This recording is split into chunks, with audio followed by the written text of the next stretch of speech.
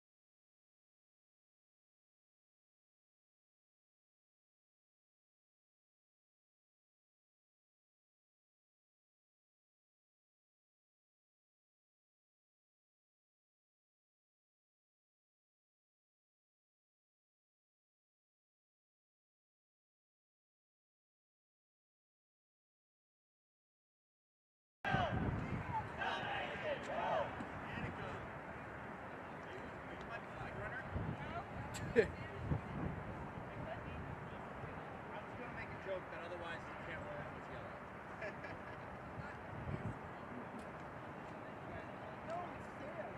Sam should wear it. Sam should wear it. All right, everyone. Welcome to Howard County Qualifiers Day 2. The refs seem to be ready here, and we're about to get started. I'm Justin Bogart. I'm Colin Bourne. And we're here to bring you this matchup between Brown Bears Quadball in brown on the left and Emerson College Quadball in their purple on the right. Yeah. So both teams are 1-3 so far on the weekend. Both teams finished 4th place in their groups yesterday.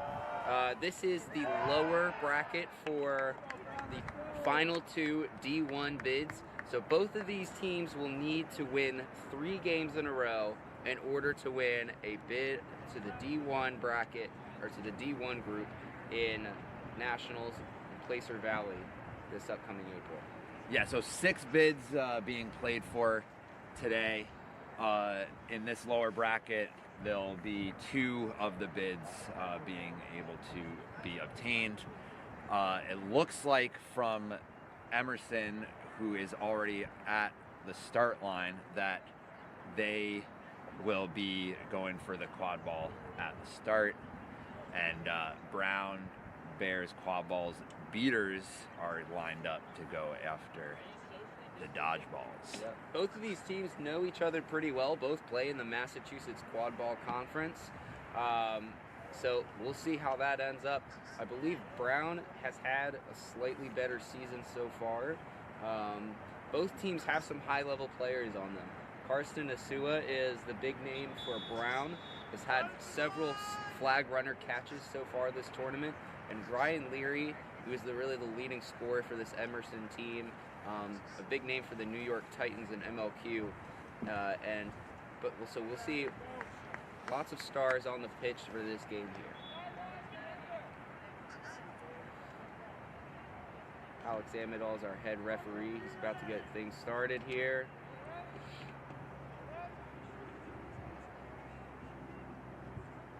It looks like Emerson's going to be challenging for that dodgeball over on the far side to contest to win control here. Yeah, I think a lot of teams were doing that yesterday, trying to outrun the other team. Emerson sees they like the matchup, they're going to go for it. It does make for an exciting startup. Indeed.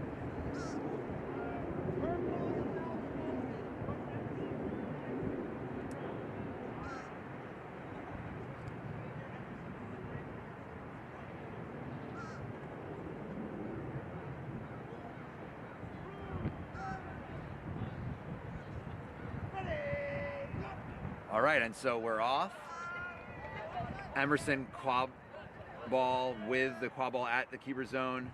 Pump fake shot at the tall hoop is good. What an absolute rip by Ryan Leary right there. So Emerson starting us off with the scoring, 10-0. So now Brown Bears Quadball looking to answer. Yeah, I think on that offensive defensive set there for Brown, the beaters won control on the run-up, and maybe we're just trying to keep it and not really challenging the Emerson pressure.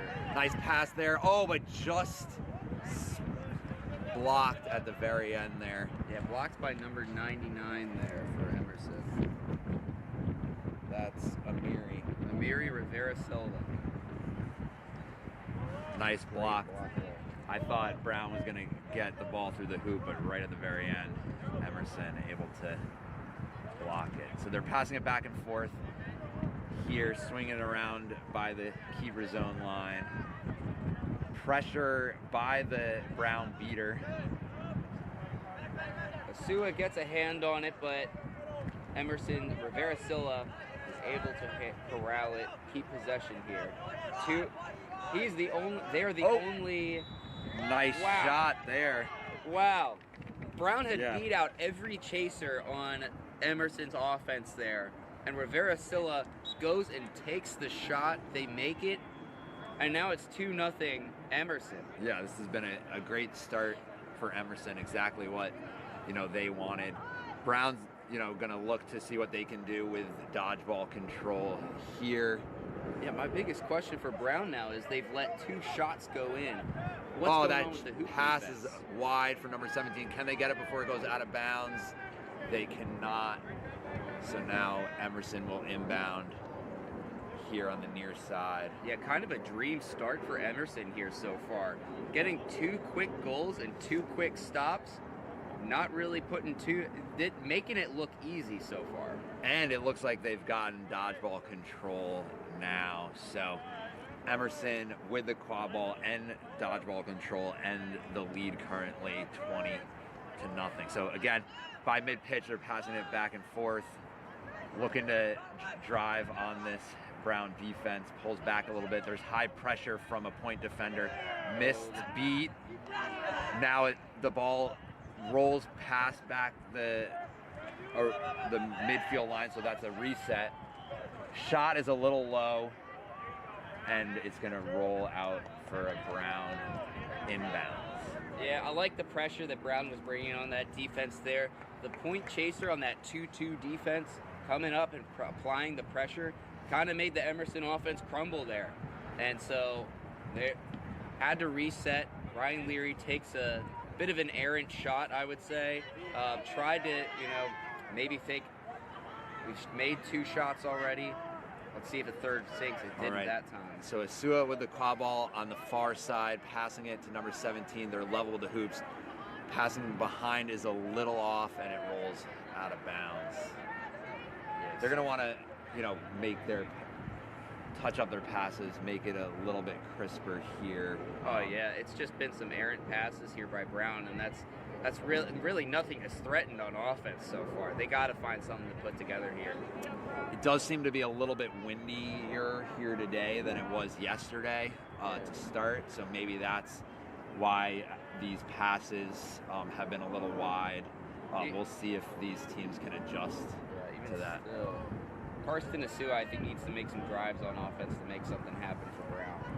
All right, so Emerson still with the quad ball behind their 2 arm beaters. Pass behind the hoops is a little high, and they're immediately beat out. So Brown recovers. So this has been 2 good defensive sets for Brown the past 2 possessions. Can they build momentum off of that? Yeah, you can definitely see that Rivera Silla and Ryan Leary are very comfortable with the ball in their hands. They just got to get it worked around a little bit more. Brown sees them as those are the 2 threats. If somebody else can contribute on this offense here, that would be huge for Emerson. All right, so Brown swing the quad ball to the top of the key, looking for a pass. Can't find it yet. Swinging it to the near side, number 66. There's a beater right there for Emerson. That's going to be dodgeball control for Brown now. Nice. And a 0 All right. Bludgers call. Driving to the hoops. And before that hoop was able to fall down, we have a dunk. I believe that was Asua for Brown. We have a stoppage. Yeah, great job by Asua. It's really what Brown needed. They needed the beaters to make a play to win dodgeball control. Once they recognize that, Asua makes the drive in, gets the score. Brown is on the board now.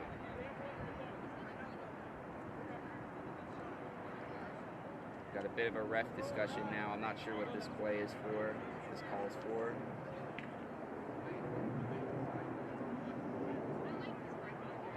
Let's see what head ref Amador is now discussing with one of the Emerson players. It's going to be a player in the box for Emerson. I think it's a beater too. Okay, yellow card. And I guess that was after the goal happened. So the player will still serve the penalty time. I believe that's what the hand motion by Amador was about, saying it was after the goal, because one of the speaking captains for Emerson was asking about that exact point. And a yellow card is going to make it a quad ball turnover to Brown. So this penalty that happened after the goal is going to be like a huge momentum swing here. Yeah, truly a double whammy for Emerson right there. So it's 2010 Emerson, but we just had a dodgeball turnover and a quad ball turnover that happened immediately after Brown's goal. Let's see if they can capitalize on that. Yeah, certainly going on a defense with just one beater makes it a lot easier. Pass across the pitch to Asua. The shot is low. Picks up their own miss. Drive to the hoop. Can't make it. And there's a scrum for the ball. It's on the ground. Asua picks it up and dunks on the tall hoop. Great effort there. Oh my gosh, that was just sheer willpower by Asua there. That was 2 missed dunks there, and he still got the rebound on both of them. Nobody from Emerson is jumping on the ball. Asua makes them pay for it. Both hoops down, which just shows you how much effort that play took to finally get the ball through the hoop for the score. Absolutely. You love to see the hustle from Asua. It looks like there's going to be another player going into the box here for Emerson too, just to add insult to injury. Again, I guess that's after the goal as well. So I think that it's a stacked penalty, so this player does need to serve the time because the goal releases the player that was already in the box. So Emerson will be getting their beater back, but they do still have a chaser in the box. So another possession, down a player for Emerson here. All right, so Emerson with a high pressure from Brown's chaser, dodges a beat, now gets beat. Dodgeballs are on the ground. There's a little bit of a beater battle. Still high pressure from Brown. Seems to be working. The ball is on the ground now, picked up by Brown. They're going to look to go quickly on the far side. Number 66 now pass across pitch to 17. They outrun it before it goes out of bounds. They're going to slow it up here. Okay, pass to the chaser by the small hoop and dunk. That is number 66 for Brown. Satvik Man, this is with the score. Man, this is one of the things I love about quad ball. Sometimes stuff just happens and you don't know what's going on. I live for the plays that seem very chaotic and energetic, and I love that. Yeah, you got one beater battle happen on one corner of the pitch, a fast break happening on the other. Somebody else makes a crazy catch on the other side of the field. That's what you love about quad ball. Brown is now up 30-20, roaring back with 3 straight unanswered goals here. Yeah, so Emerson with the quad ball, they're looking to regroup, get back onto the scoreboard after those first 2 goals that they got to start the day. The shot pass into the ground is picked up by Brown, and now Brown going the other way. We have a stoppage of play, delayed penalty called by the AR on the far side. We'll see what results from this referee discussion. Yeah, the bulk of the success from Emerson's offense so far has come from shooting and just taking shots on that tall hoop. And it looks like they kept trying to go after it. Brown has kind of caught up on what they're trying to do here. I'd like to see a little bit more of a dynamic offense from Emerson. Try and work some different things in. Try and get some drives in. Commit the beater, commit the defender, and then make some more passes. We do have a penalty here on Brown, player number 3. Not on my roster. So the quad ball going back to Emerson as a result of that illegal back contact. They're working with control here. There's a lot of different ways you can attack it when you have ledger control like they do here. see what they do, although we're going to get a stoppage first.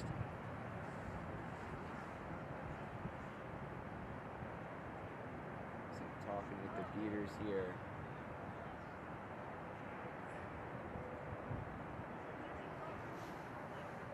They need a sub.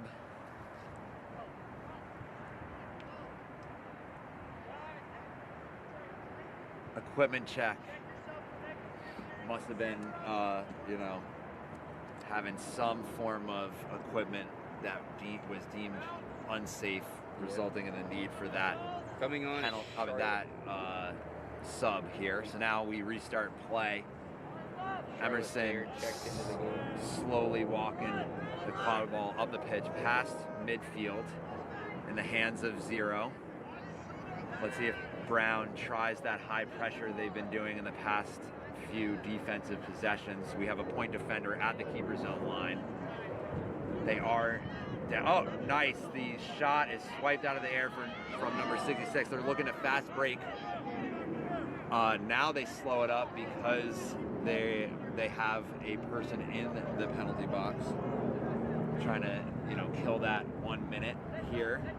Yeah, maybe they just thought, all right, they got a person in the box. Maybe we can take a shot now and take another hoop defender away. But no, Brown just knows it's coming. Emerson with the, you know, Trees defense, one Quadball player on each of the hoops, kind of preventing those shots. But pass to number 66, the near side, another goal. Quick dunk before the beat could happen. That may have been the best offensive possession we've seen from Brown so far. Really good passing, waiting for the defender to commit to them and then passing it off to a teammate, looking for the matchup that they like. Number 66, I believe that is Satvi. Let's see, dunk and finish. So that brings it to 40-20. Brown Quadball. So Emerson swinging the Quadball to the far side, looking to drive. Shot is deflected, but it goes into the hand. We have a stoppage of play. I wonder if it was deflected off a dodgeball without it being released. We'll see what. Yeah, this is a clear goal-scoring opportunity here. I believe by the rule book, that is a red card. See what the referees. You hate to see it, these young players, you know, they just get the ideas, they get the excitement going, they don't really know, don't have that big game experience. Just kind of an unfortunate mistake here that could be really costly to Brown here. Kind of just the thing that Emerson might need to get back in, get things rolling back on track after giving up 4 unanswered goals. And the deflection, I believe, went straight into an Emerson player, but the Quadball is on the ground. Let's see what.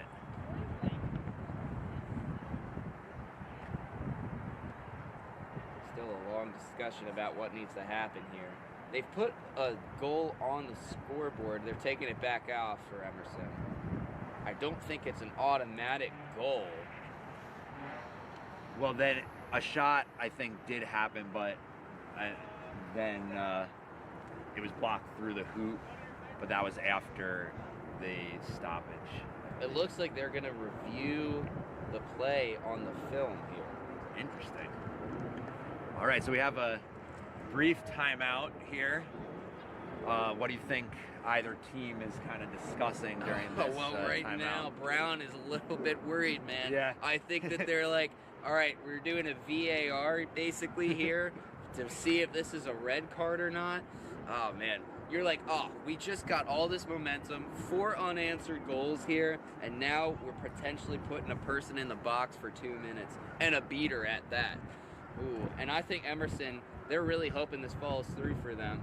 They're trying to think about, all right, if we do get this opportunity where we're a beater up for 2 minutes here, how can we capitalize? What's our strategy? What do our beaters need to do to clear the space for these chasers, for Leary and Rivera-Silla to make these goals happen? Yeah, I mean, I think Emerson just wants to get back to, you know, the beginning of the game, that kind of gameplay that was working for them. I know that Brown adjusted with the high pressure defense, you know, now can Emerson adjust to that? Yeah, maybe swing it around that pressure. The thing is, Brown has been set up in a 2-2 defense, which you don't see too often anymore, unfortunately. I really like the 2-2 defense, but it does leave some openings in the hoop, on the hoops for you to shoot at. Now, Emerson in their first 2 goals saw that, took the opportunities, but Brown has really tightened up that hoop defense and is just looking for the shots. Emerson really has not had any success doing anything else on offense. We'll see. If they go a person up, it opens up a lot of other things that they can do on offense, though.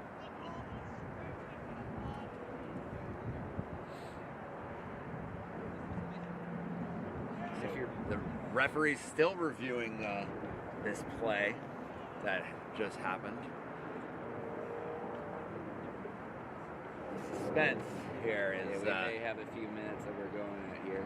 This is an elimination game for a bid as well, as I don't know that we mentioned before, but a lot on the line here. Both teams hoping to get a D1 bid to nationals here.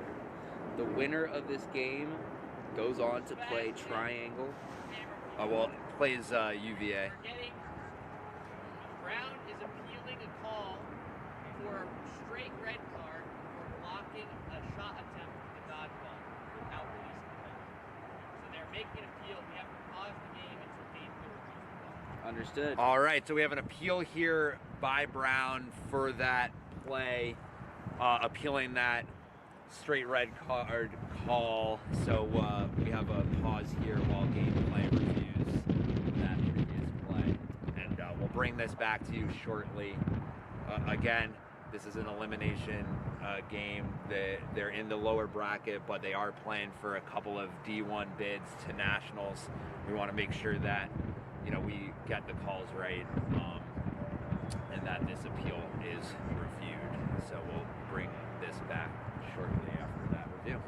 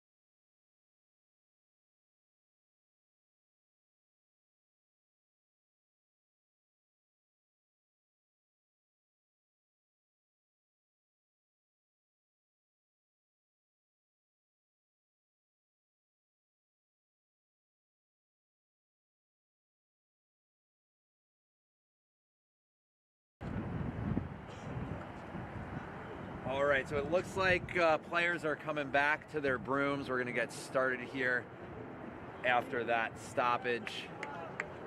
Yeah, you hate to see it, but the writing was on the wall for that beater on Brown. They were, in fact, stopping a goal scoring opportunity by interpositional play. That is, by definition, a red card. Yeah, we just saw Amadal raise the red card there. So Brown, sub, is going to be in the box for 2 minutes, regardless of how many scores happen here.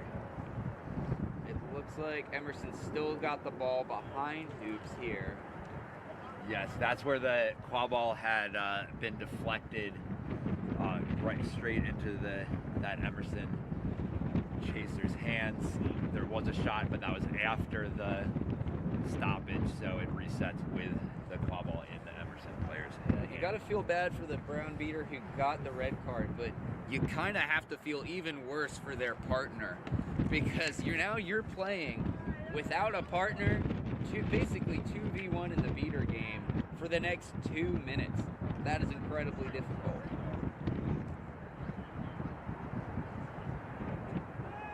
All right, so we're remounting, and play has resumed. It's intercepted by Asua. There's a beater right there, pulls back. Asua looking to fast break. There's one beater. Shot happens before the beat, and Asua, with a beater down, is able to run down the pitch and score. Call. Making a run, making a fast break. All right, so now Emerson coming down quickly as well, gets wrapped up by that high-pressure defense. Brown is beat. Still a scrum for the Quadball. To beat the keeper here. Asua is beat, so Emerson stands up. Shot is too high, though.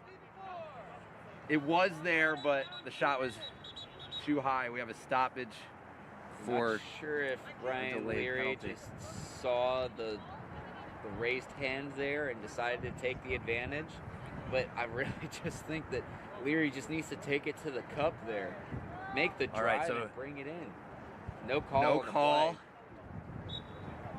Inbounds for Brown after that shot that went too high and rolled out behind the hoops. Yeah, you're going to hate to see this. And Brown is already +1 while being a person down. You hate to see it if you're Emerson. You really want to capitalize on this while you're 3 up, or while you're 3 down. All right, so Brown with the Quadball, passing to the far side, swinging up, dodges the beat, passing behind the hoops to number 66. They're swinging the ball around back to Asua, passing to number 30, back to Asua. Oh, gets to the hoop, but denied by the Emerson hoop defense. Yeah, now pass to leading, I believe that's Leary, who's able to run down the pitch for a fast break and score there for Emerson. Back to even on the penalty kill right now. Emerson is, still looking to capitalize on this, being a beater up. So again, even though that Emerson scored because it was a red card, the sub still in the box. Have to be there for the full 2 minutes. Brown with the Quadball on the far side. We have some subs, and now number 6 in for Brown with the Quadball. Looking to drive on Emerson's defense, gets wrapped up, but gets out of the wrap. The beat, there's a stoppage of play. I thought the beat happened first. Now we are being called that the beat happened before that dunk. Yeah, Jung Yu with a nice drive in. I do believe they were beat before by Charlotte Beard, though. I'm gonna call it beat before now. All right, so Brown picks it up behind the hoops, swinging around to number 30. There's a beater pressuring them. Beat happens, but the pass gets off. Oh, goes around the defender, but denied at the hoops by 0 for Emerson.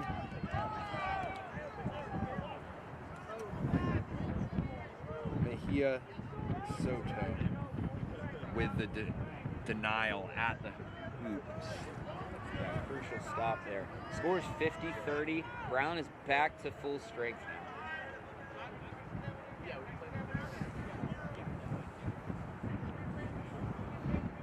All right, so Emerson was able to just score 1 goal during that penalty.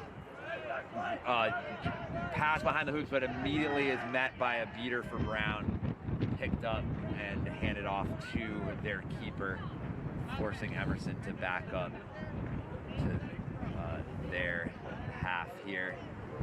So Brown walking up the Quadball, passing midfield now. Emerson electing to play defense heavily at the hoops, kind of denying those shots for Brown, but they've been driving and dunking. All right, so the Quadball behind their beater, kind of waiting for something to open up. Now swing around. There was some beater pressure from Emerson. All right, pass behind the hoops, immediately met by the Emerson beater, beats them out, and Emerson picks up the Quadball. Nice quick reaction time by the beaters there. Way to get the stop. Yeah, you try to swing the Quadball around to the other side of the hoops, catch the defense with a slow shift, but not there for Emerson. They were quick. Yeah, I think Brown just needs to either we have back that it high up. pressure from Brown again here. I think Brown just needs to position their chasers behind hoops a little further back, or just come in with some momentum for a drive. All right, so drive from Emerson, shot off. The beat was also there, but the head ref says that the shot attempt came out before the beat, so that is it was a good close goal call for sure. I thought it was Emerson. beat before. Head ref Amadal calls it good. 50-40 now. Yep, so good game here, good close game. Brown looking to answer after Emerson just scored on that previous offensive possession. We have the ball, number 30. Oh, but it's intercepted, that pass. Nice hands by Leary for Emerson. All right. So now pressured by a beater by the midfield line for Brown, and is able to make the beat.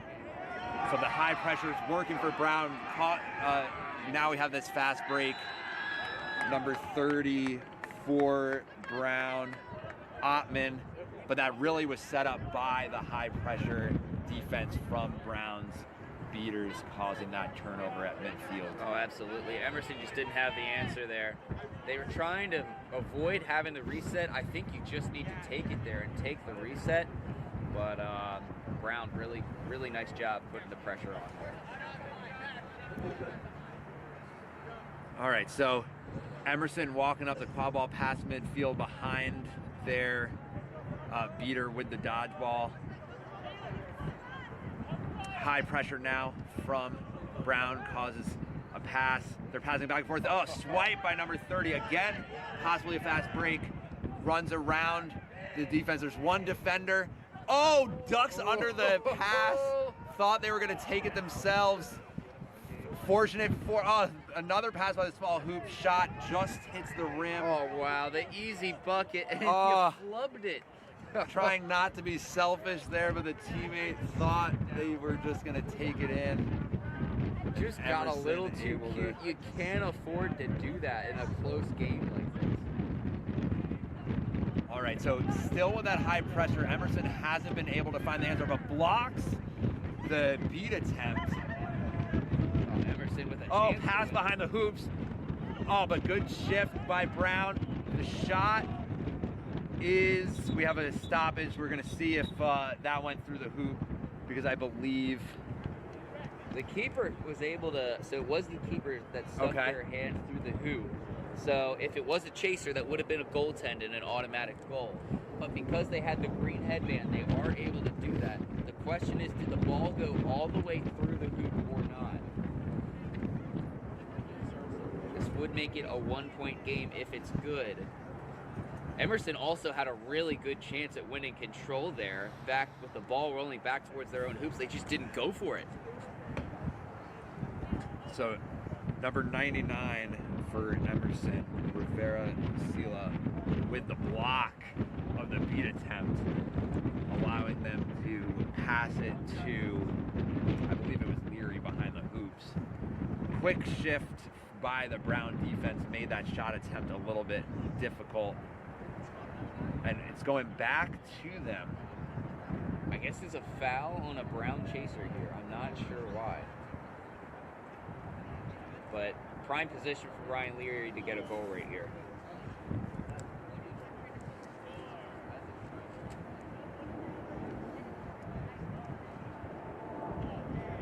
All right, so there's no real defense between them and the hoops. And we have a quick dunk by Leary for Emerson. So 60 to 50 in favor of Brown. Their player in the box gets released as a result of that goal. So we're back to full strength here. 66 for Brown, bringing up the Quadball, passes mid-pitch. There's a handoff to number 8, Cairo. swinging it to the far side. Brown looking to maybe set up a double hammer here. All right, pass behind the hoop to Asua. Asua drives in, shot is deflected, so it goes above the tall hoop, but it's in the hands of number 8 for Brown, so they still have possession. Driving on this Trees defense, and powerful, strong dunk by number 66. Great again. hoop defense on the first initial goal attempt there by Rivera Sila. But number 66, Sitvik, really good, powerful finish. Get through the hoop defense. You get through 2 defenders there. All right, so Emerson now with the Quadball. Leary on the far side. Again, this high pressure from Brown. We have a delayed, but the head ref tells the AR to put their hand down. Didn't really see much contact there. So pass to number 99, high pressure from the beaters. We're passing back and forth. The pass is turtled by Brown and now handed off to Sua. So the Brown defense is really tightening up. Again, it's been that high pressure, and Emerson hasn't really been able to get comfortable. You like to see it because you don't see it too often in Quadball now. A lot of teams just compress it by the Oh, hoops. nice deflection on the Asua shot, but it's in the hands of number 8. Good hustle there to stick with the play. Shot on the small hoop is good. That's Cairo, I believe, for Brown with the shot. Yeah, I think that just a little too much hoop movement at the hoops on the hoop defense there. Not really able to get the correct shifts going on. And Brown's able to score and capitalize on it. We're at the 19-minute mark. Brown's up by 3. So a full snitch catch in the lead here. A flag runner catch in the lead. All right, so 0 for Emerson with the Quadball, passing it to Leary by the keeper zone line. Shot is deflected by 66 into the hands of Asua, looking to fast break. There is a beater there, forcing a shot before Asua really wanted to take that shot, and it went high of that medium hoop. Yeah, Asua's just got to be a little bit more patient on that. There was a beater, kind of intimidating them.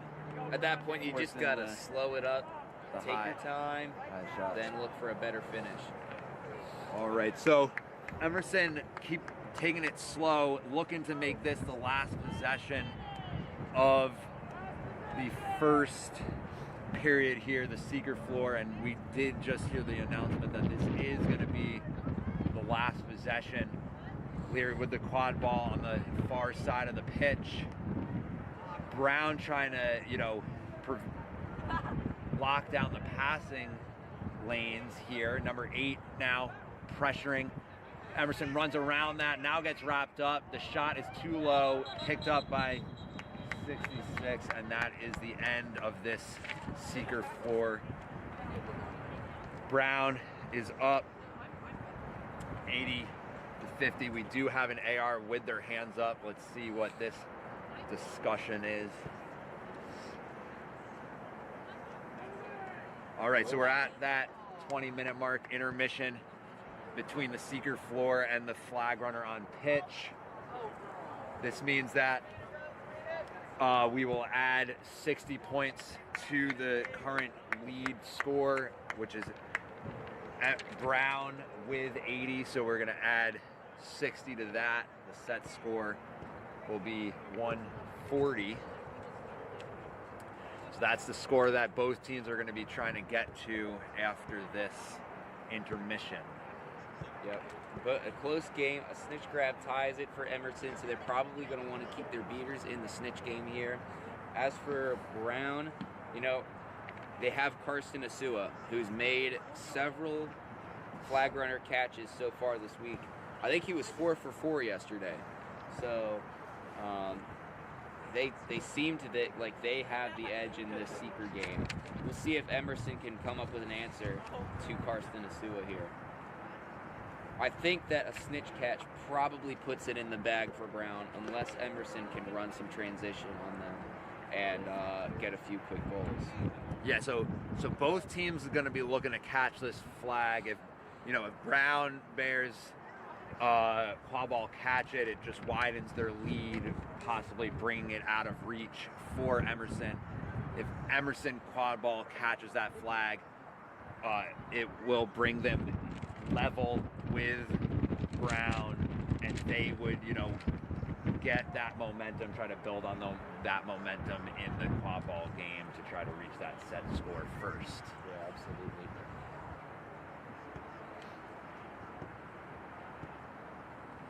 For your Emerson beaters, you're going to be starting this possession without control. You've got to make an aggressive attempt at trying to get it here. Make sure your beaters are working together. Make sure that your seeker's there as well to maybe try and grab a distraction from their beaters, capitalize on any control there. All right, so we just heard the whistle for indicating the end of that intermission. So the flag runner on pitch period about to start here. Players heading back to their brooms. Flag runner heading out onto the pitch.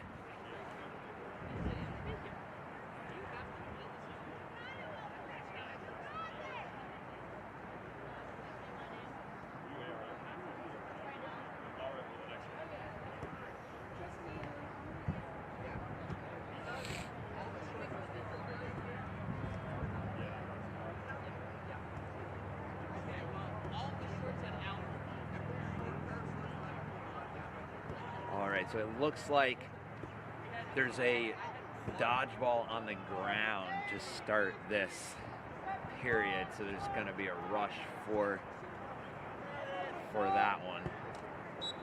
All right, so we have a start. Oh, it looks like Emerson is going to get control off of it. All right, but we have a quick run down the field for Brown, pass number 6, and a quick goal to start this period. That's Jung for Brown with the finish. The Seekers have now been released. Yeah, he thought Ryan Leary off that rebound was also going to get a fast break opportunity. Didn't quite work out. Too many defenders back. All right, 99 running around. The Brown defense now gets wrapped, but able to squirm their way through that contact and dunk on the tall hoop. Real nice shifty work by Rivera-Cia there to get the goal. Asua with some. Gets beat out. That was a nice beat.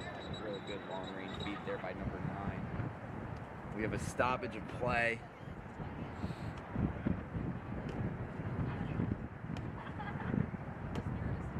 That dunk may have took the hoop with it, I believe. So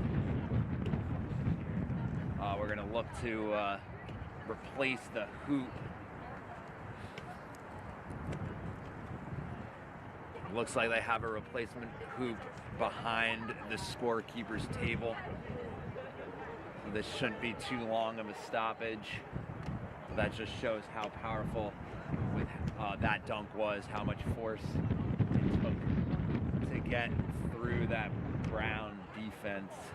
90 to 60 is what we need to score. Brown with 5 more goals needed. Emerson 8.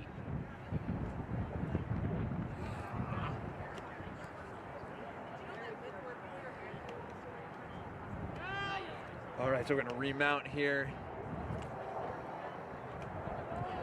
Control with Emerson. All right, so now we restart.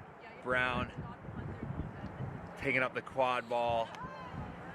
Emerson has a beater by the flag runner. Now backing off. So Asua has some time with the flag runner. Brown at the keeper's own line, running around Emerson's defense, and an easy drive to that medium-sized hoop dunk for Brown. Ooh, very close to getting it. Very close for Asua. Fingertips on it. Emerson's going to want to take a tap on him, but they don't. All right, so Leary with the quad ball for Emerson. High pressure from Brown still. They've been doing it all game. They're passing it to number 99, who runs around the defense. Pass behind. That was good ball movement from Emerson to get around that high pressure defense from Brown and find the middle of the hoop. Yeah, I think it's Rivera Silla saving the equipment on this one. Had a chance at a powerful dunk. Takes the selfless play to just toss it up to a teammate and let them put it through the hoop. All right, so Emerson creating this wall around the flag runner, giving them their secret opportunities here. Brown with the quad ball. They've seemed to be having the edge in the quad ball game. 6 able to run through straight to the hoop again. That's Jung.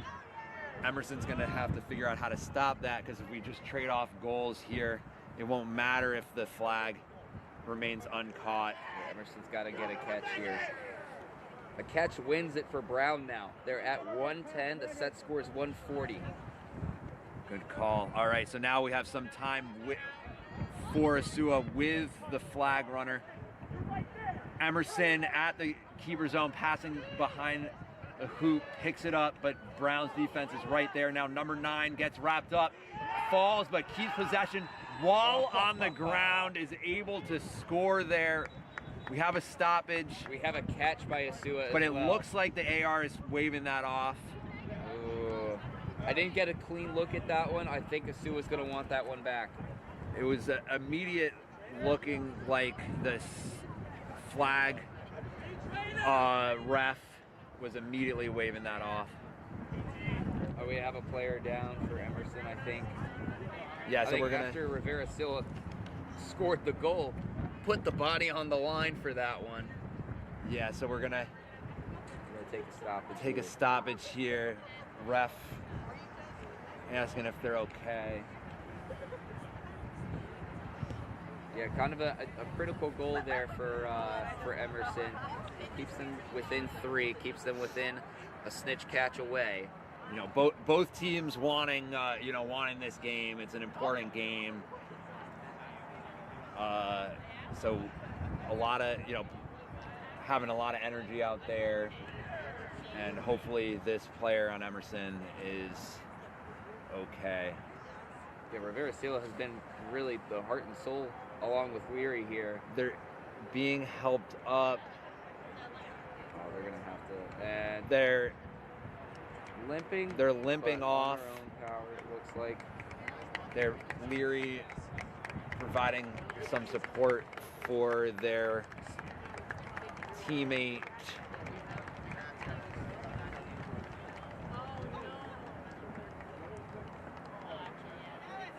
Hopefully, but Rivera Silla's day is not over.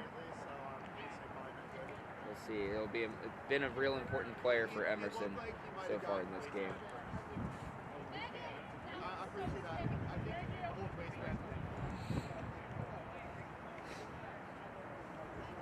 All right, so we're gonna have a sub here for that injury timeout. The player was able to walk off the field.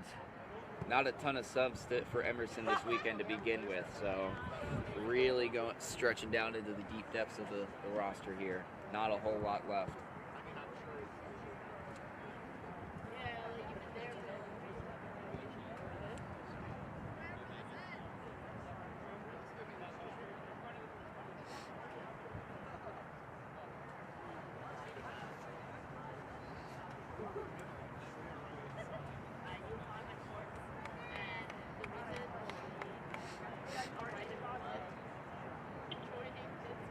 Brown's going to have the quad ball. The scoreboard says 110-70. I'm not sure if that goal didn't count. Yeah, I was just wondering the same thing. All right, fast break for Brown. Let's see if Emerson can get back. It doesn't look like they can. 6 is too speedy. That's Jung, who's been scoring a lot of the goals during this flag runner on pitch period. Just 2 more goals for Brown will win it. Emerson with the quad ball here. Bring it to midfield, met immediately by Brown's defender. Tried to pass it behind the hoops, didn't make it there. 66 picks it up. We have a stoppage. This might be the game if it's a good catch. Potential catch for Asua from Brown.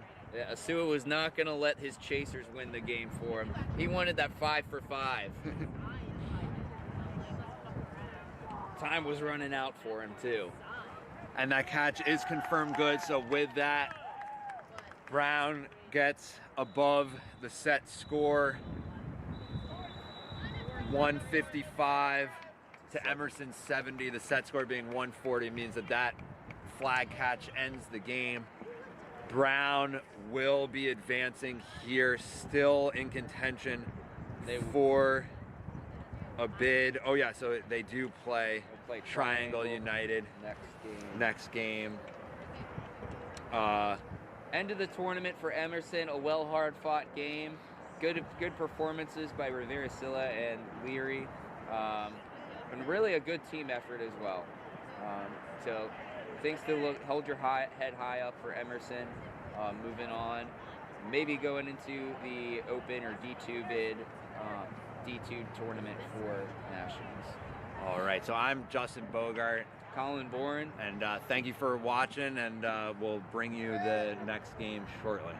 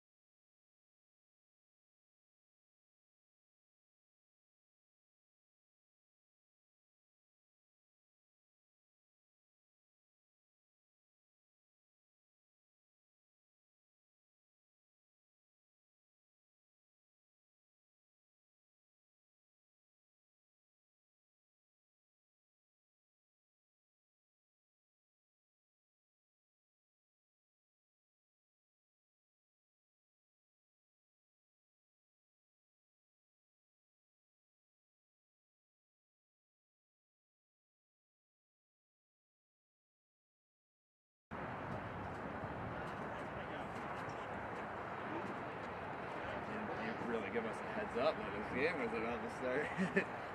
I like ran up here. I like it. It was efficient. I know. Like, started the line. I'm like, what? All right. Bro. All right, here we go. This is going to be a good game. Oh, yeah. So,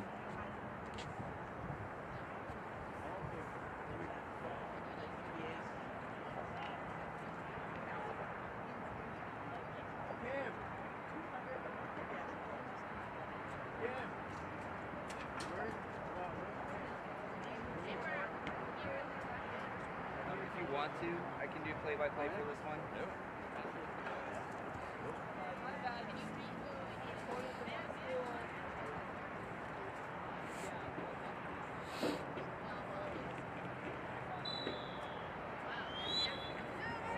Are we good, Mike?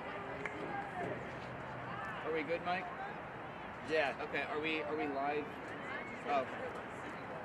All right, welcome back to Howard County National Qualifiers at Troy Park. We have a matchup between Rutgers and RPI here. Alex Amidal is our head referee. Rutgers is in the red and white, defending the hoops on the right. RPI is on the left, defending the hoops on the left in dark red. Yeah, so both teams in the upper bracket fighting both for a bid and potentially winning the championship title for this collegiate tournament. The winner of this game plays, I believe, UVA. So here we go. Rutgers with the quad ball at the start. That's Jalen Brooks with the quad ball to start it off. RPI is going to start off with control here. Jalen Brooks and number 12, that is Frank Kuchalski. Kuchalski driving in, dishes it off, misses the shot on the top hoop. Brooks is able to corral it. The beater kind of with their dodgeball, keeping it from being a reset. Yep. Number 17, that's the beater. Justin Mock gets beat out. Jalen Brooks drives in, gets the goal on the medium hoop. That's 1-0 Rutgers. All right, so that was good offense there. It took a couple of tries to get the ball through the hoop, but Rutgers able to find that. Benjamin Fawthrop, the ball carrier, keeper, passes it off to number, I believe that's 24. Number 24. That's a brawl. Pass off a nice drive and dish. Oh, that gets beat there. Yep. Joe Calantuono with the beat, gets the turnover. Brooks taking it up. He's going to slow it down a bit, crossing half pitch. RPI still working with control. Rutgers beater number 11 playing very well currently. Oh, missed shot. That's going to be an RPI inbound. You've got a Rutgers team that's starting off with a dual male beater set, and RPI is starting off with a dual female beater set. I think Rutgers could have been a little bit more patient there. Didn't have to just immediately fire that shot. That's what I've seen a lot from them so far this tournament. There's a lot of just sometimes they rush a little bit too much. Mock is beat out by number 24. That is Emily Larizabal. Shot blocked by the hoop defender. Tried to wrap Making someone a who didn't have tackle. the ball, but immediately disengaged. So Yep. it's just a back to hoops for them. Jalen Brooks with the quad ball again. Passes it off. James Carey.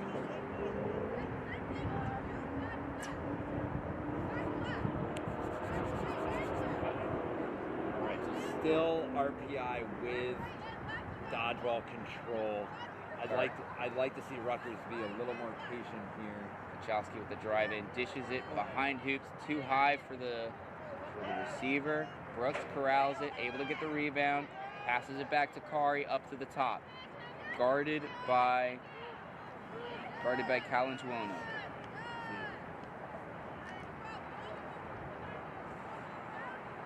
Collins one up with an aggressive beat there. And jumped over that RPI one. is able to win. RBI. Ooh. So Rutgers wins control on that play. Ball behind hoops now. RPI.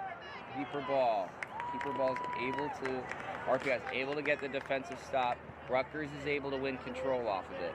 Yeah, so Tesco- I'd say it's still a positive offensive possession for Rutgers because they were able to get control out of it. Yep, and with that, Tess Kowalski comes into the game.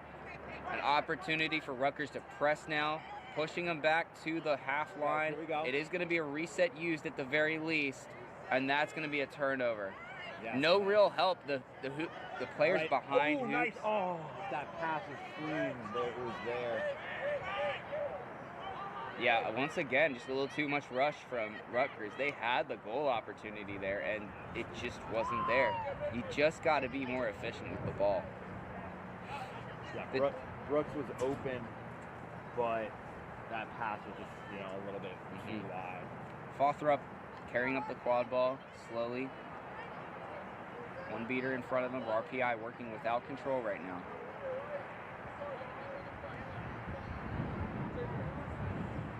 Soleil Vascones flanked to his right.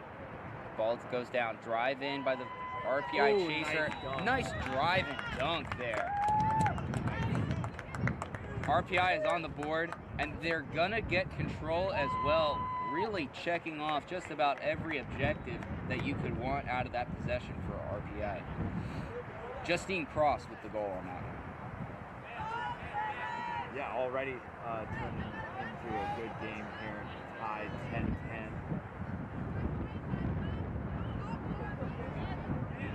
Taps out the 2-2 point defender. Blocks the beat. Oh! They tried that all day yesterday with the number 25 behind the hoops. Alley-oop, but Yeah, just couldn't- out of their fingertips. Yeah, they keep putting these short people behind the hoops for these alley-oops. They want to put some, you've got some tall people out there, put them behind the hoops and get the goal that way. Rutgers gets control back on that possession, so there is a positive out of it. Justine Cross with the ball, hands it back off to Fawthorpe. Cross. Driving towards the middle. Passes behind Fawthorpe. Fawthorpe, Oh. I thought that I went know, in, that- we have not as good of an angle as the ref, but Yep. that was close. I thought that went in, but a good attempt by Fawthorpe. Looked like a clean look at the tall hoop, just couldn't go through. Rutgers with the ball now. That's Ryan Thomas with the quad ball in at keeper now. They're putting two chasers behind the hoops. Passes it off to Fan Lee. Lee driving. Backs out.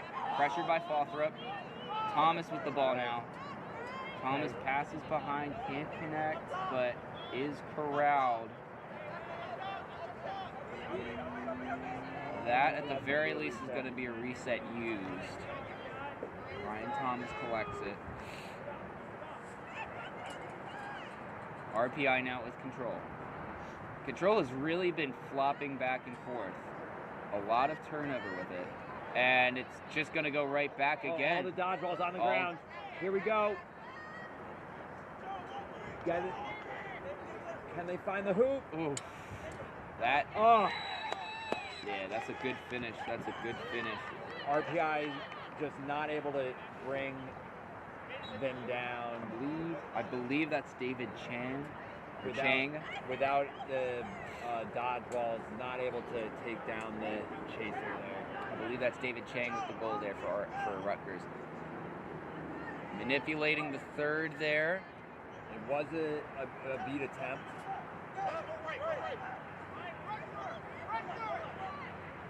Oh, nice Nice pressure. beat. This is going to be a fast break here for Ryan Thomas.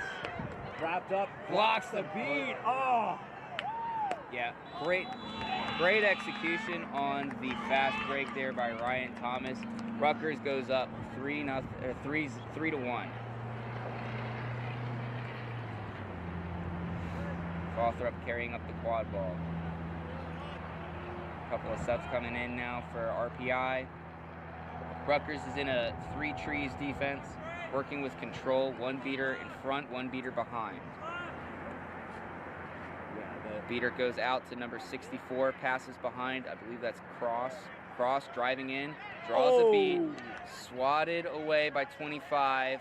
It is going to be a defensive stop for Rutgers, and Rutgers is going to hold on to control there with Justin Mock getting the wrap, winning the scrum for the ball. I think it's interesting how they put that beater behind the hoops, because a lot of teams have been trying to use that spot on the field. It's nice, it takes that space away, and that beater's able to shoot out to that person pretty quickly. Nice block there. That's number 64, Aiden Whitaker, with the good hoop defense, denies the goal. 30-10 Rutgers right now.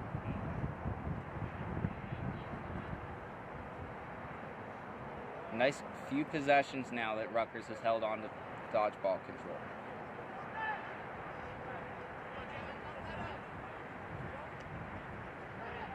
Cross with the quad ball, passes it down to Fawthrup.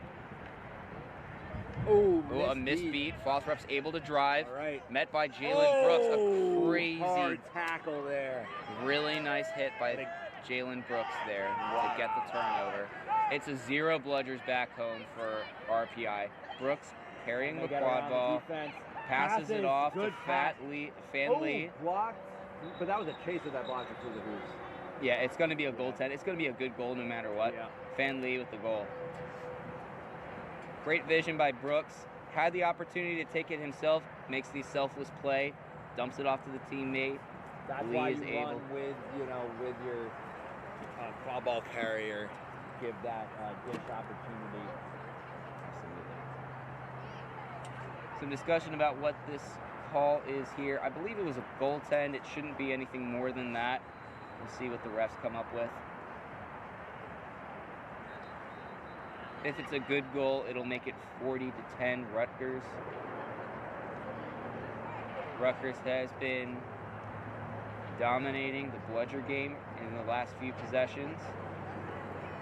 Yeah, I think in the beginning of the game when it was more even with the score, it was because we had that trading off of that dodgeball control with this extended control by Rutgers, their Quadball game. Yeah, they're going to call it a goaltend and a good goal for Rutgers here. Ball's going to stay where it is.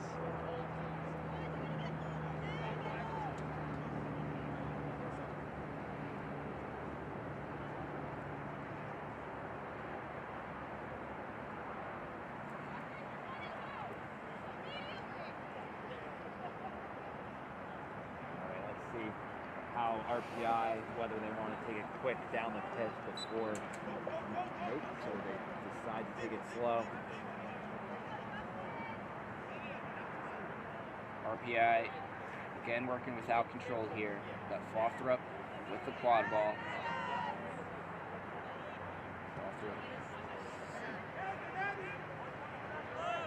Off to Salevo at Pascalone. Oh, 17 catches the beat. Yeah, And forces that pass. Oh, it's gonna be that was after. Yeah, it's going to be a turnover. Nice job with the high-pressure defense there. Rutgers with some nice beating play. Jalen Brooks jumps on it, just doesn't see the beater behind him. Good play to stop the fast break from happening there by number 24. That is Emily Larenzabal. All right, so now we have a fast break for RPI, but there's a beater there. Pass. Oh, just deflected by. Yeah, you were able to get, Rutgers was able to get 2 beaters in the play there. I don't really like the decision to go for a fast break there. I think you just gotta take the opportunity to slow it down, look for a better option. I think it's a substitution, not sure if it's for injury or for... We had to take their long sleeve off. Nonetheless, Kari is coming on. I believe maybe it was they couldn't see a number. Okay. What they were wearing over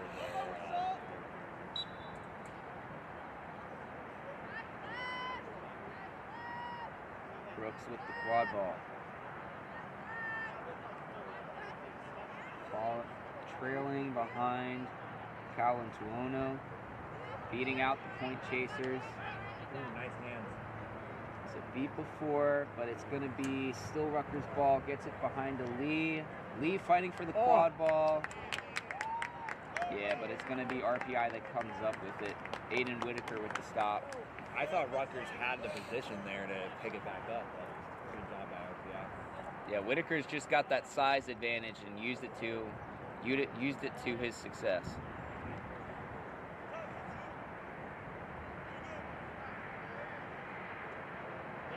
Lily Vascones with the quad ball, passes it off. That's Whitaker. Swatted it, but Great defensive play by Jalen Brooks by Rutgers.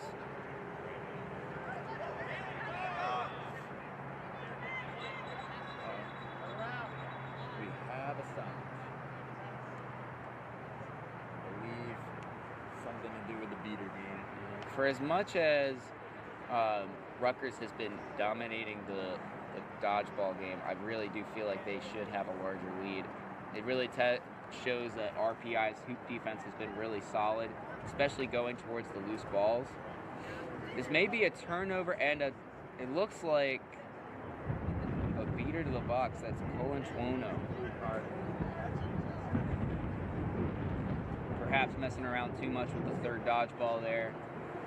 It's going to be control to RPI, a beater in the box for Rutgers. Hopefully something that RPI can take advantage of here. They're going to want to capitalize from this blue card on the Rutgers beater. Yeah. Tess Kowalski will be the lone beater on the field for Rutgers while Rutgers tries to kill this penalty. Jalen Brooks taking his time, trying to take those precious seconds off the clock of the penalty. RPI played a 2-2 defense today. We have seen a bit more of that in the college. Now we have the pressure from RPI. Nice beat. Ball's out on the wing. That's going to be a turnover. And RPI's got the ball. Rutgers does have their lone bludger back. Falthrop carrying up the quad ball with some pace and momentum behind him. Passes it off. Soleil. Right. 64. Nice pass behind. I like. Yeah, I really like that offense by RPI. Really driving, drawing defenders to them, and then passing it off to a teammate who's got a better option, better matchup. And that pass happened like after the beat attempt already, the dodgeball was thrown, but with the natural motion, the pass was able to happen, but now the dodgeball's out of play. Exactly. If you're able to get that dodgeball out of play, it creates it a 0. Nice beats there by the RPI beaters. Potentially a throw after beat by Tess Kowalski, but it's not called.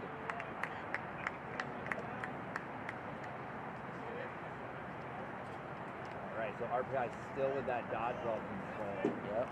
They've been able to, score before, and they chip away more at Rutgers. Whitaker with the ball. Brushes off a defender, passes off to Falthrop. Falthrop blocked at the hoops.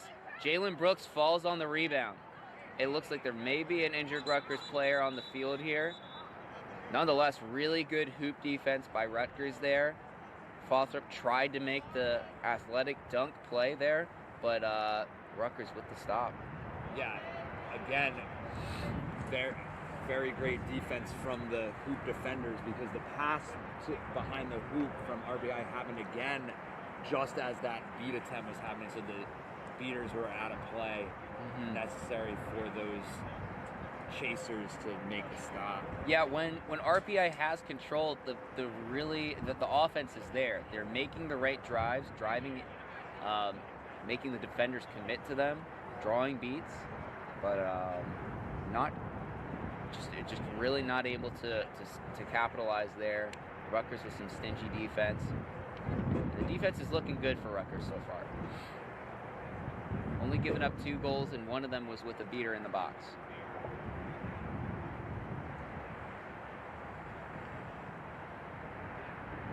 Still some referee discussion about whether there was any fouls on the play there. As it stands, Rutgers has the quad ball, and I believe they have dodgeball control as well.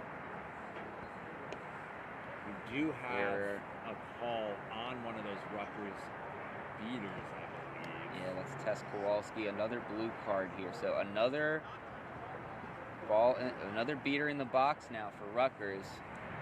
So now I believe it's Colantuono will be alone on the lone beater on the field for Rutgers. RPI is going to have to relay a dodgeball back. They will retain control for the time being. We've got Ryan with the quad ball.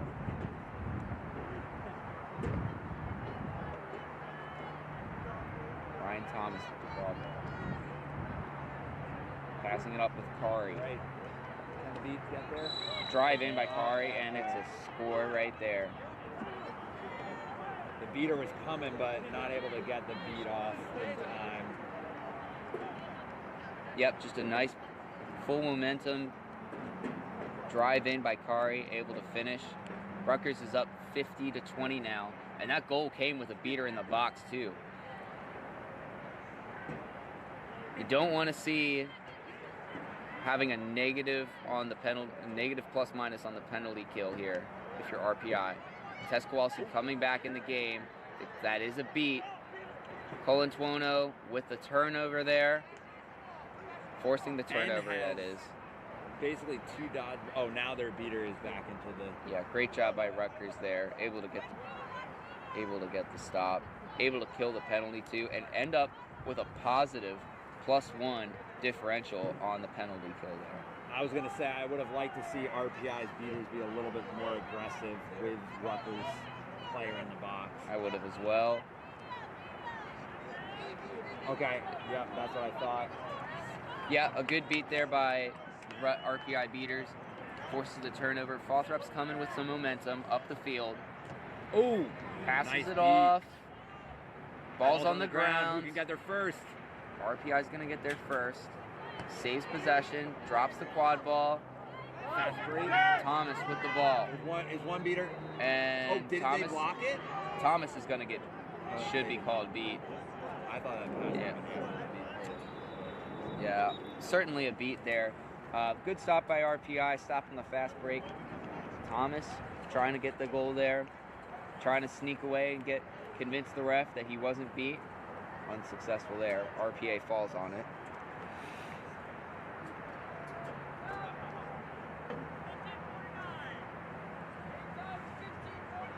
We're about 15 minutes of game time. 3-point game here. RPI only 2 goals on the game so far, and we're about 16 minutes in. Want to get some offense going here. Working without control. Cross with the ball. Passes it off.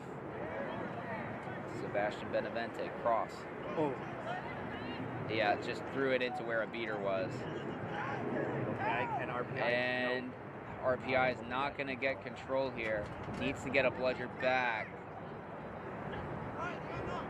The RPI's offense has been 0. Good job by Justin Mock there. Try that alley-oop. Immediately wrapped up. And there's the finish. Yep, Rutgers up 60-20 now.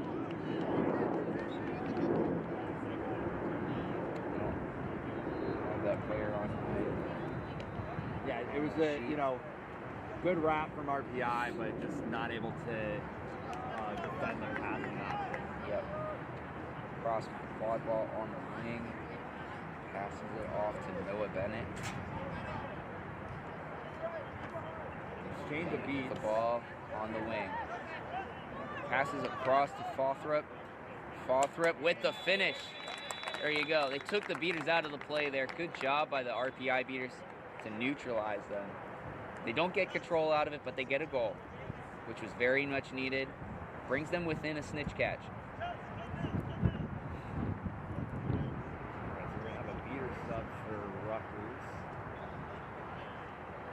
Already getting some minutes at both beater and chaser this game. A big drive from Lee here. Passes it off. Gets the pass off just before the beat. Lee's going to fall on the... Oh, nice. Aggressive play by Noah Bennett there. Nice physical play from RPI.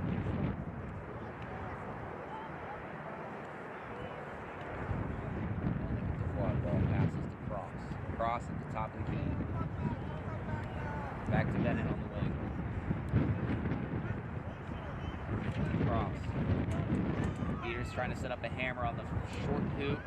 Bennett comes in, dodges a beat, sheds a tackle, and dunks on the small hoop. It's 40-60. 2 straight goals for RPI. RPI kind of ducked under that wrap. Yeah. To find the hoop. Refs may be talking about maybe a neck contact on that play as well. See what the call is from him at all. I would like to see this just be a play on. The player ducks, under that arm. Goal's good. So. No further calls on the play.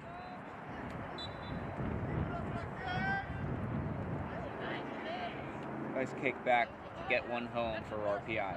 They do have one bludger back.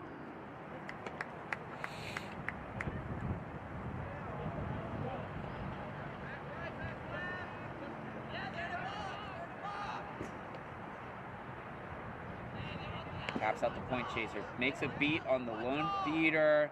That's a beautiful play by Rutgers. That was a good cut by Rutgers, finding that open space. Yep, number 22. Not Thomas, Ryan Thomas, that is. After the goal, checks back out. Jalen Brooks back in the game. Do something good. Fawthrop directing traffic. Passes it off. Sebastian Benavente, Bennett, Cross. Tap out on the hoop defender. Fawthrop bobbles the pass, able to corral it. Up to Benavente. A really the deflection was going to go through the hoop. Yeah, I know. A nice job getting hands on it. Almost went through the hoop on the deflection, but number 15 for Rutgers able to get it, able to get the stop.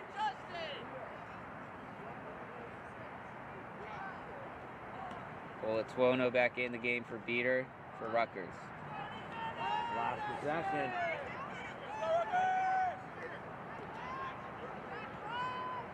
Kuchalski with the quad ball, passes it off to Brooks. RPI holding control here. Shot missed. RPA falls on it. They're going to turtle it. They're going to have possession. They're going to have bludger control for the start of the 20 minutes, if this is indeed the 20-minute mark here. Let's see any other calls. Hammond just directing everybody's traffic here. Just want to make sure the balls are where they need to be for the flag runner on pitch, period. Yep, 20-minute mark here. It's 70-40 in favor of Rutgers. Another 3-point game going into the 20-minute mark. So a catch will tie it for RPI. And then a catch for Rutgers really puts RPI in big trouble. And yesterday and day one, Rutgers found themselves in this very similar situations a couple of times. Yes. They unfortunately in those times kind of gave up the flag catch in one of those games because of that momentum swing. The other team was able to win the game. I think the second time they were able to still win, but they're going to want to not repeat that. Yeah, some ghost haunting Rutgers from the last 2 games yesterday. 2 very hard-fought games. One against Brandeis, where Brandeis went into the 20-minute mark while losing to Rutgers. Able to squeak out the win after they get the catch. Also following that, against Case Western, Rutgers also leading before the 20-minute mark. Case Western gets the snitch catch. and goes up. Rutgers was able to finish, close that one out and get the win, but we'll see what happens on this one.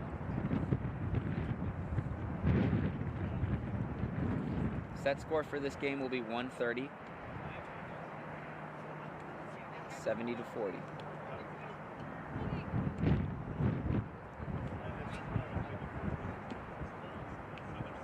Matthew Cooper is going to be the flag runner for this game. Veteran flag runner, not a very easy catch. And you love to watch him dance.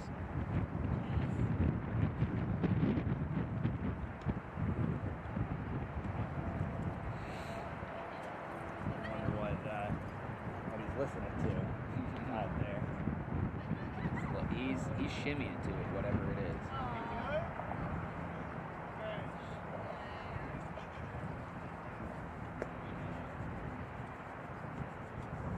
Yeah, so Rutgers is going to look to just catch this flag quickly. Try to widen there. Yeah, I imagine both teams are going to try and put the beaters on the flag runner here, try and get the grab. We'll see. We did see, as mentioned before, we did see Rutgers abandon that strategy yesterday as well. It did end up costing them.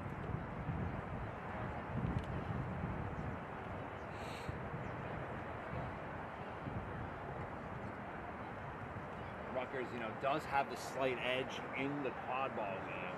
So if they have it be a back and forth, they would reach the set score first.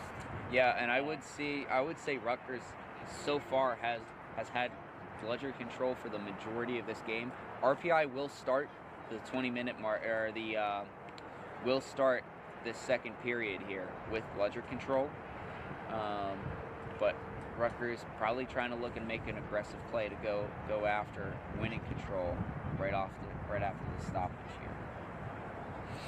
Right. So if the beaters do decide to focus on the quadball game for Rutgers, I would like to see defensive seeking, really preventing RPI from making that catch and building momentum on that. You don't want to be going into those 50-50 grabs. That's one thing that any flag runner, whether they're as good as Cooper or whoever they are, going into those 50-50s where both seekers are going after you, that's a tough situation to be in as a flag runner. As a seeker, you don't want to leave it up to that. Sometimes they call that the coin flip, because it could go either way.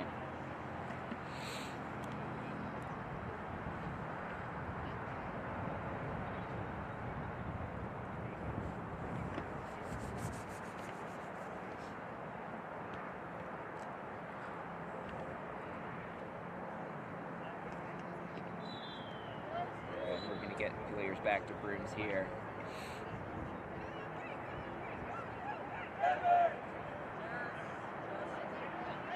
Shedding the long sleeves, now in full yellow. He is really in his happy place right now. That's so cute.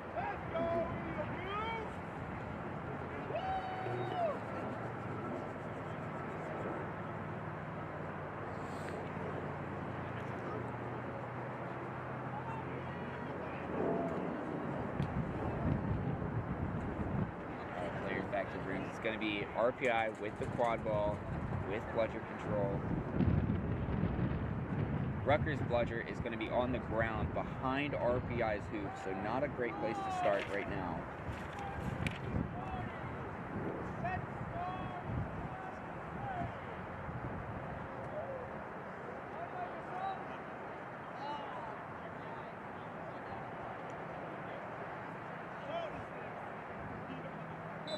Fawthrop with the quad ball. He's going up slow despite the Rutgers beaters being back behind their own hoops.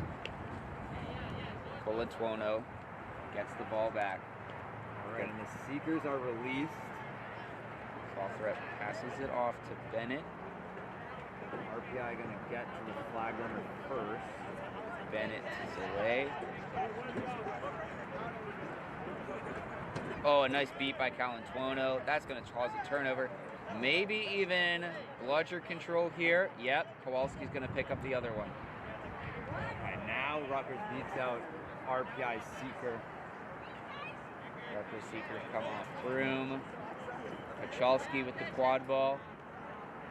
RPI. Everybody's staying in the quad ball game right now. Interesting strategy. I think if that's the case, Rutgers Seeker has to get in between here. There we go. Yeah, Jalen Brooks with the goal there on the medium hoop for Rutgers. That makes it 80 to 40. Get in between there.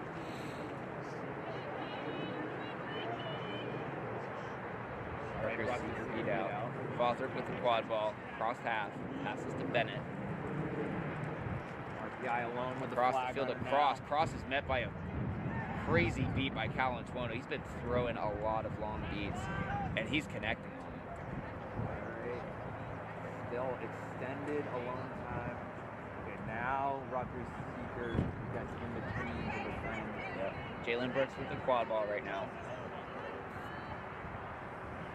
Rutgers playing quad ball, not even really paying any attention to the Seeker at all. Austin Cooper, I think. Yeah. Last out there. Ooh, great defense by Bennett there. I thought that was going to be a goal by Pachalski, but a really nice stop.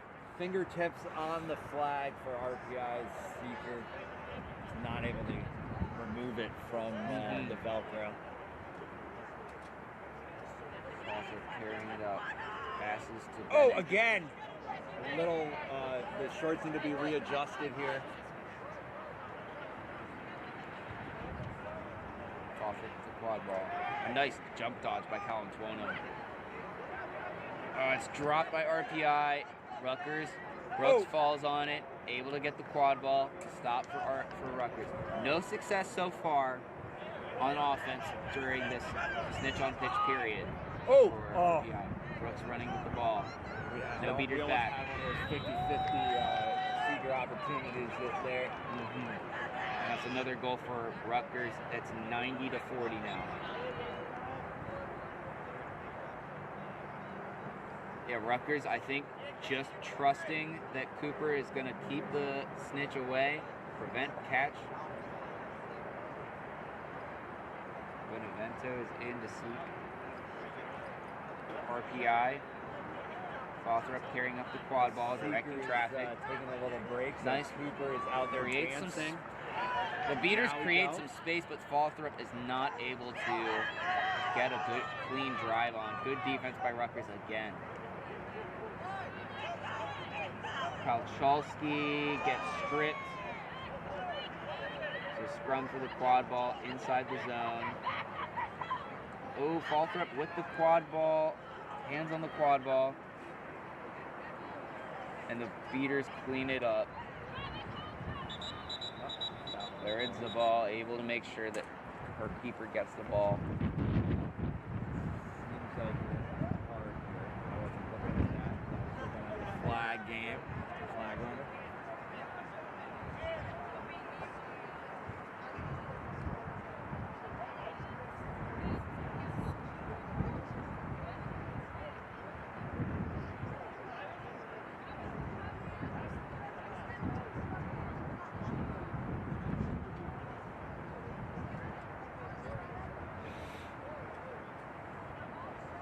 Long stoppage here, just a discussion of if there was a foul, who's got possession of the quad ball. It's going to be Rutgers' ball. It's going to be Rutgers' ball, but it looks like the chaser near the hoops is, off broom beat out. So it's going to... Nonetheless, I think they're going to have a chance to slow this one down and get their possession here. Get everybody in. There is a player for RPI in the box. it seems Oh. like. Yep. It's a blue card. So a minute in the box for an RPI chaser. I believe that was Fawthrop. Hands the, I believe, the keeper headband is now on Cross.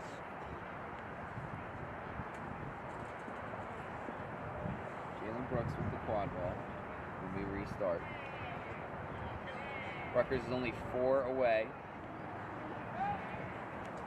Really, RPI has been the only team with close flag opportunities. Yeah, none of the beaters have paid attention to any of the seeking play so far. Rutgers seeker has mostly been defensive seeking. Yeah, bit of a bad miss there by Justin Mock. Cross guarding at the point now. Ball behind to Lee. Rutgers player I thought came off Broom. Yep, that's going to be a turnover. RPI's ball now.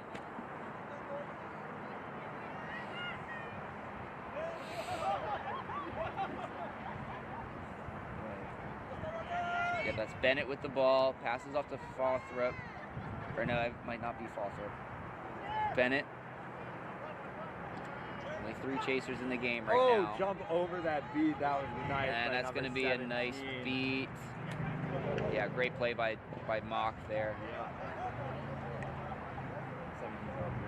Yeah. RPI with control. Jump over that beat attempt. Jalen Brooks carrying up the quad ball. Uber is now speed walking.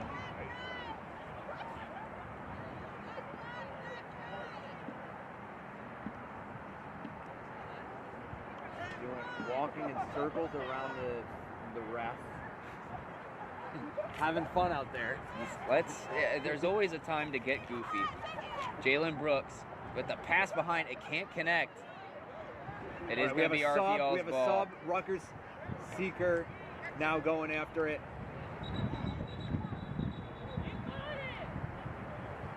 And an injury stoppage here for a Rutgers chaser. Rutgers seeker immediately subbed out, and the sub immediately went after the catch, not able to before the stoppage of play. It looks like a head injury here for the Rutgers player. Just an aggressive play. It was a really nice play. Just couldn't connect on the pass. Could have been a goal there. And then RPI, as always, as they've been doing all game, really falling on the loose balls and getting the defensive stops. The Rutgers seeker tried to catch Cooper being a little too foolish. Not able to. Almost. And there will be a chaser sub for Rutgers here. RPI still has a chaser in the box. So still a person up for Rutgers. They're up by 5 right now. In command of this game. The beaters have looked really solid for Rutgers. RPI definitely still holding their own in the beater game as well, though. They had opportunities with the flag, not able to remove it from the shorts. Now it looks like Rutgers is going to change up their seeker strategy from being more of a defensive strategy to an offensive. Yep. Players going back to brooms now.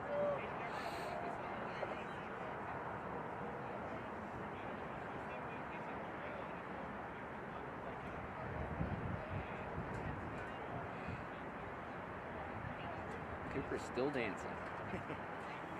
Now there's a stoppage, so no chance of getting caught during the stoppage. Yeah, any chance he'll have the dance, I'm sure he'll take it. I do like to dance, though.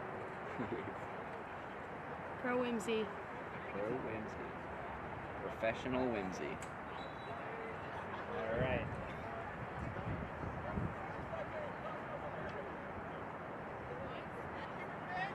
Rutgers seeker tap back in.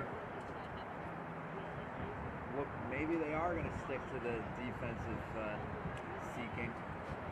Bennett with the quad ball on the side here for RPI.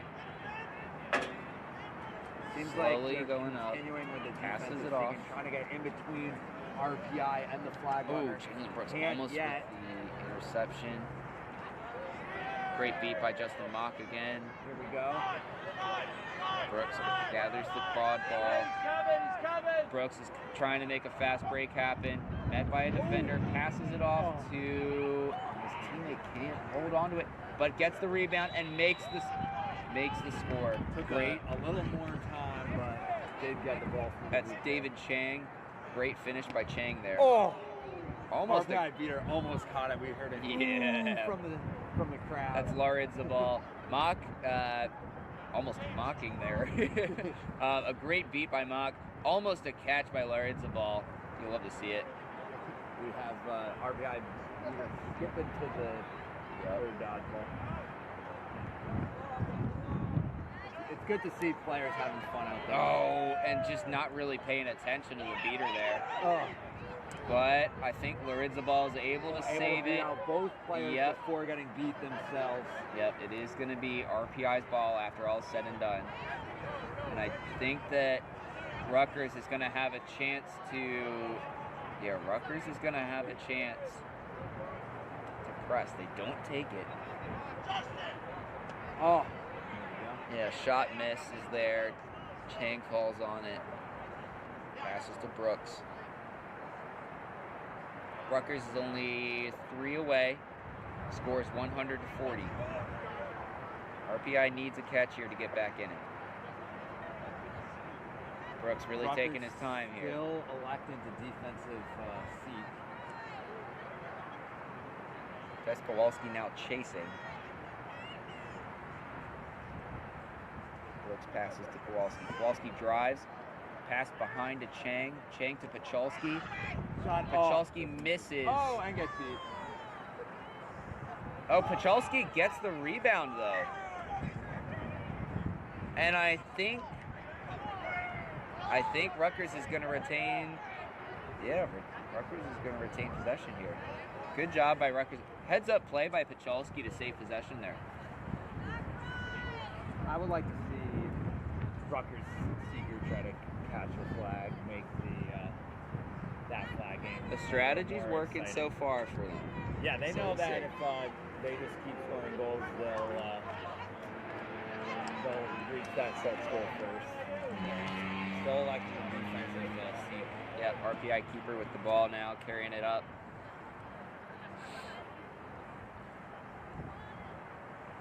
That's Kudara Sockets. Cross with the ball. Vascones. Kudara Sockets. Vascones. Cross. Passes back, and that's met with a beat. Kind of set up the teammate for failure there. Threw it right to them when the beater's right there. You don't love to see it. Both seekers kind of going for it right now. Oh, now Colets RPI's Seeker being beat out. Yep, Colets wanted to take them out. Pacholski with the quad ball.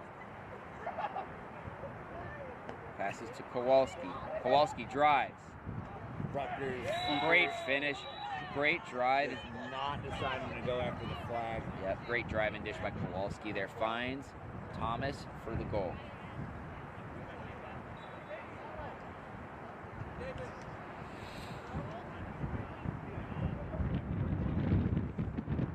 Darasakis with the ball. Vascones. Darasakis out wide to cross. Ooh, fakes the beat. Now Good passing around here from RBA. Now, Oh. nice. Colets Oh, great beats. That really was Thomas just from takes the it to beater the- there. Yep, Kolitwono really forcing it on them there. Great job. He's really had a great game in a beater for Rutgers.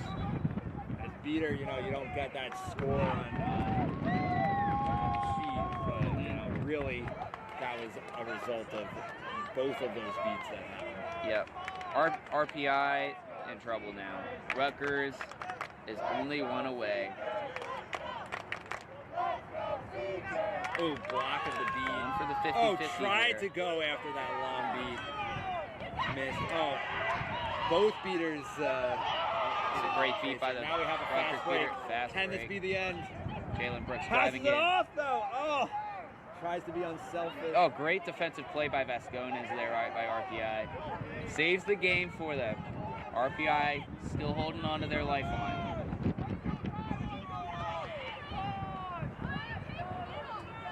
I thought they were gonna run. I straight to the know. hoop. I know. Decided to pass it off. Tried to be selfless. Didn't work out for them. Rutgers still very much in control.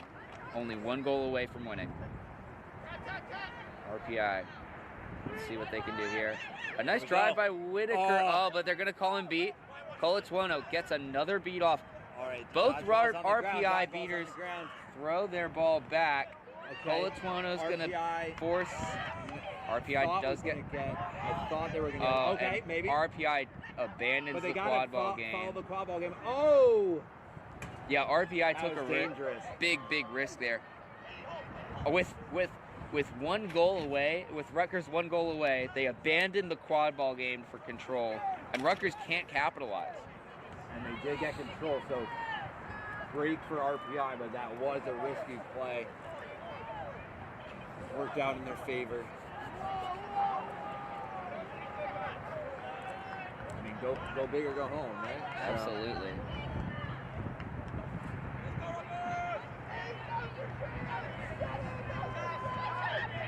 Oh, Whitaker able to get that pass off. Cross. can they get it? Cross It may stays have in gone out bounds. of bounds. No, they're saying that Cross was out of bounds. I think it's a fainter white line is the boundary line. Yeah.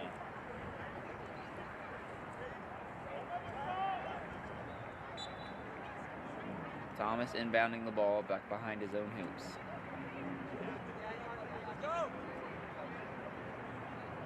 Taking the ball up real slow here. Seeker sub for You see- RPI. Yep, I believe that's Farthrow. Really trying to go after it. Trying to get those long arms. Changing. Oh! Kowalski driving in. Tried to get it. Backs on. back out. Backs out. Come on! RPI has control here. Come on! Taps out the point Ooh. chaser. Thomas driving in. Backs out again. Super grappling with the RPI. Super far foot. Pass to Kowalski. To Thomas. Working the ball at the top of the key. Playing some catch with each other. Kowalski drives in. Passes Ooh. back to Thomas. Oh! Thomas with a shot. I thought it went in. They're saying no good. Bennett collects the quad ball. RPI runs it down. Kudorasakis with the ball to Bennett. Whitaker. Oh! Yeah, Right into that beat. yeah, not a great pass there. Colatuono has been everywhere for Rutgers. It's interesting for Rutgers. They put in number 67 in a chaser. I believe for most of the game they were playing beater, but they are a utility player.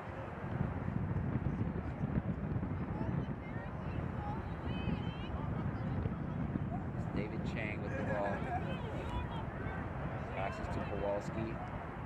To Chang again. Oh, Chang here we drives. go! And that's they the are game. able to dunk it through. That's the game. David Chang closes it out. Rutgers with the win. They will move on to play against UVA, I believe. Yes, I believe Yep. UVA. All right. Because, you know, they got second in their pool yesterday. They're meeting UVA in the semifinals. Brandeis Look. being on the other half of that championship bracket. Next game. Hello. Next game will be Pitt versus Case Western. Woo! Let's go. This has been Colin Bourne. I'm Justin Bogart. Thanks, guys, for watching. Tune back in. Am I supposed to turn this off? Or just leave No, it? I think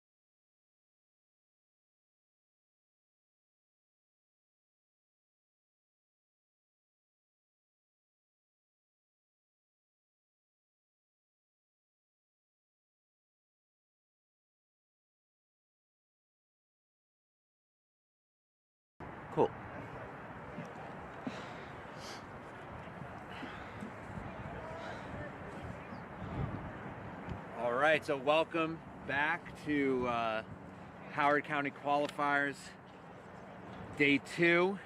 This is the matchup between Case Western Reserve University in blue on our left and QC Pittsburgh in the orange pennies because they also had blue jerseys on the right.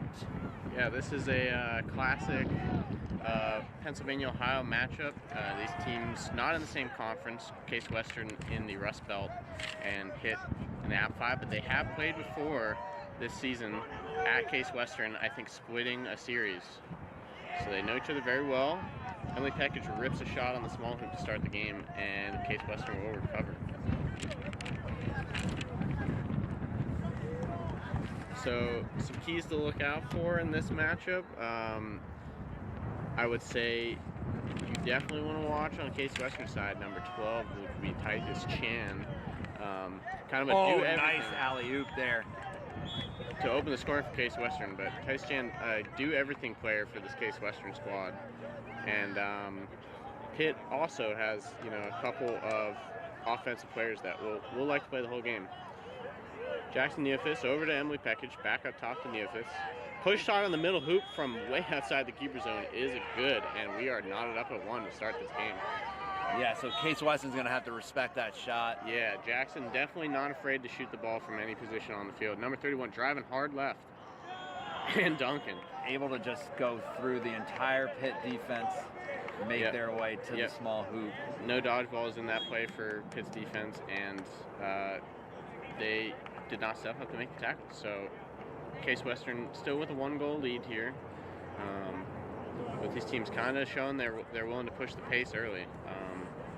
But I will say, having watched some Pitt games this year, they do sink into a very patient half court. I would look for both teams to use the back side of the field. Nice beat. As attacks up top don't always go. And that beat comes in, stopping Jim Karras in his tracks. Yeah, teams, a lot of teams in this tournament have been utilizing the behind side of the hoops. Made a quick stoppage play here. Teams have been trying to spread out, the defense, swing the ball around. Yep, especially, if you sink into that 3 trees look where you're all on the hoops, you definitely want to get those defenders' backs turned by using, all the angles. Some teams, to counteract that when they have control, have put a beater kind of already behind the hoops on defense. To sit. So I don't think a card was given now. Nope, counting players, and looks like there is a Crucio player in the box, yellow card, not sure what, but the ball did get turned over to Pitt, so they're going to look to get this game back tied up at 2. There's a beater battle going on. Pitt's beater beat out, high pressure now. Oh, but Crucio beater takes a spill. Emily Peckage driving right side, pass 1, pass 2. Oh, beat comes in took though, a little too long before the shot was made on the middle hoop. So very close there to score without dodgeballs, but Crucio's going to make the stop. And I think are looking to run as dodgeballs are still yet to get back on the Pitt defense.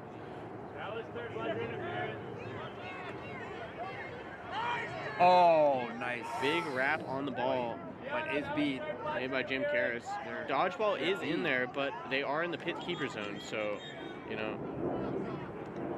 green headband's just going to dive on that one, and you'll get the turnover. Yep, it was beat. Looks like ball goes back to the Crucio keeper. Wrapped hard. Immediately wrapped. Can they get the ball out? They do. Is out. Not in the hoop, though. That pass was there. And some real physical defense being played by QC Pitt. Still without a dodgeball in the play. Ball pops up and the keeper corrals it. Very physical stand there from QC Pitt. Not afraid to hit you once you get into their keeper zone. Crucio still with dodgeball control. Yeah, I think they've held it pretty much this whole game, but score is still close. High pressure from one of the beaters, backs off.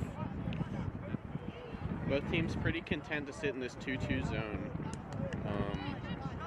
You know, I will say that is weak to shots, and that is a great one from Jackson. I think Neovic. even further out this time. And that ball never touched the ground until it was out of the back boundary. An absolute ripper through the top hoop by Neovic. We have a blue card. And not this one up at 2 unless there are any calls to change that outcome.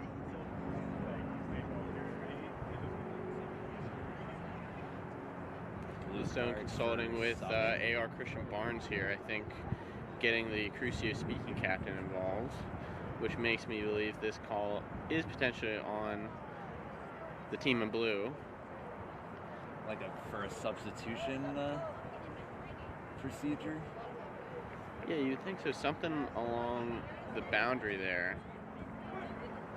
And that is going to turn the quad ball back over to Pitt. So, I mean... So it must have been...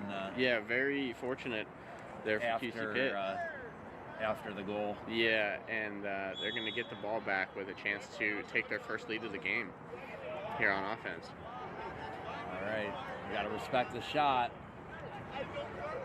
Yeah, you know, still sitting in 2s, now down a chaser.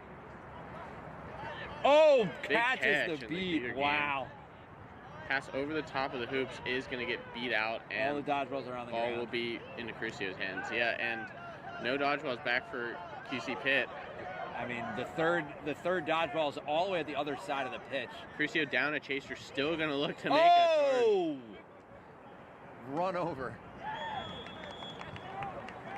And despite being in the power play, they still make that goal good.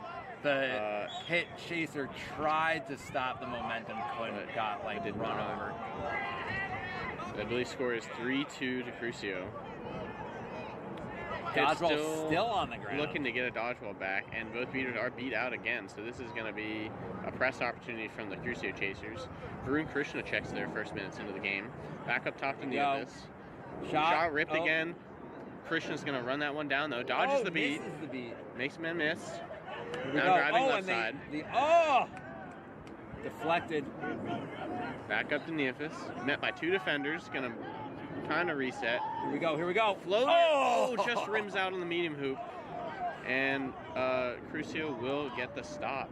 Looking like they got away with one there, as a lot of beats missed and a couple shots were taken, but still going to come away with it. Crucio beater went after like a pass option, left the Quadball carrier open. I thought Pitt had an opportunity there,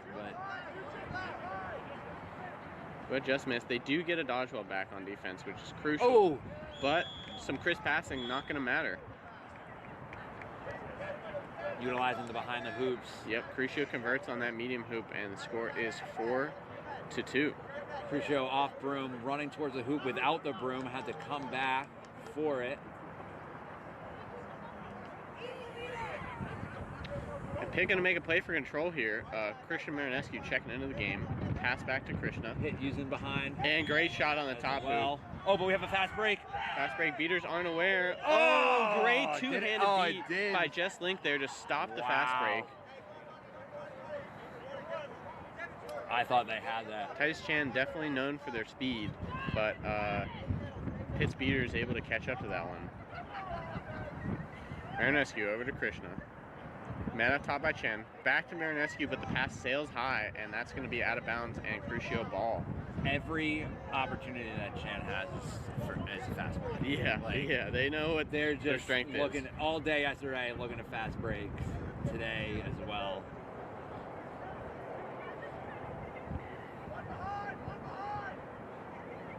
Trade made in the beater game, blocked.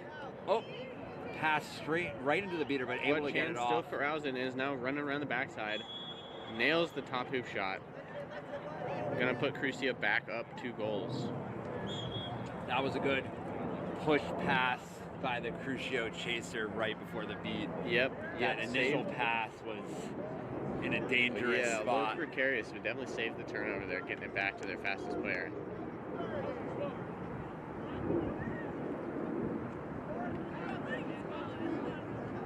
Oh, another catch for catch to secure control. We're going to see if they use it on this defense. Pitt beaters need to, I don't know, maybe pump fake a little bit. And another Crucio's pass been catching between Marinescu and Krishna sails out of bounds. So, yeah, I don't know if the wind's picked up down there, but passes need to be a little crisper on the Pitt offense if they want to. Yeah, I mean, today it's start been converting. windier. I've been saying it throughout the day that it seems like the passes, have been a little bit off because of that. Absolutely.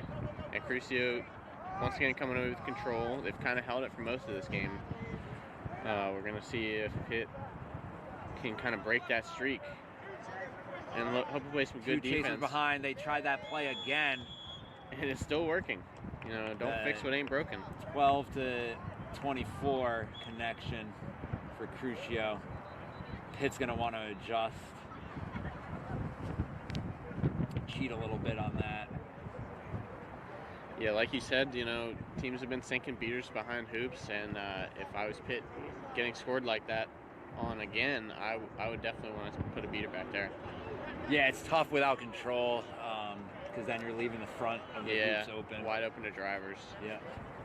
Shot from Marinescu does again sail over the top hoop, and easy turnover to Crucio. We're about halfway through this first period.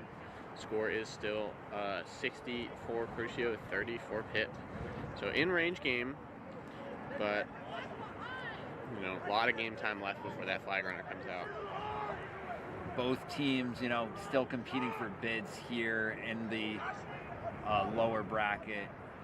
You're going to need 2 wins to get a bid from this point. Tice Chan floats it up again. They did it on the other side now. And a on beat the came in, small but hoop. too late, and that is a good goal. Still that 12 to 24 connection, Yep. but flipped to the other side of the pitch. Yeah, Titus Chan to Zachary Blue. Kind of been a thing Pitt has been unable to stop so far. They do come away with control, so look to see if they can generate a bit better offensive look here, as the last couple possessions kind of been unforced errors. They do have control now, though, Pitt. Marinescu working at the top left. Exchange of beats. Back to Krishna. So it with looks space like to drive. Crucio, they scored there, but Crucio able to get control back. Converts on the top hoop. I would say in some cases it's pretty good to trade control for a goal, but until Pitt shows that they can successfully hold some defense here with one dodgeball, I don't know if that was worth it yet. Only time will tell. Chan with the ball. Passes to the left wing. Again. Blue is sitting back there, that so you got to be aware of it. And Pitt has sunk a beater back behind the hoop, so kind of daring Crucio to score from the front side. Number 8, back up top to Chan. Middle hoop falls down. A bit of an equipment malfunction. But that floater is just too easy on the medium hoop. I'm not sure if that was a shot or again. I saw 24 cutting. Yeah. They tried that play again, but went through the hoop. Yeah, it doesn't matter if it goes through. So, Crucio still holding on to a 4-goal lead here. And Pitt is back to the drawing board on offense. They have now subbed in Jackson Neofis back into the game wearing the white headband this time. And this lineup for Chasers for Pitt has that's going to be out of bounds. Has been their kind of offensive firepower, and right in the middle of saying that, they convert another turnover. All right, quick inbounds, trying to catch Pitt before they could set up defense. Ball back behind. Marinescu's going to get there, or Neofis going to get there though. Wrapped up and ball to the keeper. Thinking it's going to be behind contact. Yeah, I this believe, on zone that I wrap. think is going to give a yellow here for Crucio Chaser number 8. At 20 minutes. Sorry. That guy, not you. Yeah. So, bit of an unnecessary penalty there. Keeper was on that ball. Wasn't much to do. But now Pitt's going to have a power play. Going to need to track down their one dodgeball, though, first before they get on this offense.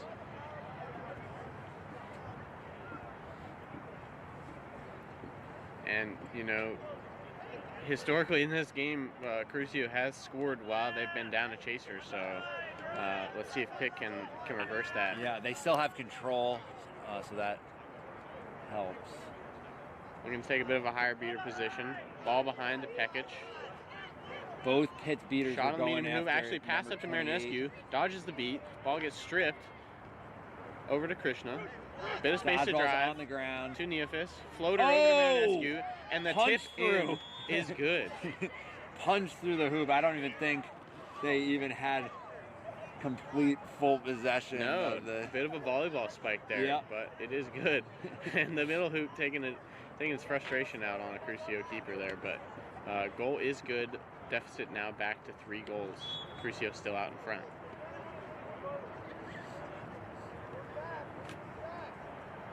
Pitt hanging in there, keeping it close. Yep, still without control, but leaving that beater behind the hoops. Definitely asking a lot of their point defenders. Yep. They're scared of that, behind that cut, which is happening right now. Beat made on the hoops. They rotation cheated that made, way. And good hands to knock the ball out, but Crucio's still going to hold on to it.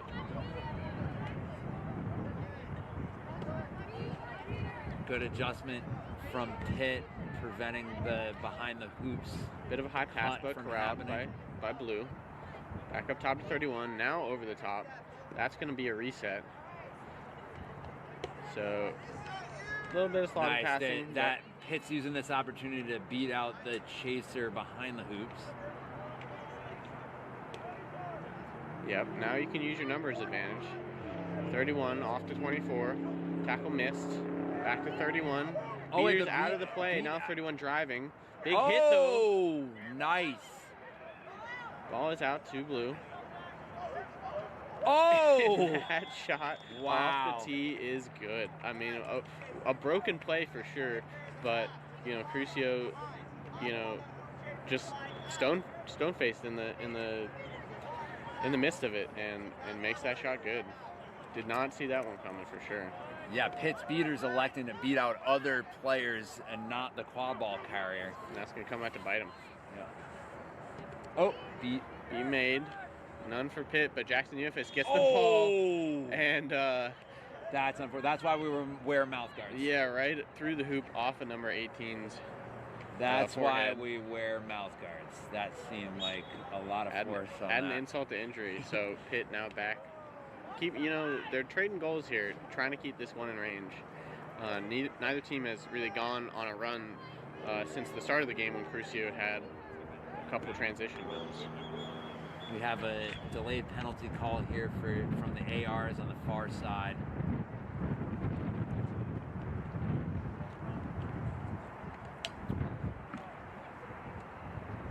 Looks like it is on Crucio. Number 24, Zachary Blue. It was from earlier before they made it behind the hoops.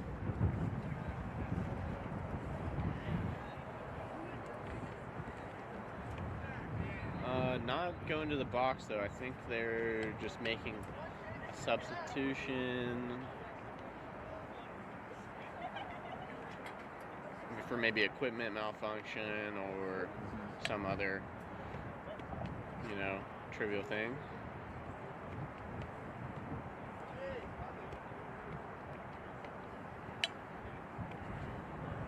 Ref's still deliberating, so maybe there's something a bit more to it than I thought. But we will wait and see. We will see. So, players getting a little bit of an extended rest here. Chance to catch their breath. So what do you think, Justin? What does Pitt got to do to convert some more offense in this game to get back within a couple goals here? Well, I think when they've had control, they've been able to score. Looked a lot better. Unfortunately, when they've scored, they've also traded off their control. So they want to look to, now that they have control, they want to look to maybe score and keep control. Chan floating it up behind the number 23, and that is good. I mean, still not really having a defensive answer for that play. Chan, very threatening player in their own right, so you have to watch the drive, but they've shown they're willing to pass and make that extra play. Doing their offense while their beaters were kind of out of play there. Yeah, a bit forced. I would have, bit rushed. yeah, liked to see them, hold back a little Yeah, bit. settle down, take Wait a for better, their, a wait better for their look. beaters. Yes, yeah. But they do come away with control, so not all for naught.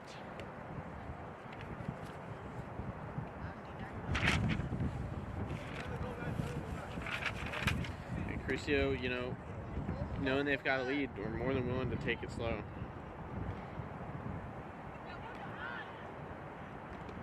All right, we have 23 behind the hoops now. Not able to find that connection, but they're still trying. Yeah, they know that play's going to work, but it seems like it's mainly when Chan's got the ball. We're at about 15 minutes of game time here, so, a couple more before this flag runner comes onto the field. Teams are going to want to try to lock down control, and Pitt's definitely going to want to get this one back in range. Still 4 goals apart. Crucio did get control in that last offense. Dodge. Oh, I thought that was a dodge. Maranescu looking to drive right. Floats it up to DFS, but the beat is made. Pekic going to box out. But, that was after the beat. Blue ball. The tap to their other player happened after they were beat. Yep. So it's just going to be a turnover, and plenty of Crucio players in the keeper zone to pounce on that one anyway. I don't anticipate a card. I think this is just through the excitement. No one could hear the ref calling turnover. Yep. So. Happens to the best of us. Yep. So we're at 17 minutes.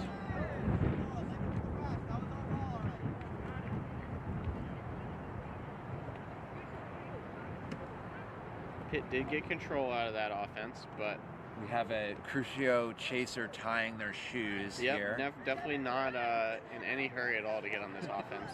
They know they've got a lead. Just going to try to get a good look here. Perhaps get control back.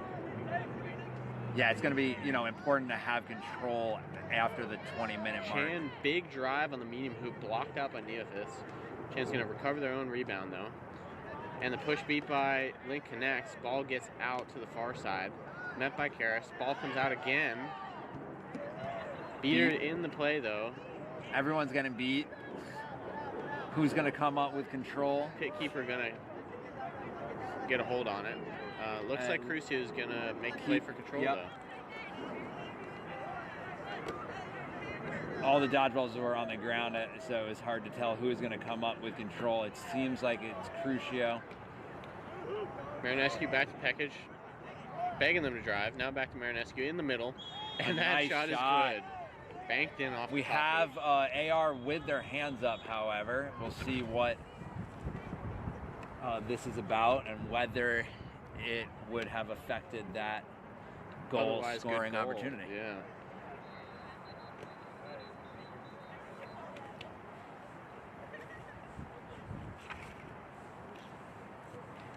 Looks like it is. And maybe that's why they were so open in the play before for that shot. Mm-hmm. That yellow card is going to negate the goal and turn a dodgeball over for Pitt. So definitely a double whammy there. As Crucio surely going to give the ball to Titus Chan and tell them to drive on this no dodgeball situation. All right, going a little slow for them. Pitt's got to make a physical stop here. Pass to number 23. Oh! And a little hesitation there. Great patience there at the medium hoop. Pittsburgh gets the defender to blow by. Defender just runs straight past them. Now with their biggest lead of the game at 5 goals. As we get closer to this flag runner period. I thought they were just going to run full steam. They kind of slowed down their pace a little bit. Let the defender run past them. Faked everybody out. Yep. Pit beaters still need a dodgeball in the play. Oh! Pass goes through Karras' hands, though, and that's going to be Crucio ball in the boundary. You got it.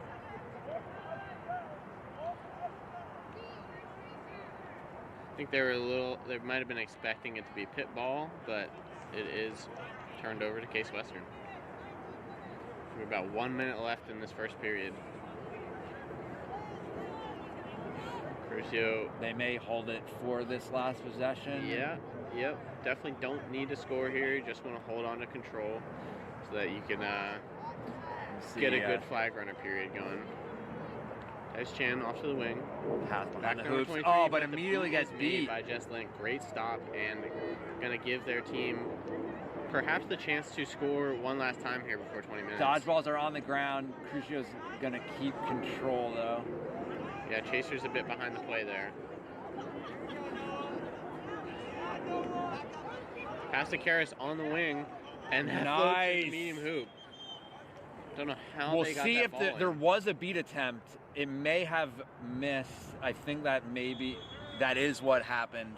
Goal is good. So just dodge that beat, able to score that goal. Score should be 110 for Case Western and 70 for Pitt.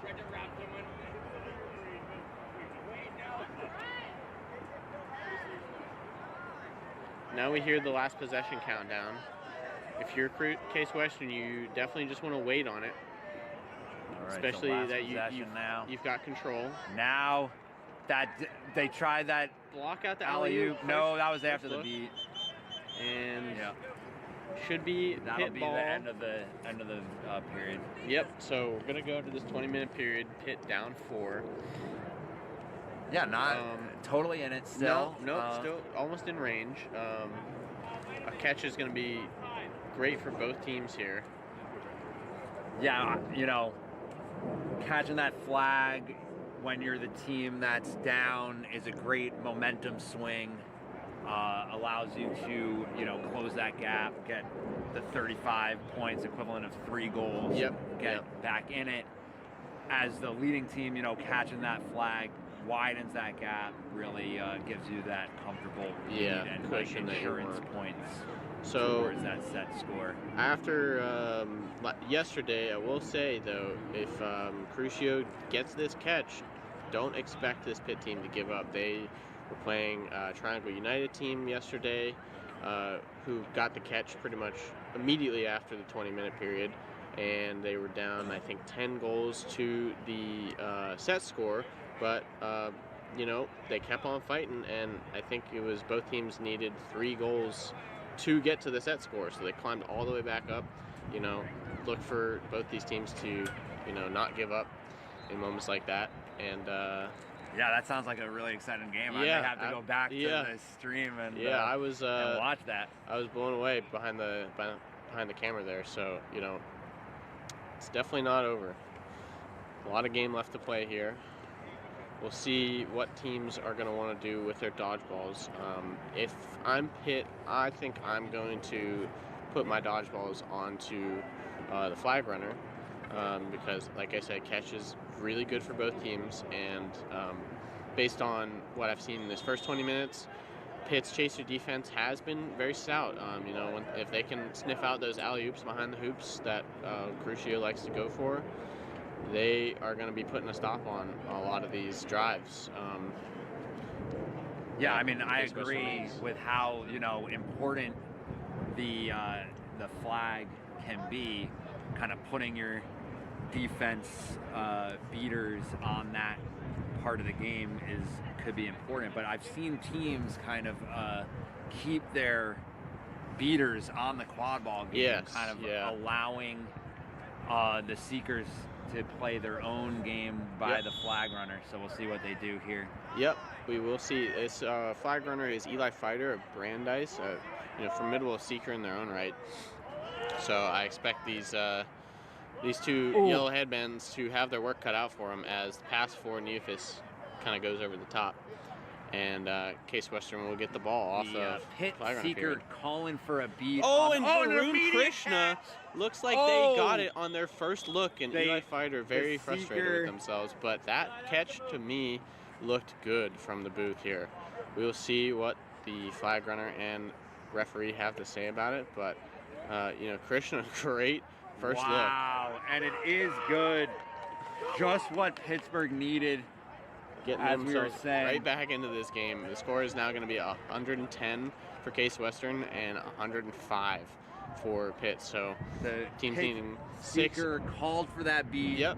Yep, He got comes, it. immediately goes after that flag runner and immediately catches. Wasting no time. So Wow. team's going to need 6 and 7 goals, respectively, to win here. So you know we're kind of right back into where we were. All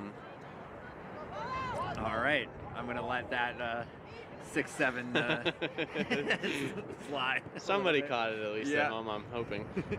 Misses the beat. Gonna have a scrum for it on the ground with Marinescu, number 19. The ball is kicked almost, getting a little too close for comfort there on their own hoops. But I think Liz Stone may want to call a dangerous kick here. I think it may have been just a maybe play a after beat. beat. Yeah, and so they're just bringing it back to the player that should have had the quad ball. No dodgeballs in the play. Marinescu looking to drive. Now there is a beater. Oh, and didn't too see late. the ball coming back on the left, but That Neofis was- gets it and rips a shot. I mean, a bit They're rushed calling natural there. motion. I think that was close, but they made the stop anyway. So All right. A lot of excitement after this flag runner period. It looks like we're settled back down into our half courts. all right, so Pitt with control. They're trying to build on their momentum from their quick flag catch. They're doing the one beater in front, one beater behind. Now Beater all the top dodgeballs misses. are on the ground. That pass is a little high. Blue is going to corral it, though, in the back corner. Did not go out of bounds. Back All up right, top to number all the 18. beaters are out of the play. Now they got one, but they were slow to get back to the quad ball game. They are on the ground now. Hopefully they're okay.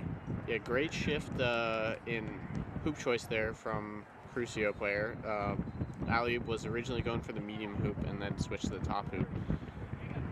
Seems like they're able to walk off on their own accord, which is good to see. We are going to have a sub here because of that stoppage.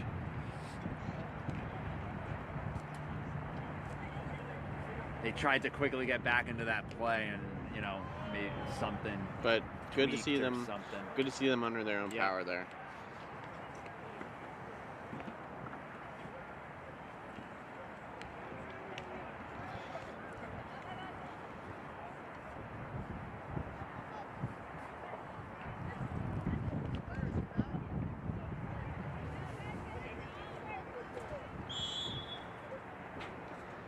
So with that good Crucio goal, the score is going to be 120 to 105. Teams still both have their work cut out for them in this game. Set score is 170, so still a ways to go in this period. Beat misses and passes bobbled, but gets to Pekic. Oh, Back to Karras, but caught Can't- by Crucio. I can do camera. I'm sorry for. tried to pass, through the defense there. Difficult. Scrum in the back of the Case Western keeper zone, but Beater's going to come back in and clear that one up. I got caught early, so I can come up here in camera. Oh, you're good. Live interview with No the worries. snitch.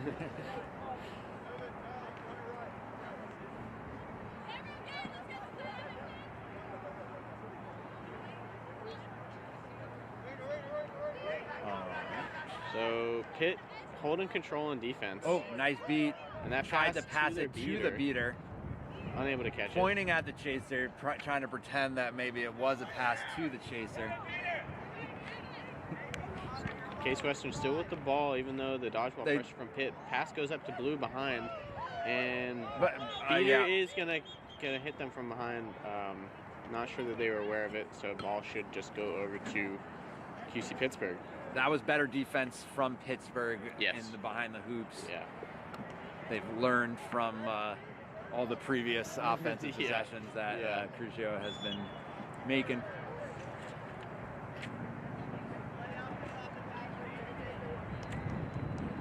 So Pitt still looking for their first goal of the flag runner period here. They do have control. Oh, Chaser just not ready for the pass there, and that bounces off their hands. But great beat by Logan Hawk's going to stop the fast break and get Pitt the ball right back. Now Marinescu looking to drive left side. pass again A through bit the too defender. risky. Yeah, solid positioning there from Neophis, but the pass just had less air on it. And Crucio is going to easily take that stop. So, you know, both teams kind of saying, you have the ball. No, you have the ball. And Yeah. we're right back with Case Western in the half court. I think swinging the ball around to the other side through, you know, a couple of passes as opposed to trying to make that one pass through the defense. Post beat missed. Marineski with the wrap, and the beat is going to come in. So this pair of Link and Hawks holding control on defense has been making some good stops for Pitt. We're going to see what they have for us on the offensive side of the ball.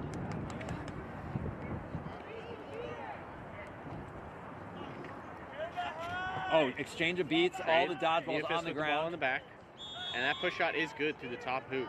And So Pittsburgh has control. Pittsburgh So on the board after their catch.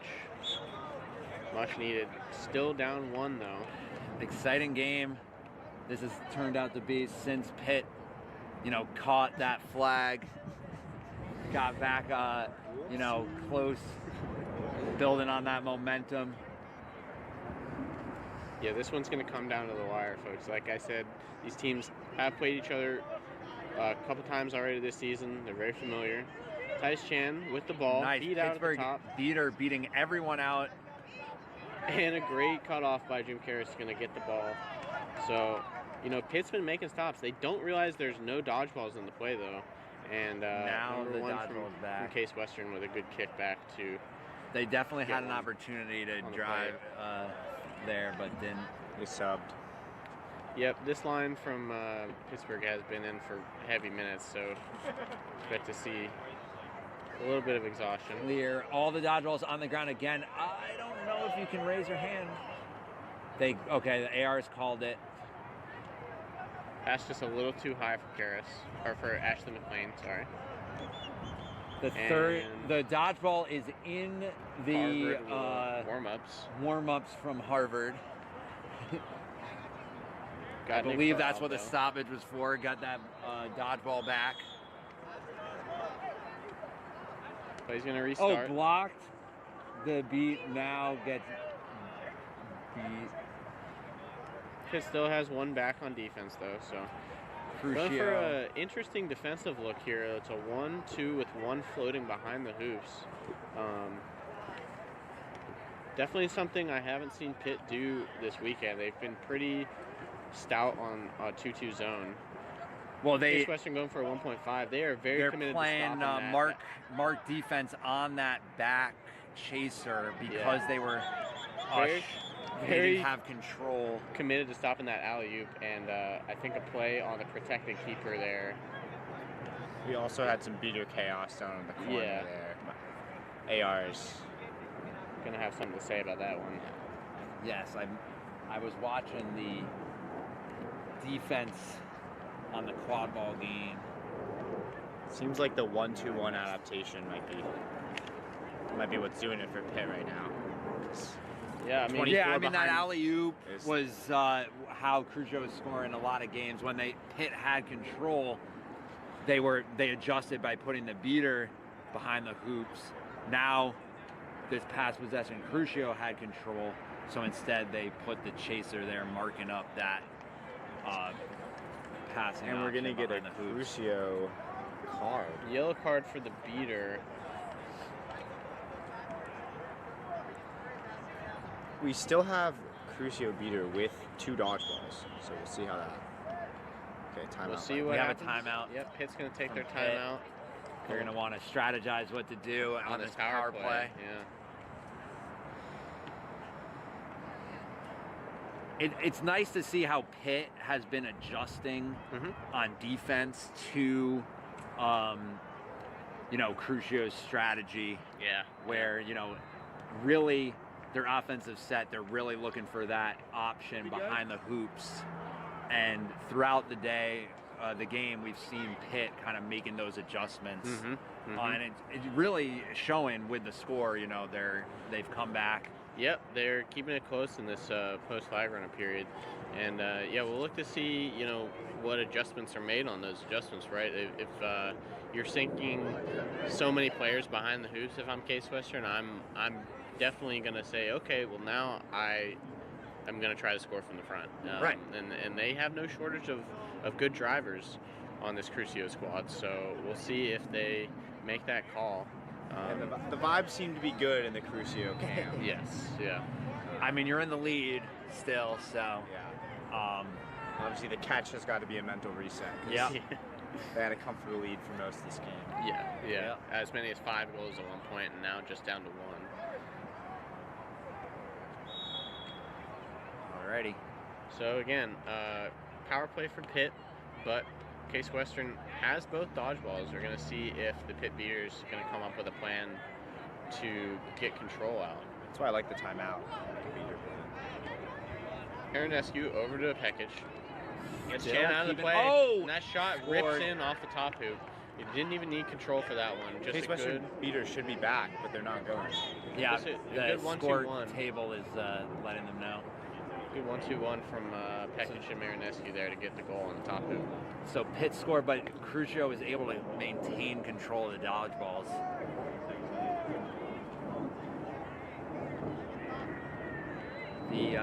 The coach in the sideline is telling their players for Crucio to play their game, right? They had an edge in the Quadball game earlier, just regain your 1.5. composure. And Titus Again, Chan off drive of that. through the front like we were saying. And it Big dunk to the medium hoop. Oh, it's a race for that dodgeball. Crucio wins it out, but then gets beat by Pitt's partner. All the dodgeballs on the ground. Crucio comes up with control, but the beaters are out of the play. We have a wrap, but it may have been from behind. yeah.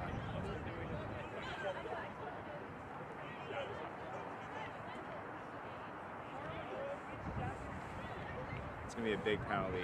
12 Titus Chang, majority of their offense right now. Yeah, Yeah. unfortunate that their beaters were kind of out of the play, trying to fight for that control, kind of needing to wrap, but just was out of position. Currently, Crucio's subbing their beater. Ball gonna go to Emily Pekic with no dodgeballs in the immediate area. Got a couple pass options in the zone, so we're gonna see what they decided to do. Oh! Shot rims out in the Just medium hoop missed. though, and that That almost saved That's by going to Varun. allow the Crucio beaters to come back, and it rolls out of bounds.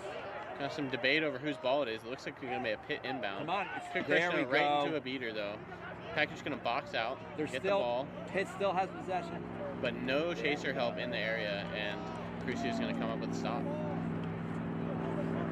For a second there, I thought maybe Crucio's beaters thought that maybe it was going to be their inbound. Yeah. Didn't realize that Pitt still had possession, but they were able to recover. So power play there, unable to convert on the Pitt side, but Crucio's still down a chaser.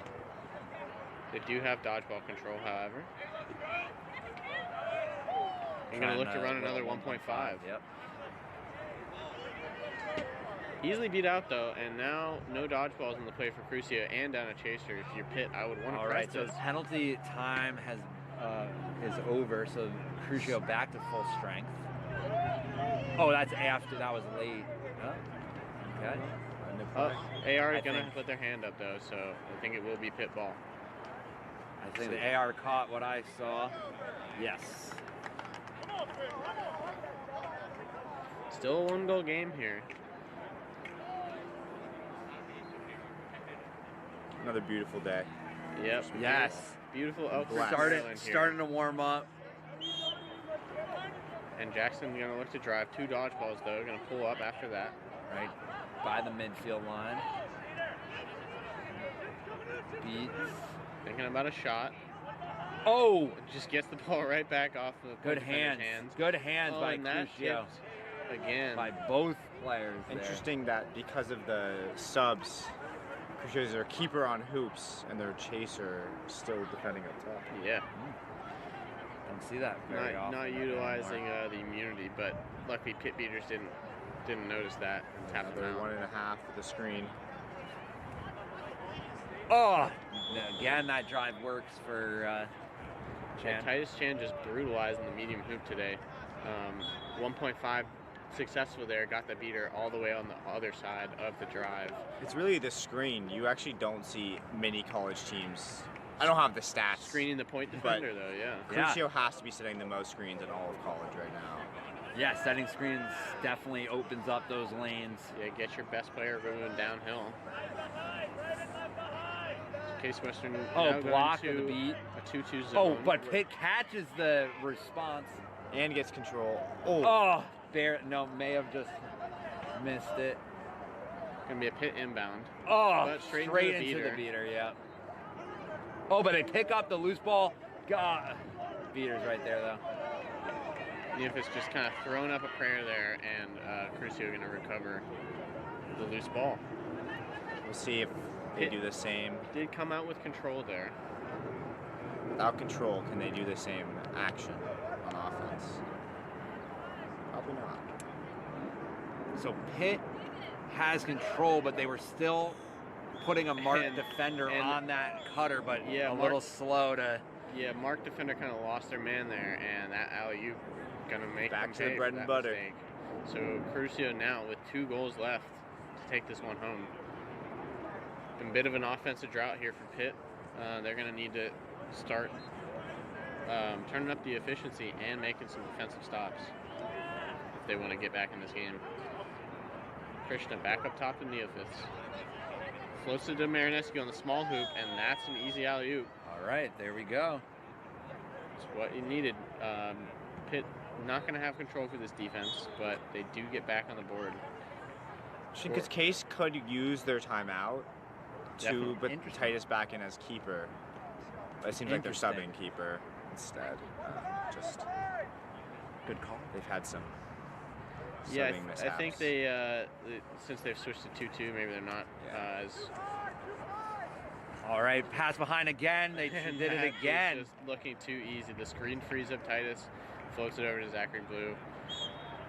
Case Western now 1 goal away from taking this one home. Feels like they have 10 of those exact goals. this Yep, game. my Yeah, prediction is maybe that's going to happen the next offensive possession again. They're Been on the same mistake, Maybe they'll switch same it up goal. to fool me, but Golden goal.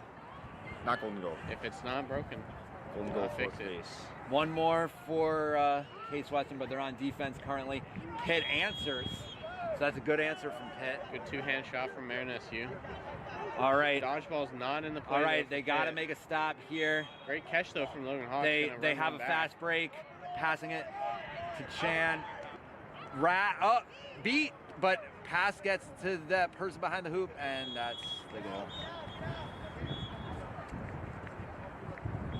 And there we are. And that is game. Titus Chan to Zachary Blue yet again for the winner, and the final score here: 170 for Case Western, 145 for Pitt. So we are going to see, I believe, in the next game slot, Case Western versus Brandeis. No. Nope. Harvard Brandeis. Harvard versus Harvard Brandeis. Brandeis. for Case the upper Western bracket. is going to play, it seems to be The Boston Boston. University Gotcha. Quadball in the lower bracket. Those games are going to be the games that will determine who wins bids in Yep. the lower bracket. So Case Western now, 1 game away from potentially getting a bid, but Boston is going to look to kind of spoil that. Yep. So we've still got some exciting matchups here that we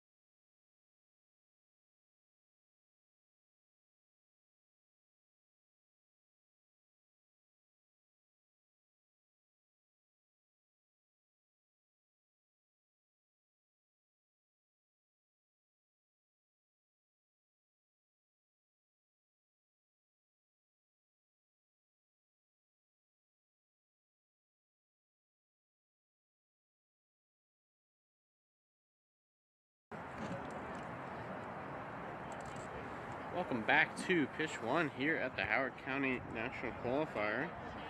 We are about ready to get our 11:30 game slot underway here. This is going to be the semifinal bracket, or semifinal game for the top bracket. Both of these teams have secured their bid to Placer Valley in April for US Quadball Cup 2026.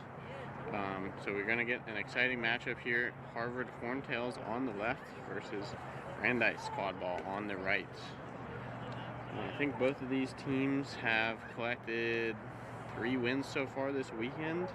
And like I said, both are going to get a bid, and whoever wins this game is going to be advancing on to the finals, which is going to be our championship match later today on this same field.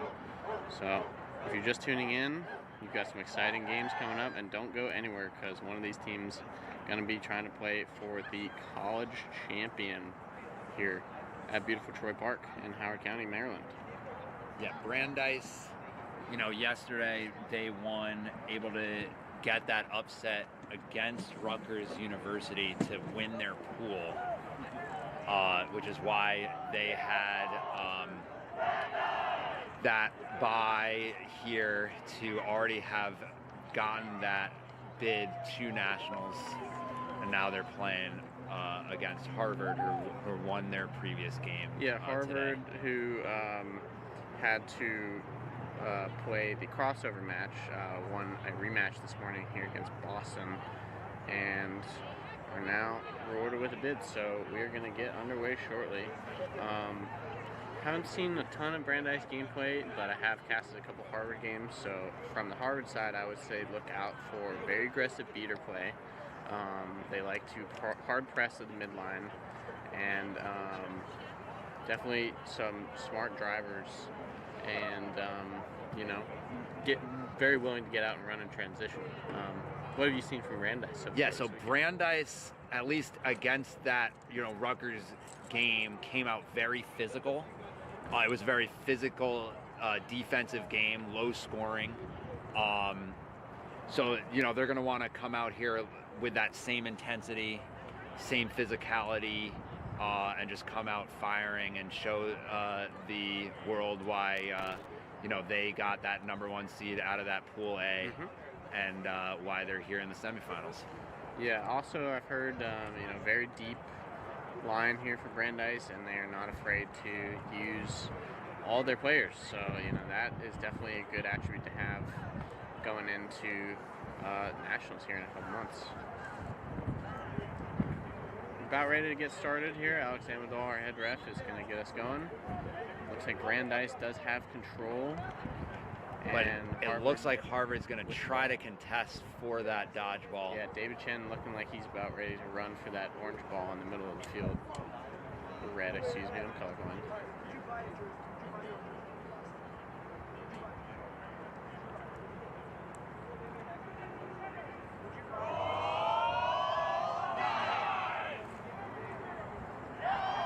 All right, so teams are ready here.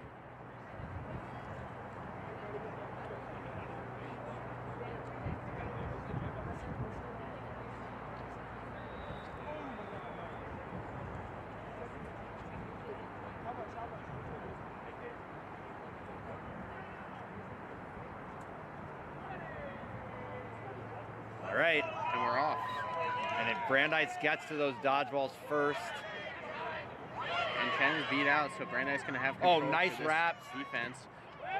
Lomastone also beat out, and a good stop to start the game for Brandeis. Con Schwartz with the ball, going to walk it up slowly with their beaters.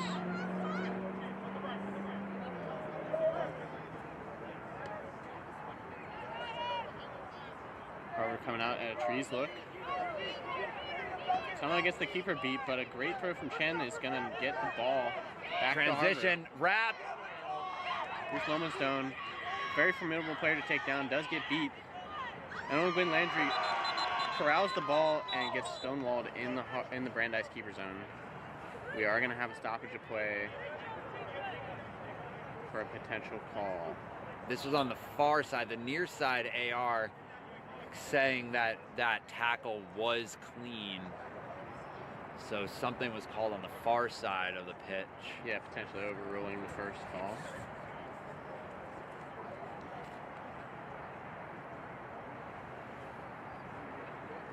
Kemenal going to consult with his ARs.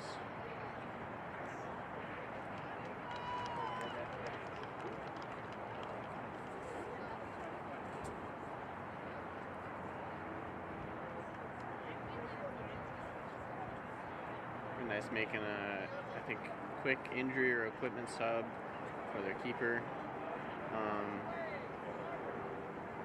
No, this was a dodgeball turnover on Harvard's beater number 3. Gonna be a blue card for Lisa Lee.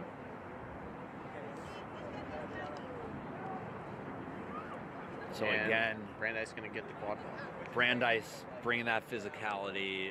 Right out of the couple gates. tackles on that drive on the Harvard players. So true to the form. Mm-hmm. So both teams still looking for their first goal in this one. We are still tied at 0. But Brandeis gonna have a power play here with a beater in the box for Harvard. Drive on the right side. David Chen makes the beat. Oh, dodgeball's on the ground. Gets caught up in dodgeball play. None. Wrapped, for Harvard. nice wrap. Oh! But someone comes off groom. Oh, Ball does get out and up to the top side. wait, still no goal. All right. Prohaska, I thought, scored there on the medium hoop, but head ref calls no good. Not sure if there was a beat or Yeah, turnover. tap in the shoulder. I think Amadal's indicating that it must have been a beat before. Yeah, pass after the beat, perhaps. But yeah, still both teams looking for their first goal, and Harvard's about to have killed this power play. Their beater comes back in. Kevin Hu with the ball, up top to Gwyn Landry. Down on the wing. Space is open by the beater. Oh, that pass to may have Kevin been. Hu over the top. Does not look like you're going to call beat before, but Brandeis will recover nonetheless.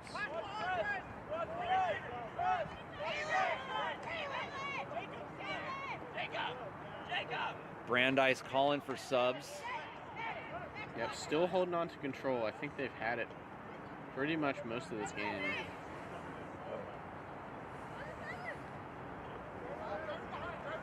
Still on the not wing. finding- Pass oh. to 13 behind, but David Chen That was is a dangerous all pass. over it. And it'll be Harvard ball.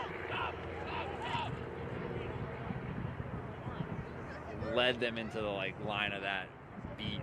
So Yeah, definitely passing over the top of beaters is a dangerous game to play. yeah. Asking the recipient of the pass Oh! to do a lot. Quick shot just misses. I think we're gonna have a discussion. AR Tondemuth I on the think- close sideline is indicating that goal went in. I think the AR had the better viewpoint. But I mean, out- I mean the the head HR. ref- I think the HR had the better Yeah, head ref viewpoint. said no, so we're gonna see what we decide here. There was no beat to add to confusion, just a rip of a shot by Bruce Lowenstone.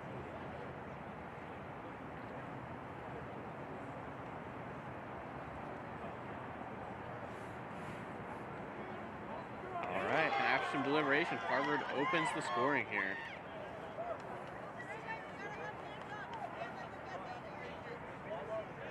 Great rip by Lowenstone. I think there was a defender on that hoop, but just ripped it anyway. Shooters gotta shoot, as they say.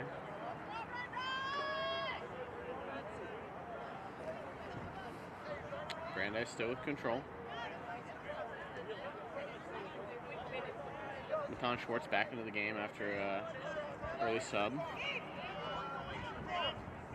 Heavily marked by Oh, Harvard nice keeper, but cut. gets by it. Oh, blocked. Tries to make the ball, Oh, but the shot is too high. Brandeis will recover. oh. Beat misses by Chen. Gets his ball back. What? All right. I guess maybe it was a beat. Yeah, Amadal gonna consult with DeMuth again and see if there's a turnover. That was a nice cut by 72 on Brandeis in the beginning, and Yeah, the shot was just over the hoop. But Getting hard marked by the Harvard keeper, but found an opening and you know, almost converted.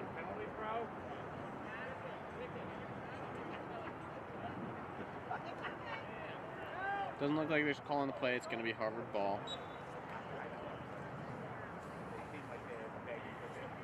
Still looking to get control off of this formidable Brandeis beater pair of Ryan Callahan and Gabriel Shields.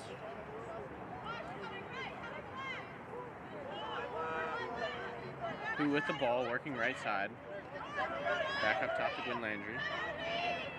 Push shot. Oh, right nice. Actually past Lowenstone, but met up top. That was a great cut. Great cut, but better Good. defense. Exactly. And Looking to like quickly pass it down the field. no dodgeballs back for Harvard. Zelowitz driving. Beat misses, and Brandeis is on the board. That was a good lead pass in the beginning to the chaser all the way at midfield. Yeah, throw it up where only they can get it. And we're tied up here at 1.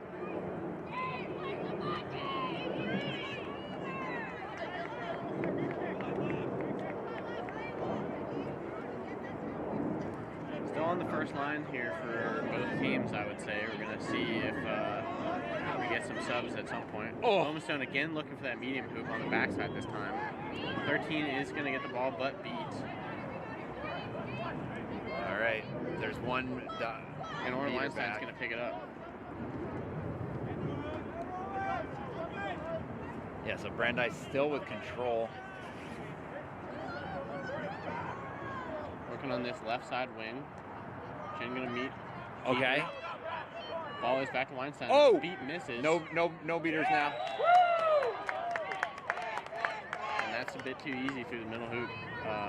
Yeah, that was a long beat attempt from number 24 on Harvard. Not sure how high percentage that is, and they were the only beater there. So once the dodgeball was on the ground, yeah, Harvard players definitely really committed to staying on their hoops there.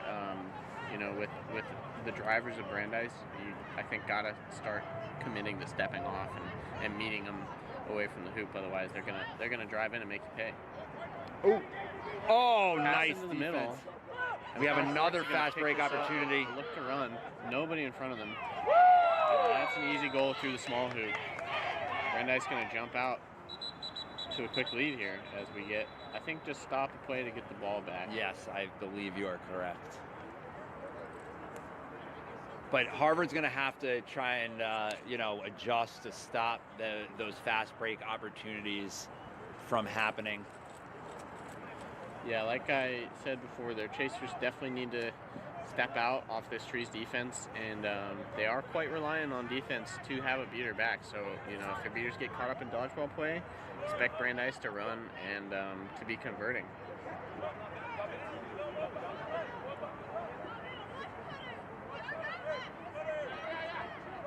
Still the entire first line of chasers out here for Harvard.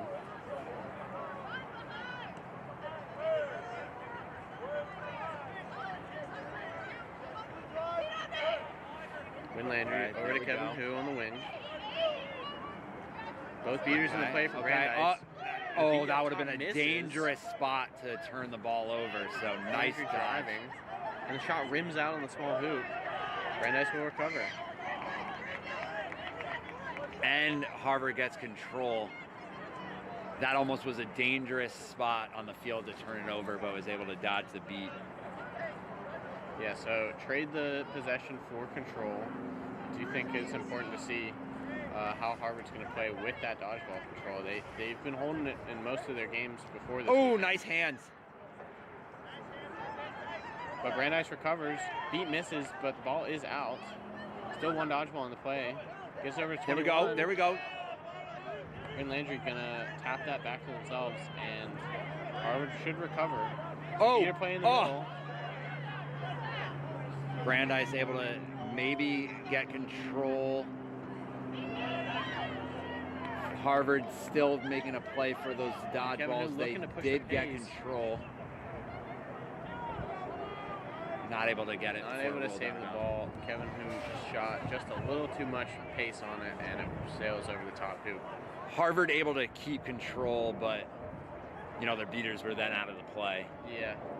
Score is still 30 Brandeis, 10 Harvard. And we are about 7 minutes into this one.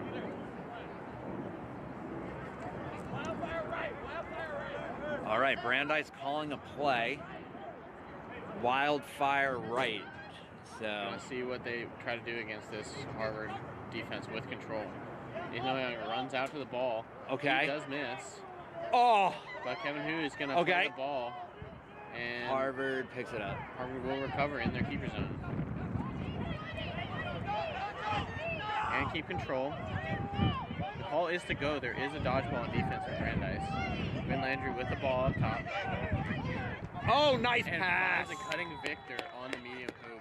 Great Nice. positioning by the Harvard player, number, I believe, 25 there on the medium hoop.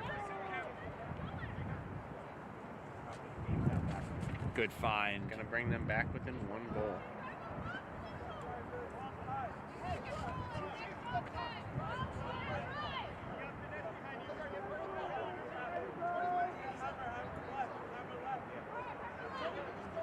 Brandeis now 3 up top without control. The beaters electing to kind of stay at the keeper zone line. There's And a it all warning gives- for stalling. There's a stall warning, so attempts to score must be made. Their team gonna drive in. Oh, take the beat before, beat before, beat Everything before. all close. Yep. You're good. That did go in, but a good beat out by Harvard beater is gonna stop the goal there.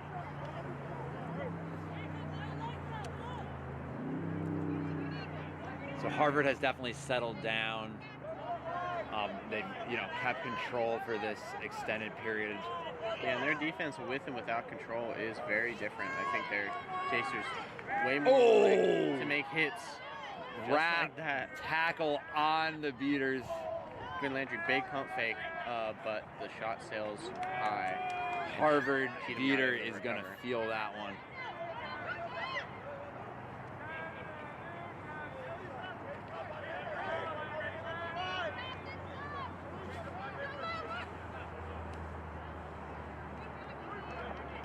Brandeis makes some subs. Score is still 30-20. Brandeis in the lead here as we get the 10-minute call. So we're halfway through the first period here.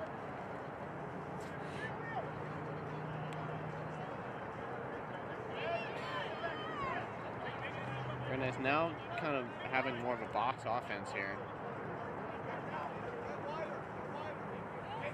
Harvard making a big play up top. All right, I think Brandeis just gets control now. So they weren't able to score, but they did get control back. So a positive for them on that offensive possession.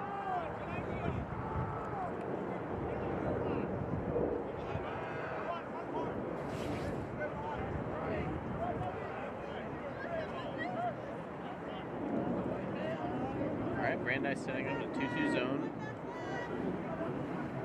High Beater comes pressure. out, and that's going to use the reset. Oh, they were beat, and they unintentionally kicked the dodgeball a little bit, but unfortunate for the Brandeis beater there.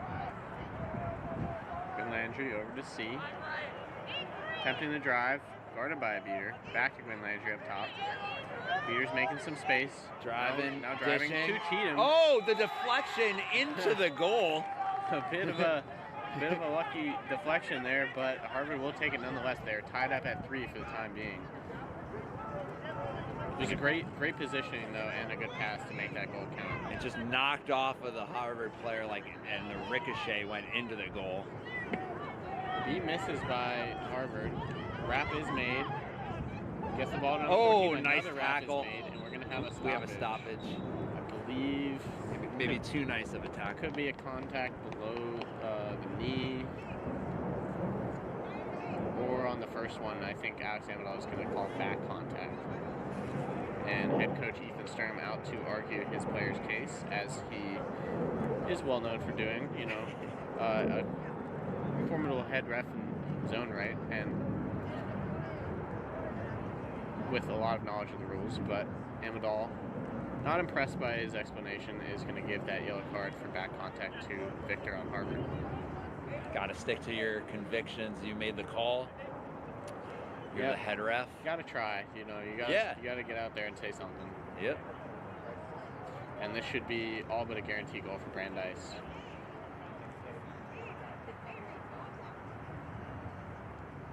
Ball does go back to the original spot of the foul. I don't think there's a dodgeball behind the play. There are some defenders that are going to look to wrap. A bit less guaranteed than I said before. Oh, and they did make the tackle and the beat. Is made.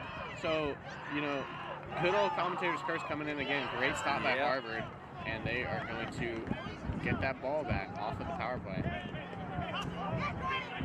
Brandeis blames you on that. Brandeis beaters at the keeper zone line. High pressure. Subs in and clears the space. Oh. With 2 big throws.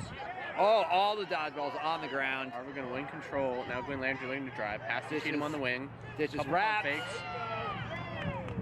See both teams making those, the wrap those and wraps. The turtle is going to get the stop for Brandeis. So. Which is why we have a fairly low-scoring game here. Both teams, willing to be physical on defense, get the wraps, make the tackles. Yeah, and beaters coming in clutch on defense. We are still tied up here at 3.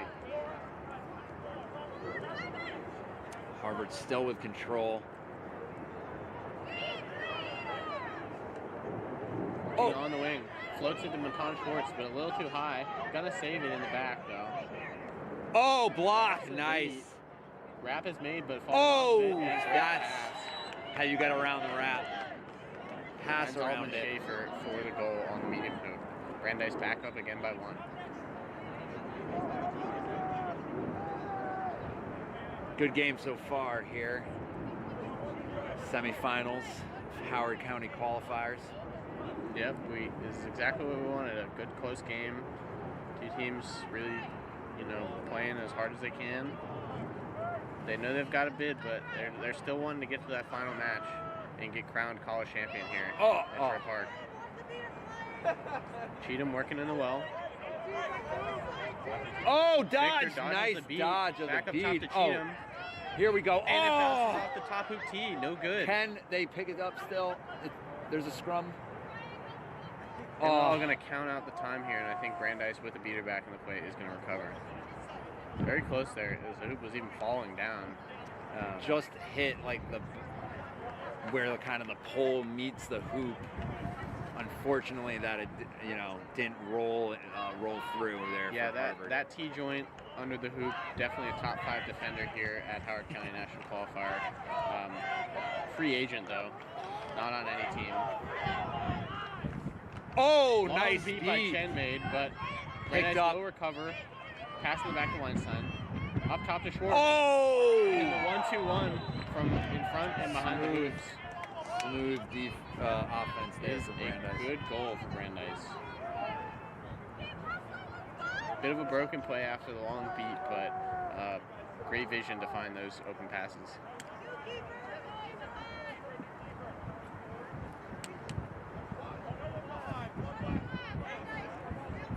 Kevin Hu checking back into the game with the ball. Great communication from on the wing. From Brandeis here on the drive, defense. throwing it up to Lowenstone. Met by a shot. Met by a big tackle, but that shot is good. Was able to get the wrap, but couldn't bring them down and couldn't lock the arm, the shooting arm, so they were able to still shoot. And again, Lowenstone not afraid to rip a shot on a hoop with a defender standing on it. And that's going to be 2 on the medium for them this game.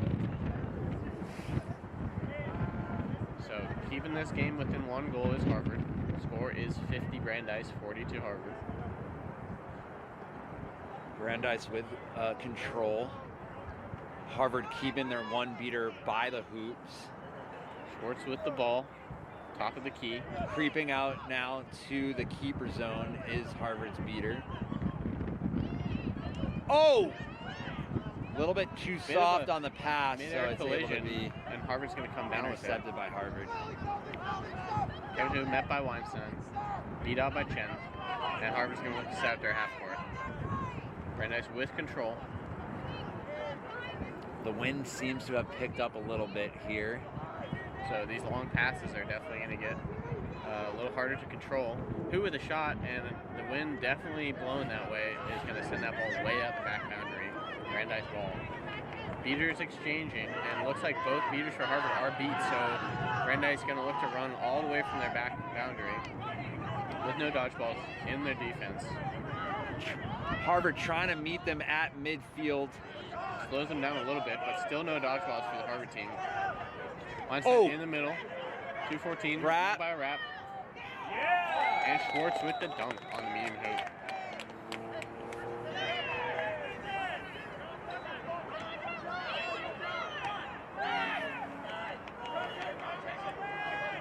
Harvard pushing the pace against 2 dodgeballs, and Wilmington's just kind of run in and get beat. So a bit impatient there by usually quite a disciplined Harvard team. Brandeis is going to get the ball back with control and up 2. Yeah, Harvard's beater in the play before put their hands up, but the dodgeball was in the air, so couldn't call immunity yet, had gotten beat out. You know, kind of Schwartz. kept them out of the play for a little bit longer there because of that. Yep. And then to answer back, Brandeis with a bit of an impatient possession of their own. Kick pass does go out of the Harvard boundary, so it's going to be Harvard ball.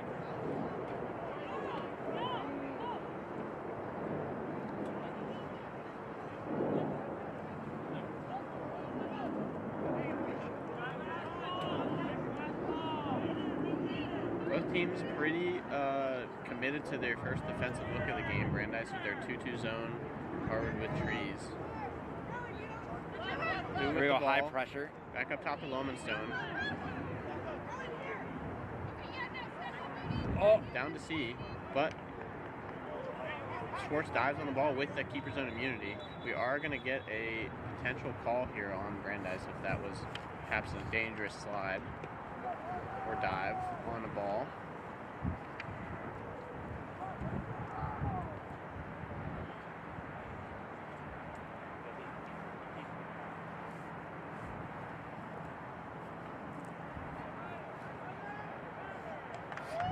Doesn't look like there'll be a call on the play, and Harvard is going to use their first timeout. So score still 42-60. Brandeis with the 2-goal lead. And yeah, I think they're just going to look to regroup. You know, those last couple offensive possessions for Harvard were a bit rushed. And they're going to want to clean that up before we get to the flag runner period of this game. yeah, they've, you know, extended period here without control for Harvard. And I think in a previous offensive possession, they tried to even, you know, drive on the 2 bludgers defense of Brandeis. That really went nowhere from the start. So Yeah, I think a good timeout, regroup on the strategy, kind of break up Brandeis's momentum a little bit, slow it down. You know, they've kept it close, so it's still anyone's game, 60-40. Yep, always tough to score on 2 dodgeballs, so definitely want to reevaluate your offensive idea there. And yeah, and I don't really mind Harvard taking this timeout before the flag runner period. They, overall this weekend, have kind of looked like they have a cohesive flag runner strategy. So, you know, I don't know if they're gonna miss having that timeout after our 20-minute stoppage. So we'll see if they get the momentum shift they're looking for here. We're about 18 and a half minutes into this game. So at 20 we will get the stoppage and get our flag runner period started. But still a couple more offensive possessions here. We're going to see if the gap gets any closer for Harvard. But Brandeis, still with control, have been very hard to wrest the dodgeballs from this game. Yeah, my guess, you know, the veteran coaches from Harvard had, you know, something to say about maybe strategizing on how to get control back, especially for the flag runner on pitch, period. Yeah, the veteran coaches that you're speaking of, Max Havlin and Lulu Shoot, legendary beaters in their own right, and they are definitely who you want to be hearing from if you're a a college beater on how to properly play that period of the game. So Brandeis with the ball and control, going to walk it up. Try to generate some high efficiency looks here as we get closer to the flag runner period.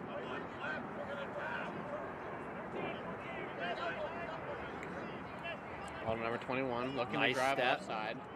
See, that was a great step up by number 12 Back to to 31. force that pass. But Lowenstone all over the pass, and Harvard going to recover. So Harvard, stepped up, kind of forced Brandeis to rush that pass a little bit. yeah, easy stop there. Didn't even have to use their beaters. That's kind of what you want, after that timeout. Get that stop. Brandeis with a vertical beater look. So Oh! that pass behind is not going to work with the beater sitting back there. Harvard's going to have to look to drive from the front side if they want to get goals against this Brandeis control. Zalowitz with the ball. Over to number 13, Prohaska. Back to Zalowitz. We are Seems like about this at the last may be the- possession. Beat made. I was going to by say, Oyon. almost had another commentator's curse out. Yeah, but Harvard going to walk away with the last But possession in this game. Beaters making a play for control. All the balls, some of the balls on the ground behind Brandeis hoops, but Oyon going to come away with one. All right, let's see if Harvard makes a play for control. All right, all the dodgeballs on the ground. Seems like Brandeis is going to keep control. Lowenstone with the ball, rips it backside. Oh, to Hoop, nice who pass! gets it in the medium hoop. What a zinger of a pass. It had to be just out of the reach of the Brandeis defender. Yeah, and Kevin Hood with the sure hands, putting his team back within one goal here for the flag runner period. So that is going to be our 20-minute intermission. Set score is going to be 120, and the score currently 60 to Brandeis, 50 to Harvard. Yeah, so Harvard made a play for dodgeball control at, that last possession. Wasn't able to come up with it, but did get that score. So Brandeis is going to keep control at the start of this flag runner on pitch period, which, in this close game Very could important, prove pivotal here. It's very important to have that control. You can, create that wall around the flag runner, prevent the other team from catching, because the flag runner being, worth 35 points, equivalent of 3 goals. It's a huge momentum swing, especially, when we have this very closely contested matchup. Absolutely. So we'll see what both teams decide to do with their beaters, but if I'm thinking along the same lines as you, I would expect both both sets of beaters to go into the flag runner game, which will mean, very exciting 4v4 gameplay for the quad ball.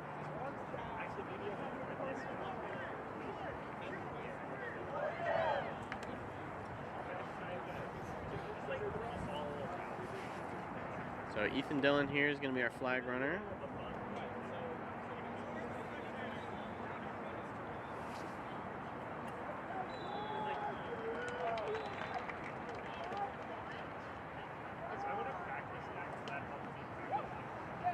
And we'll see what seeking strategies both teams are going to go for. Looks like Matan Schwartz is wearing the yellow headband from Brandeis.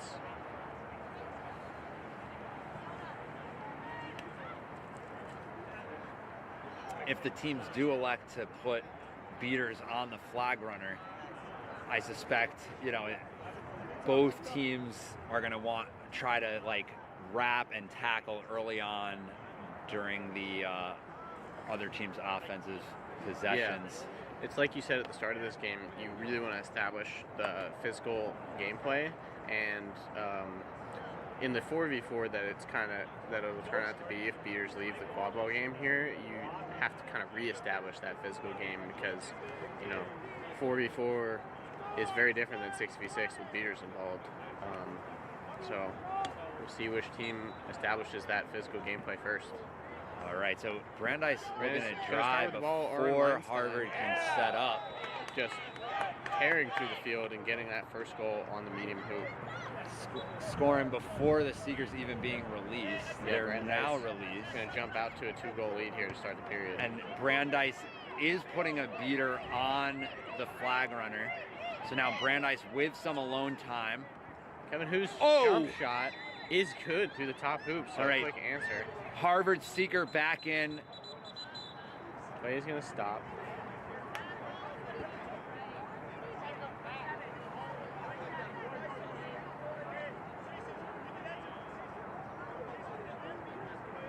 It looks like, I think at the restart of this play, the flag runner is going to be down, so there will be a 3-second count off, I believe, before the Seekers can pursue again. Yep. I'm not sure what the discussion is here, but if the goal stands, it is going to be 70 Brandeis, 60 Harvard. And looks like Natan Schwartz is going to get some one-on-one time with our flag runner, Ethan Dillon.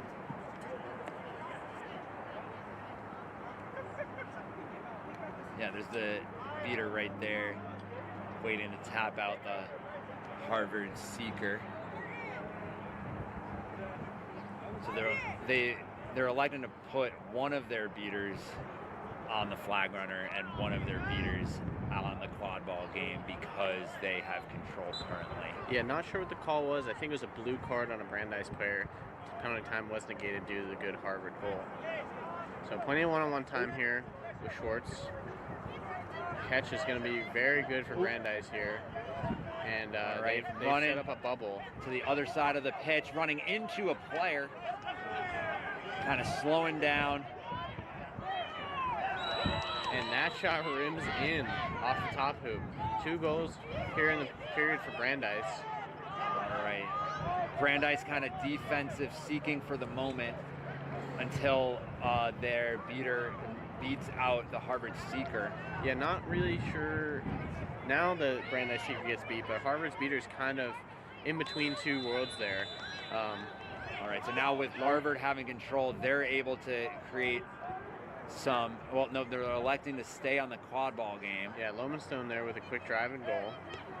Going to keep this game so within they're one hoping goal. that the flag runner able to fend off Brandeis' Seeker so they can stop quad ball players from scoring. Schwartz is getting close. Tried to do a swing move. 14th shot, no good over the top hoop. Brandeis going to recover the ball. Still going for back to 14. Oh, spins around, but and the dunk still no good. eludes the Seekers. Finds a cutting Weinstein for a goal. And that goal good, but Amidal going to stop play and talk with the AR. The AR may say the beat hit their foot. Plenty of one-on-one time for Schwartz in the flag runner game. I don't think Harvard really has seen a look at the flag runner. Well, they've been electing they had control beaters, briefly, and even with that control, they elected to keep both beaters by the hoops. Brandeis has gotten control back. So Harvard, seeing that, Brandeis seems to have the edge on the claw ball game, where being like, well, we need to keep our beaters by the hoops. Yeah. Amidal, I think, called the Brandeis score beat, so the goal will be no good. Ooh. And the ball comes out, but a great beat by Chen is going to get Harvard the ball back. Quinn Landry over to Toby Cheatham. Looking to drive. But a beater comes in, and the pass to Quinn Landry is too low, and Brandeis going to easily recover that one. Oh. David Chen, the only beater with the ball for Harvard, back in their zone. Very solid bubble around the flag runner. We're going to have a Seeker sub for Brandeis, get some fresh legs in. They're electing, to have their players with very long arms. Yeah, seek. Always a good idea. And I believe This is Rowan for Brandeis now seeking. Saw them make a catch yesterday, so we'll see if they can do it again. Toby Cheatham going to jump on that ball for Harvard, and they get another stop. Game still within 1 goal. But Brandeis not giving up their dodgeball control.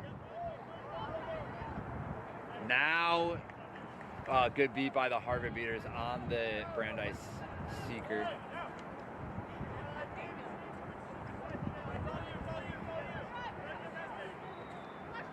Yeah, Harvard looking to use their dodgeballs on the seeker while they're on offense. Right now they're giving their Harvard seeker opportunity, but the broom gets pulled out. It's a move that gets done frequently.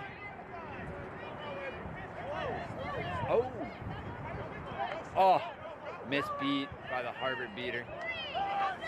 And Brandeis with control again, looking to drive. Oh wait, we may have a catch. We may have a catch here. The flag runner is waving it off. So the tail was knocked off. But we're going to have a discussion. There was a USQ rule where if the seeker had possession of the flag at any point, even if they dropped it when they hit the ground, that the catch was so the catch considered good. is But this no one good. is no good. So the flag runner kind of immediately waving it off. Yep, usually a good sign that it would be called no good. Still within a goal here, but Brandeis looking to drive. Understand up top. Oh, That the was- hoop gets is knocked down. And They're we'll going to call it. It see. looks like AR has their hand up. Beat has been made. They're going to call the knocking down of the hoop, it seems like. Or that's what they're discussing. We'll see what the HR decides.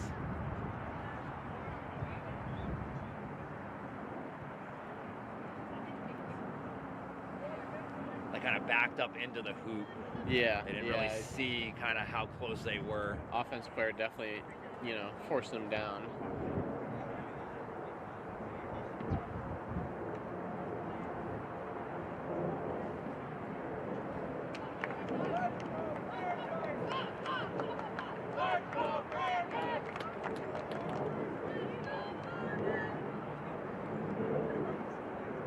So it looks like there will be a dislodgement call on number 12 Harvard, Lucy Duncan. Kind of a tough spot to be in as a defender. The ball will go back to number 14 on Brandeis for a pretty short goal. You said that before. I'm pretty now you're more confident that I won't curse it this time. Brandeis looks to go up 2 goals. Oh, and they do. Not the double commentator curse. But we do have a stoppage of play. And I think because the hoop was knocked down, Alex Amadal may give a card to number 14 for knocking a hoop down that wasn't necessary. Or is it just after? Yeah, it's just after. Yeah, I think the goal is still good. The foul happened after. Yeah. So yeah, that they just confirmed that the goal is good. So Brandeis now up 2 goals. Almost had the curse that again. Been I was a like, crazy way to get it. But Amadal not willing to have that happen to me twice. So Brandeis 90, Harvard 70. Still looking for a flag runner catch in this game, as beaters seemingly abandoning the seeker game at this point. Cheatham with the ball up top to Gwyn Landry. Driving push shot, medium nice hoop, shot. good. Harvard back within 1. They just don't go away. So Harvard near the flag runner. Brandeis trying to get in there to defensive seek. Now the beater comes in. Yeah, Joy Shen doing great defensive seeking work, but Brandeis beater is going to give their seeker a look anyway. Number 14 with the backhand goal is good. And Brandeis jumps out again to a 2-goal lead. Now a catch will win. Brandeis' seeker diving all over the place for this flag. Really wants it. Knows how important it is to get those 35 points. And Ryan Callahan from Brandeis kind of making a bubble for their seeker with just 1 dodgeball. All right, now they get beat out. Gwyn Landry floats it up top to Lowenstone. Ooh. The drive is good Thought there was All right, some now we high have some alone contact. time for the Harvard Seeker, but immediately get gets the unburned. broom pulled out. Still within 1 goal. This Harvard team is not giving up. Beat made on the point defender. Pass Oh. behind to number 1, but the beat is Oh, but made. Brandeis Brandeis gets the to pick ball. Shot misses. 14 going to recover and slow it down. Baton Schwartz back in the game for Brandeis as Seeker. Looking to win this one with a successful pull. All right, so we have Schwartz back in. Oh, almost catches it.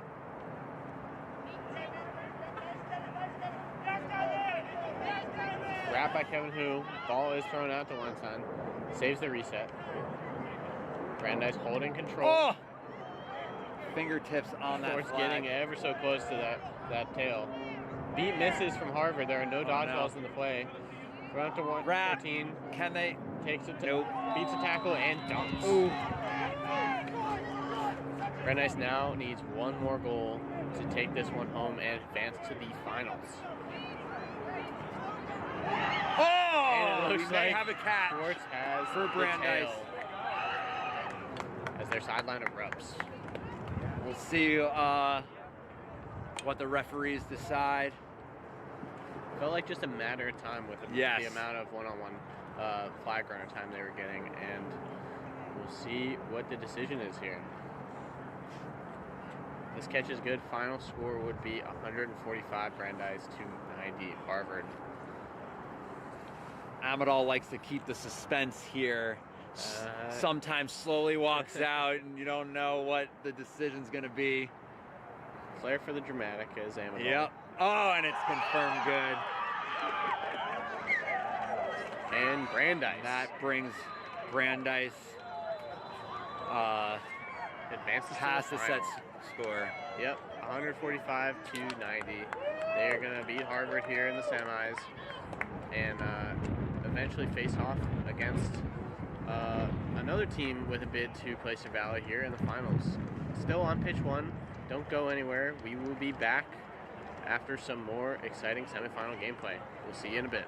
All right, thank you.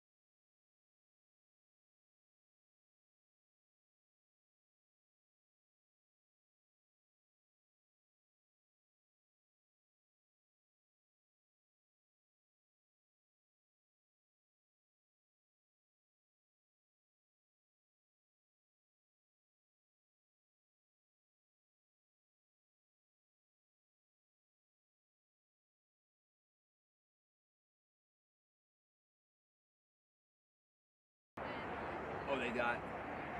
We're looking for a camera operator. No, but also there's a new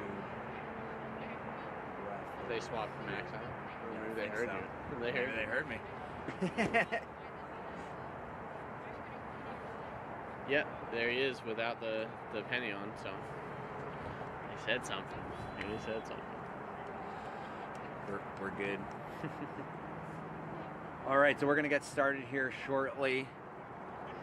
This is the matchup between Case Quadball and Boston University Quadball. So, very important game here for both teams. This is a bid game. So both these teams kind of made their way through the lower bracket, and this will determine who gets a bid to Placer Valley here in April. So expect some hard-fought quad ball from both sides. Yeah, I'm excited. You know, if Boston University has watched the tape, they know that Case is going to try to, on offense, look for the player behind the hoops kind of cutting. So Yes. they're going to look to defend on that. Yep. And, you know, both teams have very prolific offensive players, Case Western with Titus Chan and Boston with Zachary D'Onofrio. However, one key distinction, D'Onofrio is not playing today. They are on the sidelines, you know, resting up. Hopefully they're doing all right. But Case Western will hopefully know that and, you know, have a bit of a game plan for the rest of the Boston players. So we're about to get started here.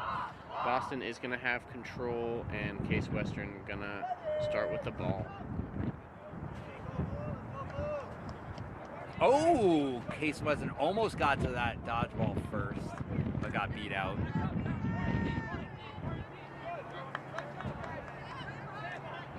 So Chan passes over to number 19, back up top to Chin. Case Western looking to make a play without control. Beats are made. And it's I called exactly what you call that floater over the top to the alley-oop. Has been working all day and all weekend really for Case Western. So Boston already calling out, gotta stay behind, gotta look for that cutter, as if you are not ready for it, they will make you pay. Boston still has control. High pressure from Case's beater. They now get beat out. In higher with the ball, looking to drive. Pass a little too high and outside, and that, you know, with the wind is going to float through the Case Western bench, going to be their ball. That pass was there, but yeah, just off the mark. A little too much air under it.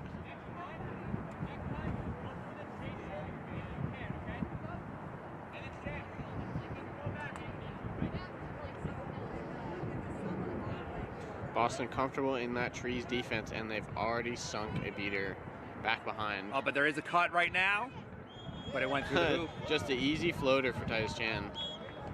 You know, almost a bit too much extension for the behind pass.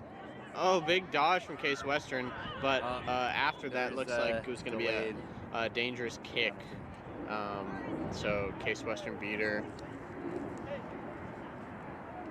And Ashley Chow going to go to the box for that one.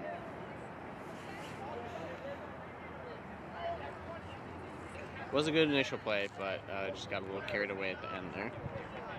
All right, so we restart.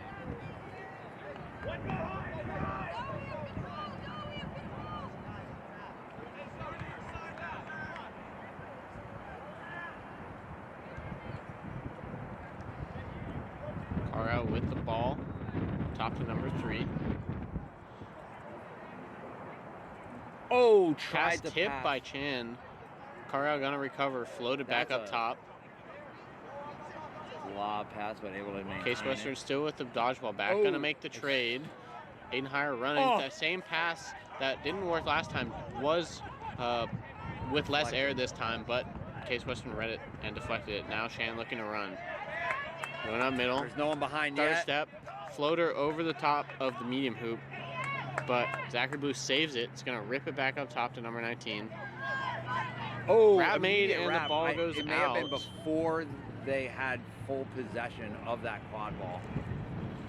Unfortunate that they tackled while Case was bobbling the quad ball, so not sure if the player had full possession. Yeah, could be a helpless receiver call, could be a back contact. Either way, contact on that quad ball was deemed not good. Going to be a yellow card by head ref Liz Stone for Aiden Heyer, and Case Western will get the ball back.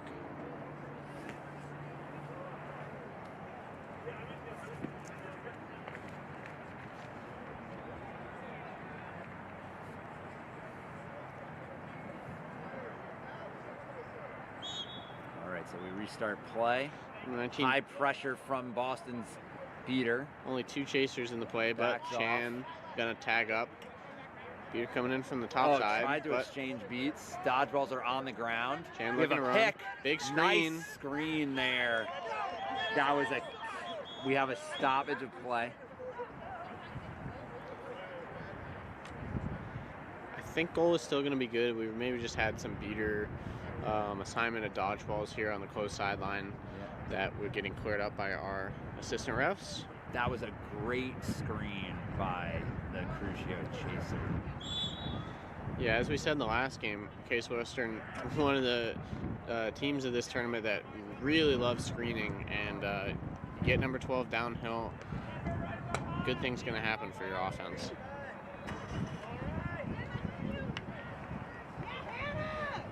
In higher with the ball. Boston Beaters using their control. Ooh, pump fake. Higher driving left side, wrapped up by Chan. Bounce pass, and the hoop goes down, but the ball not goes before in. the ball goes through. Good shot by Carl and great pass. If the other passes don't work, maybe try a bounce pass, get Yeah. underneath the defense. No chance to get too much air under it when you're bouncing off the ground. Oh, almost a catch. Exchange by of beats the beater. made. Tyce Chan driving, kind of just tosses it up, and that ball going to the left corner. Oh, but Kick kicks tries to their stay it player. in. It's Blue still with the them. ball. BU Oh, thought is about the dunk and now nice. goes for So it. way to stay with the play for Case. Yeah, definitely still making their money behind the hoops is Case Western. Jumping out to an early lead in this one. Score is 42-10, Case Western.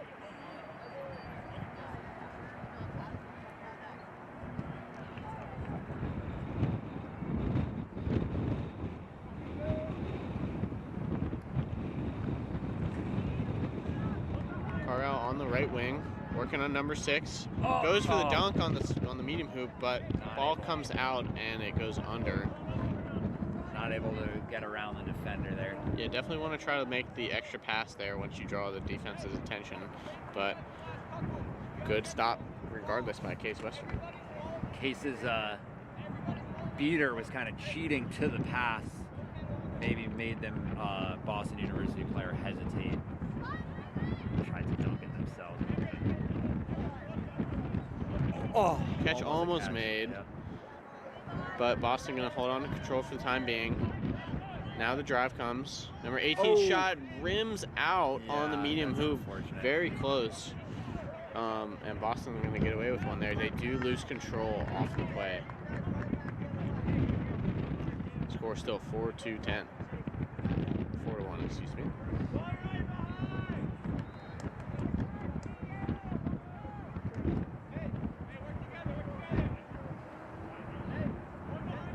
Boston Beaters looking to work right side to get control back. That pass a little to the out of referee. control, but Cargo gonna save the reset. And again, very close to the midline, but reset not used. Right. Now number Dodgeball's 3 on the ground. throws the higher Beaters left diving side. on the dodgeballs.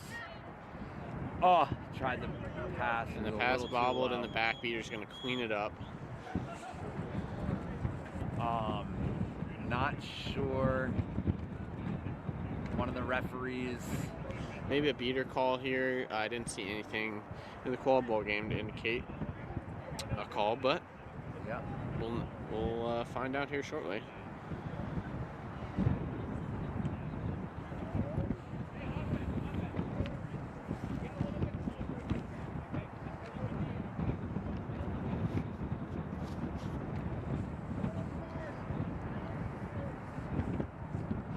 going to be a yellow card on a Case Western beater, number 16.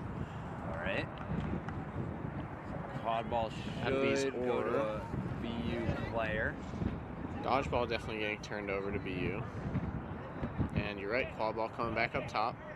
There's defenders for Case between the Quadball player and the hoops. Dodgeball still in the play. With the drive, so we got a pass. Yep. Throws up top to number that was 0. Oh, that was dangerous because that was a lob pass. Yeah, I very feel like floaty. the beater could have tried to get the beat attempt. Floaty with the wind, but nonetheless, good goal for Boston. Get back within 2. Took a very long time for that pass to land into the Chaser's hands, but it does. Scored.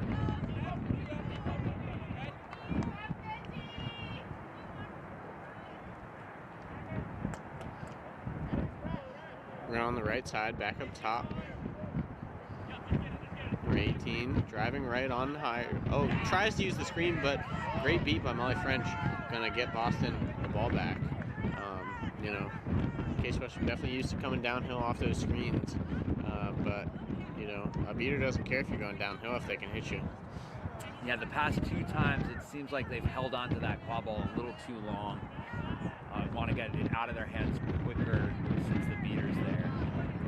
Number 0, Aiden Hire driving right and ripping a shot top hoop, and that is good. Good job from BU, kind of capitalizing on those defensive stops, scoring as well, and bringing it back to what looks like it's a 1-score game. Yep, 4-2-3. Hire definitely making that left side wing his playground, you know, scoring from multiple angles. And we'll see what the point defense goes. Pass to 31 is a little too easy on the medium hoop. Yeah. And Case Western responds, back up 2. BU was sort of cheating to the Chaser behind the hoops, so left that position by the medium hoop and the front part kind of open for that pass.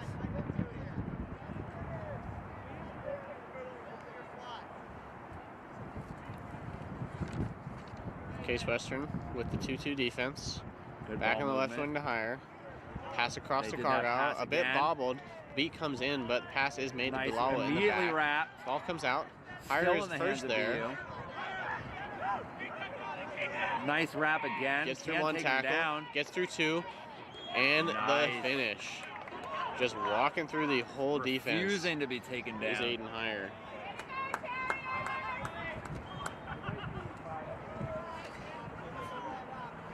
And we're back within a 1-goal game here. Case Western still out in front, 5-2-4.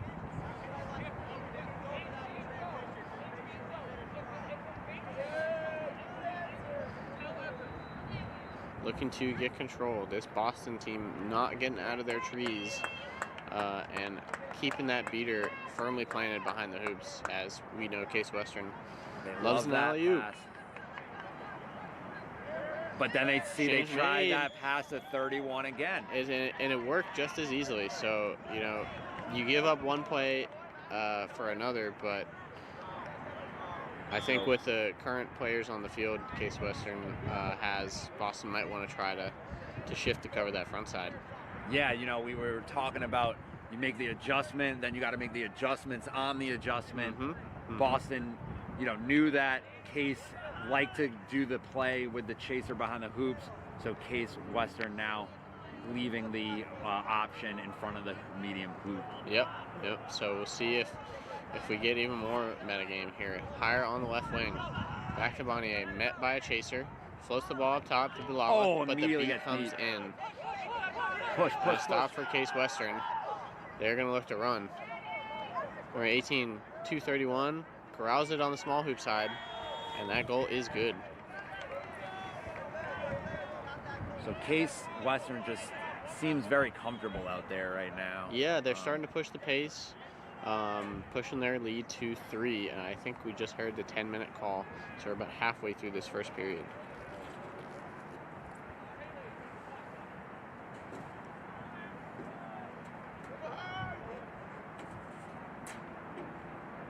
Boston with dodgeball control beats out the Case Western beater. Carlisle back up to Oaks in the middle, over to Hire. One-hand catch. Shoulders his defender out of the way and dunks on that small hoop. And he's really been a force to be reckoned with. You know, bright spark in this Boston offense. Playing heavy minutes here too. So yeah, that shoulder bump kind of opening up some space for that shot. And a good finish. Score is 7-5. Case Western ahead by 2. Dodgeball's on the ground. Ball on the left wing, looking to finish in that small hoop, but it just goes over the top. Misses the dunk, but and the beat is made on 23. Nice. The ball is going to get turned over to Boston, and no dodgeballs in the play for them. As a chaser, you love to hear your team just scream none up, but they make a shot. Bit of a slow break, and the ball just kind of lazily floated over. Going to give the ball right back to Case Western. I think they had time there to, you know, maybe try something else. The meters for Case Western weren't in the play yet. Yeah, you get a little excited as a chaser with those no dodgeball situations, and sometimes it gets the best of you.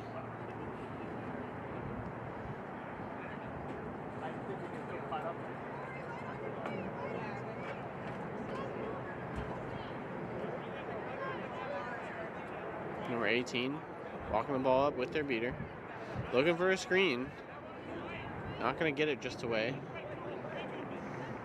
Now coming right side. Oh, nice. They did the alley-oop, but just misses that free agent T-joint defender. Yes, still making stops every game we see. You know, very hard to score on that thing sometimes. But Boston going to walk away with the stop. Still has dodgeball control.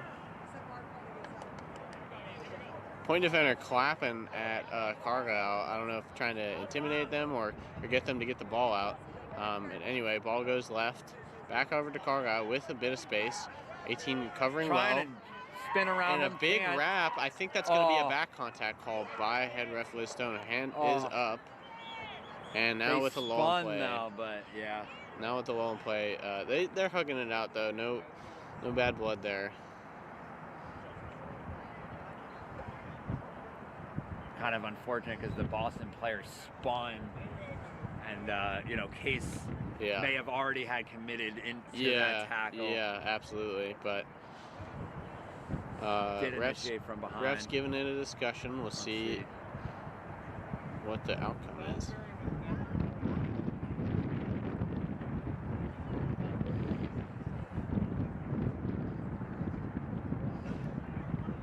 It's going to be a yellow card for Case Western number 18 for back contact.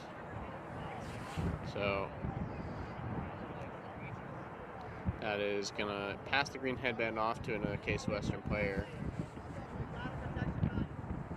And it is going to give Carlisle some room to work on this right side.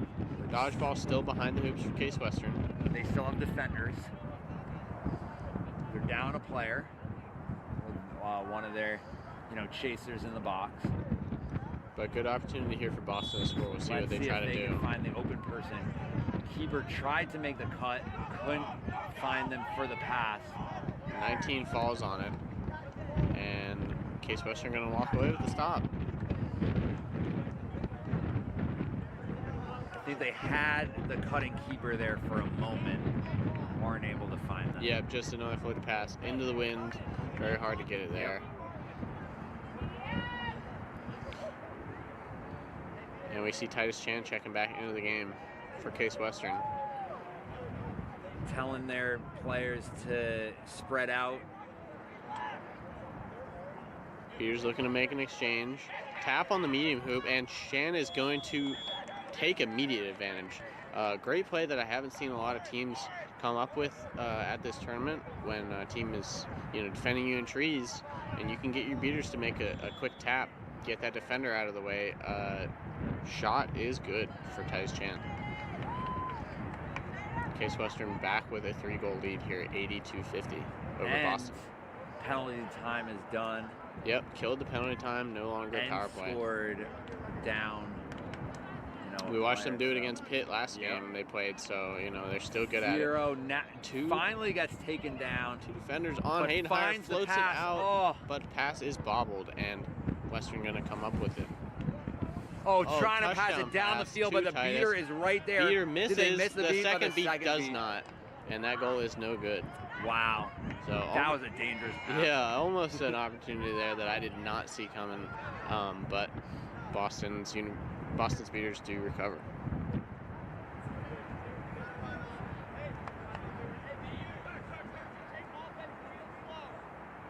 Head coach Ethan Dillon for the Boston squad telling his team to take it real slow. Has been very vocal this whole game. Love to see it. Love to see the coaches out here, strategizing with their team, cheering them on. Yeah, I think definitely Dillon aware of the fast break potential that Titus Chan imposes, and wanting his team to be methodical, get back on defense, and not give up those free transition looks. Pass gets bobbled and ball goes out of bounds, but they will get back on defense with their dodgeball control. Yeah, BU keeps trying that pass to the far wing. It's been bobbled a couple times. Pass 31. Oh, now blocked nice. Out. Denied. Great hands by number 99 Ortiz there, and Boston's gonna get a stop in that play. We were asking them to come up with an answer, and it turns out it's just what a person win a 1v1 on that medium hoop. So great stop by Ortiz. Boston's gonna keep control for this offense as well.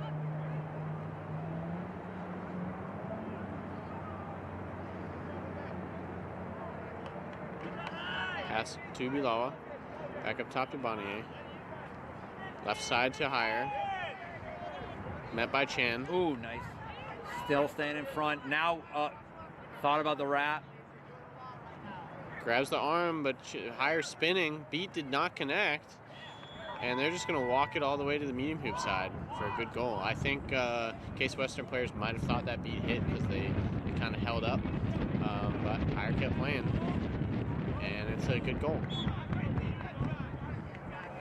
Chan thought about, wrapping and tackling, backed off, know that one of their players got that yellow card earlier, made them nervous about that. And that was all the space Hire needed. I think they have at least 3 goals in this matchup. Chan driving right side and dunking on that medium hoop. It's been a deja vu again. They keep trading off those one-on-ones on that medium hoop. Chan loves going right and gets another goal there. Case Western back up 3 goals, 9-6.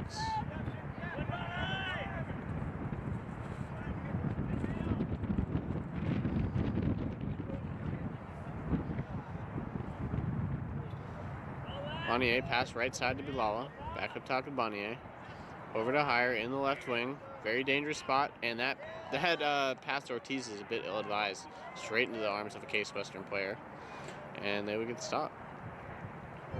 Just a bit compressed there from Boston. Would like to use that space behind the hoops more. Cuts are a good idea against a 2-2 zone, but that was right into a waiting player. 31 again. Shot is, wow. Nice bullet shot there. What a rip from Zachary Blue. Wow.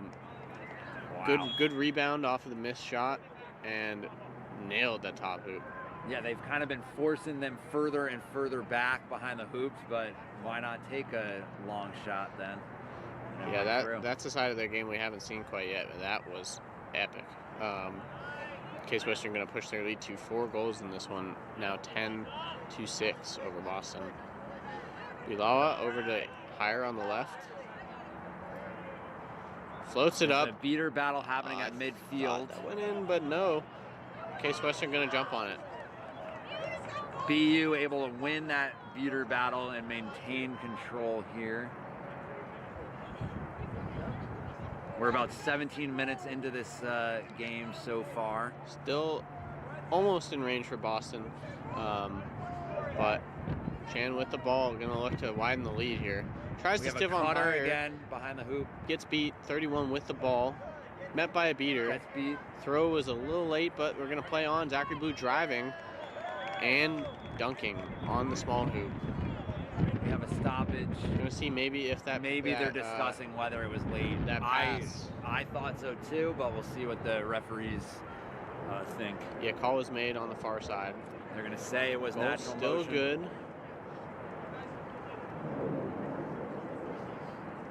The score will be 11-6.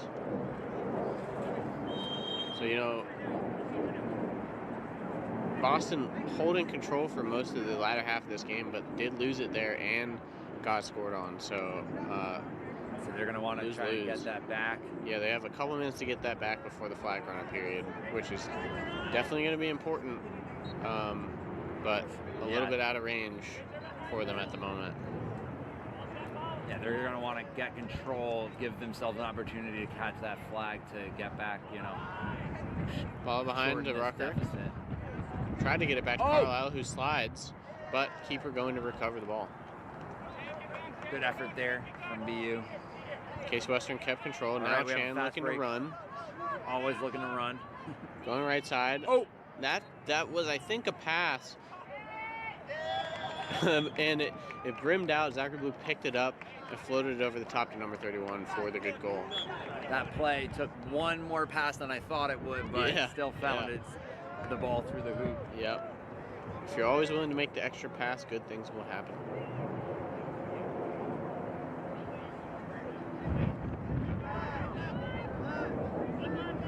Higher with the ball, up top to Bilawa.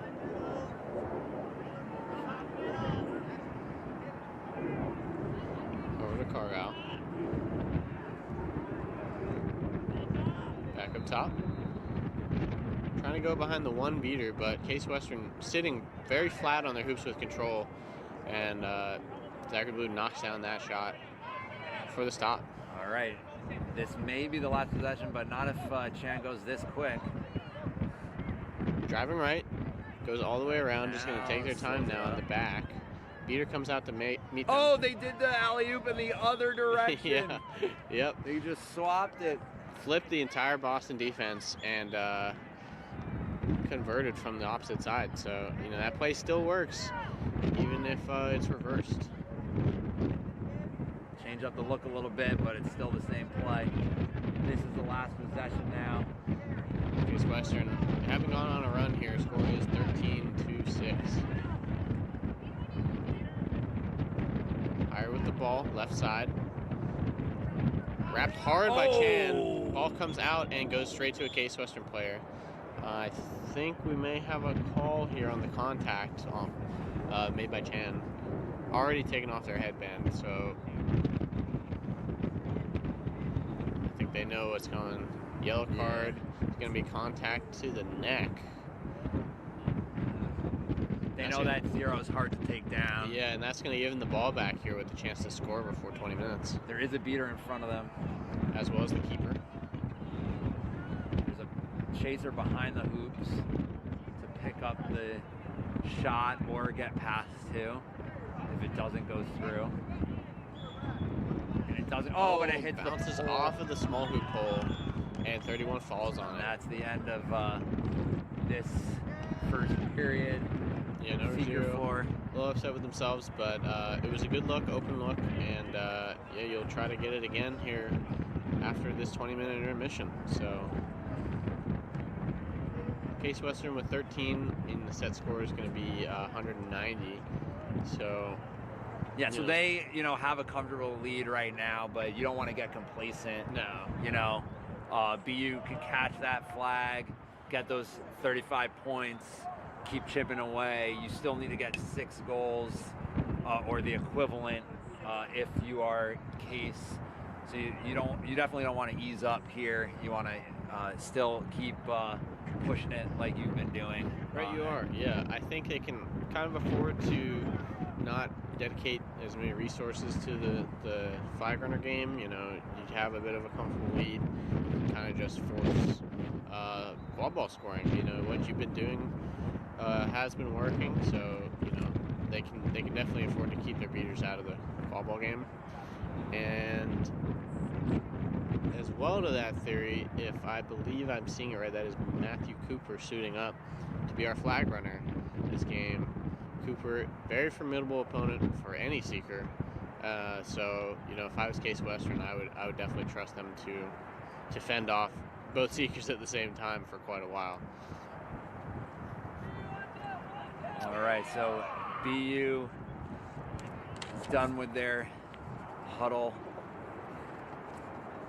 Now, interestingly though, Chan will be in the box to start the flag runner period. So BU gonna have a bit of a power play, hoping to get one goal out of the start. But yeah, we'll see how both teams decide to play this, knowing about this little power play. Yeah, they gotta make stops, score, chip away at this lead. A catch of that flag would be good because that's worth the equivalent of 3 goals. They have some ways to climb here, but it's not over for sure.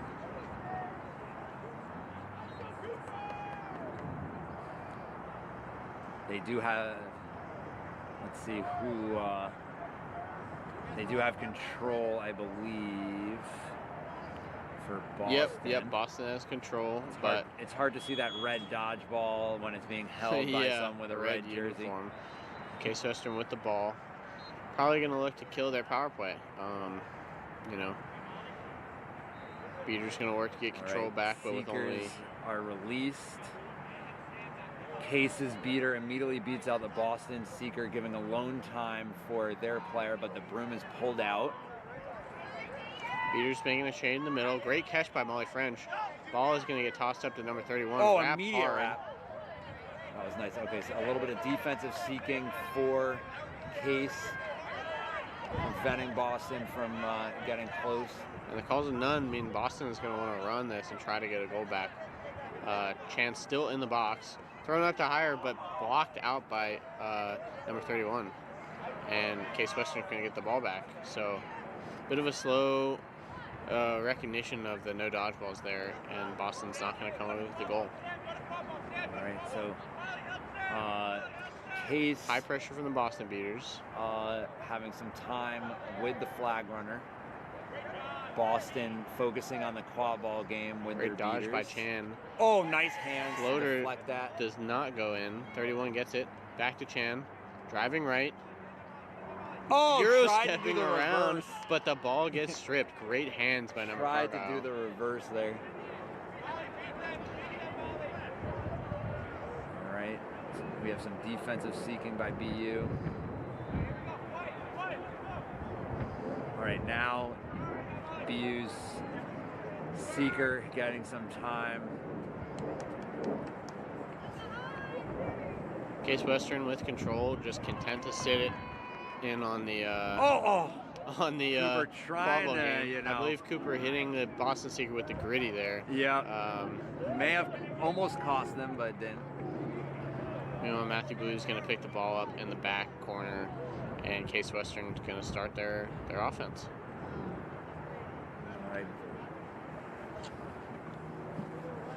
All right, so BU seeker getting beat out.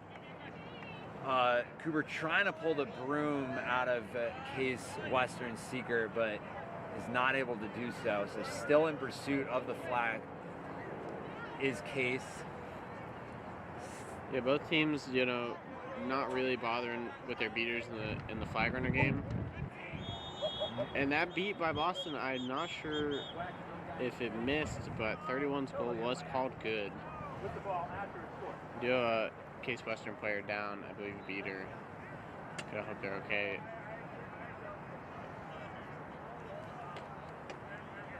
I think the shot, the force of the shot, maybe the ball hit them. Yeah, but they're walking away under their own power, so we'd love to see that. We have referees communicating and discussing. That goal is good for Case Western. That would be the first of the flag runner period to open the scoring. and put them with 5 more to go.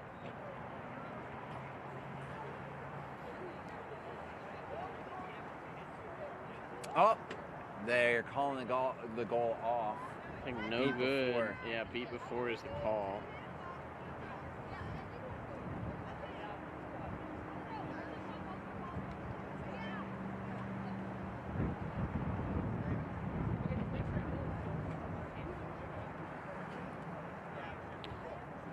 Looks like almost all the dodgeballs are on the ground though, so if you're Boston, you might want to run this.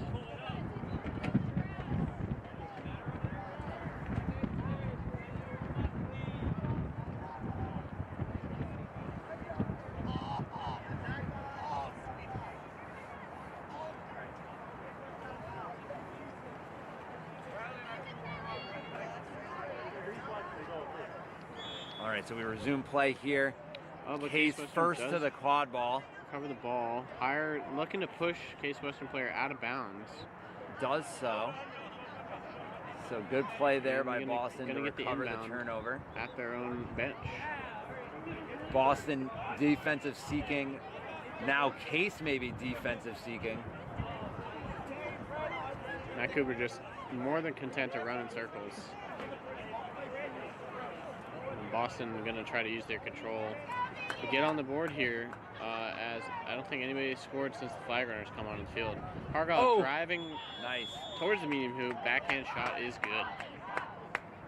So Boston going to open the scoring here. Score is 132-70. Case Western still in the lead. All right, so BU seeker beat out.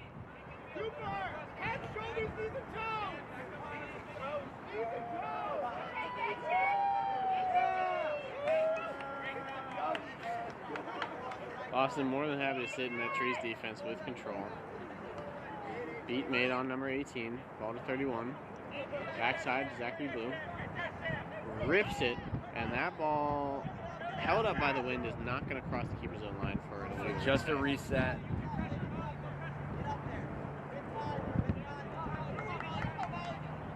Over to 31 on the right wing. Breaks the tackle, takes a beat. Okay. Gets the ball back up top, but the beat is made by Molly French. And another beat is made. Case Western is still going to hold on to this ball. Another beat. A third beat. Beaters having a Trading field day possession. out there today. Now HP Bilawa running on her own. Oh! And the shot is made. Great shot by them. All On the started medium by hoop. all those beats. Just kind of sauntered down 1v3. And Boston's going to get another one on the board here. Score is 132-80. That score is chipping away. 190. Cooper with the power walk. Definitely a power walk, and Still the kids would evading, say, still evading the seekers. I think the kids would say he is aura farming on these seekers right now. All right, we have a That's seeker number sub 19, and that for is Boston. good. That medium hoop look that has worked for Case Western before, now showing up in the seeker game. I think there's just going to be a beater infraction here. Kick after beats, as Cooper's doing the worm. Looking like it's going to be dodgeball turnover and a yellow card for Crucio beater number 16. Gonna be another driving opportunity here for Boston. Let's see if they make good on it. Wind picking up. Still a factor out there.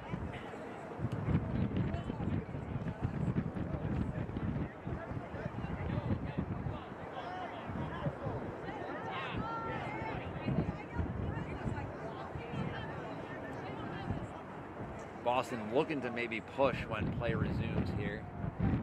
They're in the stance.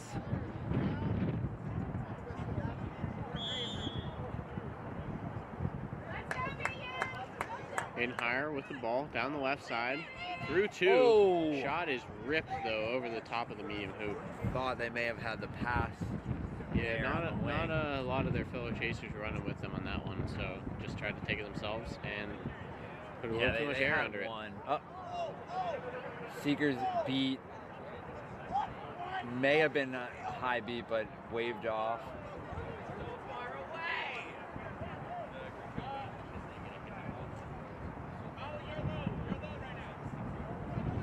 Plenty of You one-on-one time trying here. to grab it.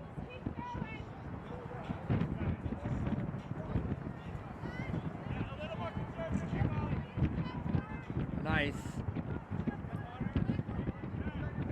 Pace has definitely slowed down for both teams, but Tice Chan back into the game with the green headband for Case Western. Screen set, looking to drive right, favorite side. That floater just over the top, off the hands of number 23, and Boston will recover. Now looking to run. Aiden Higher down the left side, cuts back middle, cuts back left. Met hard by Chan, and the ball is out. Good hands from Chan, and he is now looking to run, but the beat connects. Case Western Still will has pick it the up ball. though, number 19 going down the Can right the other side. beater get there? Does, and Big the tackle. grab and a beat. Getting beat while you're being taken down. Great defense by Boston on both of those fast break attempts.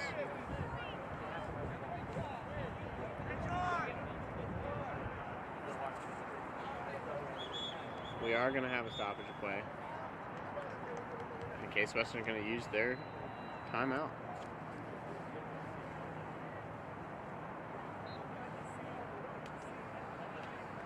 BU, fast breaking, past couple of offensive possessions, hasn't been able to find the ball through the hoop, but the pace has definitely quickened. So, probably both teams are going to welcome this brief timeout to get their I breath. don't think time might have been used before this game, so. And catch your breath, get your offensive strategies back in order. Meanwhile, Matt Cooper doing push-ups in the middle of the field. Now doing burpees. Must not be. If you're at home and you want to get a workout in, you can follow along. Follow along. Challenging these college seekers to give them a bit more of a workout in game. So this is what he does in his spare time. But yeah, neither team really committing any extra resources to the seeker game. They're just kind of both down teams have been kind of switching off between trying to go for it and defensive seeking. But yeah, the beaters have focused and stayed on the quad-ball game for both teams.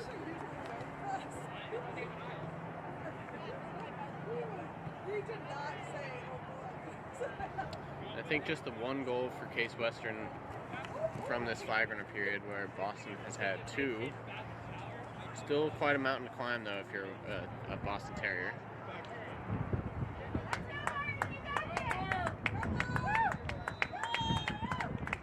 So we resume play here.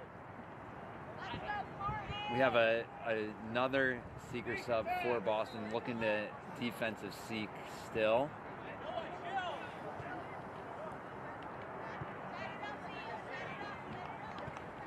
They're doing push-ups during the game now. Right side to Carlisle.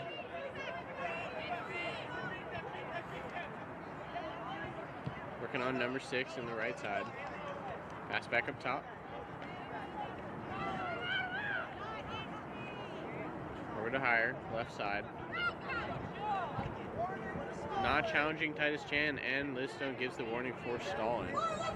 Right side to Carlisle. Now making a move, wrapped up by number 6, but the ball is out. Higher with the ball. Now going right side, over to Carlisle. Beaters thinking about pressing, but gonna walk back into their zone. Long shot taken, blocked out by number 23. And after a beat, Case Western's gonna fall on it. Just tall enough to get their hands on that shot to deflect it.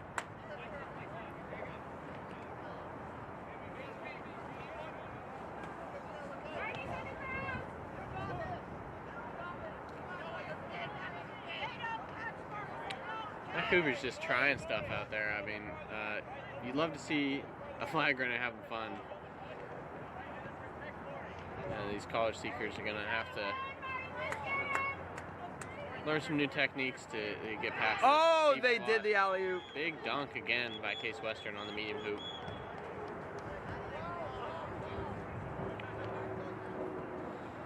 We're going to stop play though.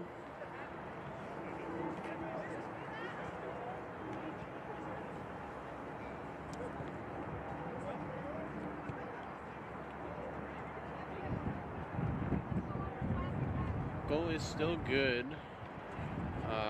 Head ref Listone having a discussion with the Boston beater and one of their coaches. But it looks like no other calls on the play. So Case Western now needs 4 goals to win this one. Score is 150 to 80. Set score 190. Boston still with control. We have, again, still defensive seeking, so it's been hard for the seekers to get near the flag. Yeah, more than content to let the seekers do their thing as they try to get their chasers open on offense. Catch man on Case Western side, gonna win them control. Pass to Hire on the left. Driving on Chan, big wrap in the keeper zone, and Chan wrestles the ball free. That was a nice tackle. Another big stop by Chan, but looks like Hire was shaken up on the play. We're gonna have a quick stop to make sure they're okay.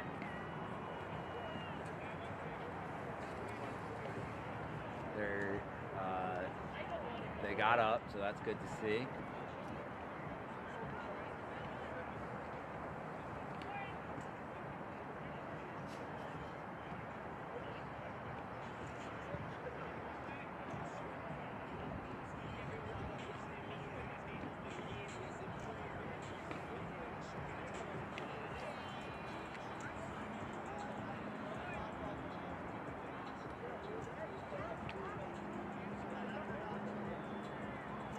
Again, both these teams, fighting for a bid to nationals. Yep, winner of this game will secure their spot in Placer Valley in a couple months.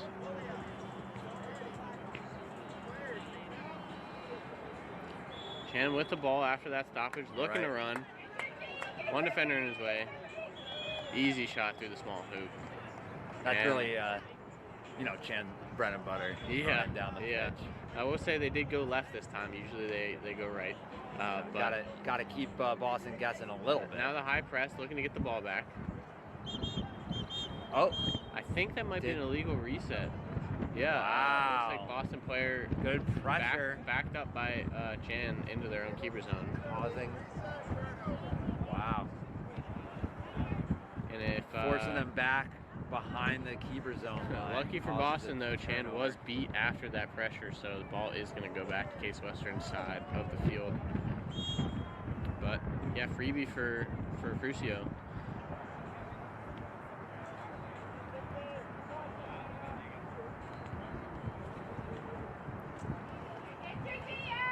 Back into the half court.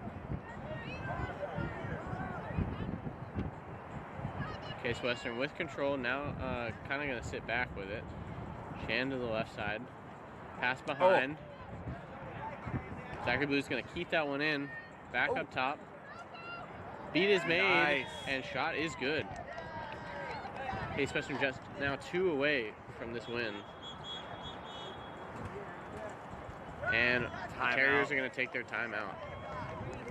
See if they can muster up some, strategies here to stop this offense, because it's been all Case Western the last couple minutes.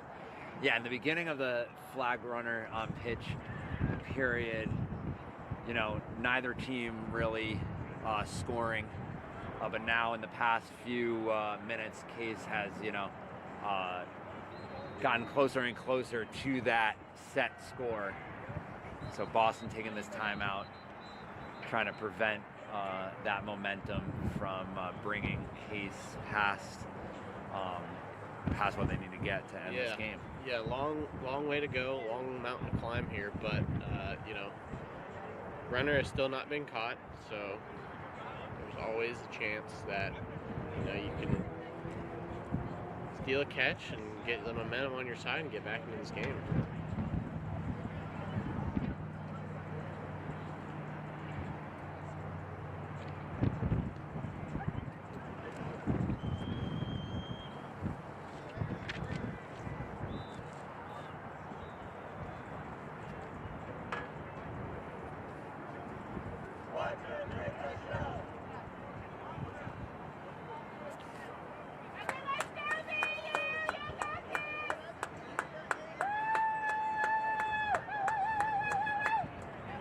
Fans trying to cheer on Boston University. Yep, the Terrier faithful.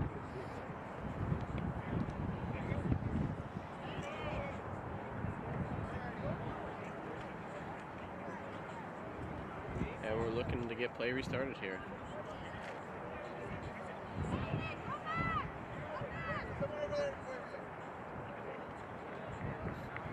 Having to call a Boston player back into their bench though before we get started.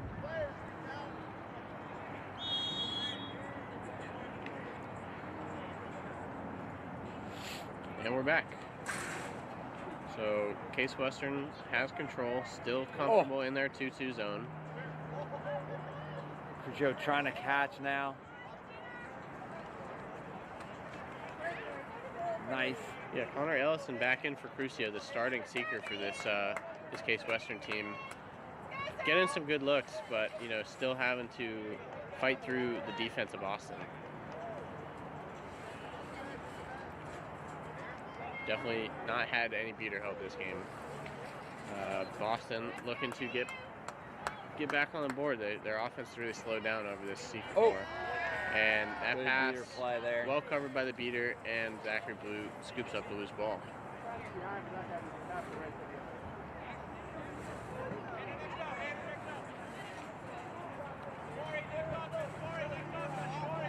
Case Western beaters with control. Looking to do something against this Boston Trees. Now going to 1.5. Number 31, big dunk on the medium hoop. And that's going to put Case Western with one more goal to go to get this one. And secure their bid to Dodgeballs are on the Nationals. ground. All 3 dodgeballs on Case Western's half.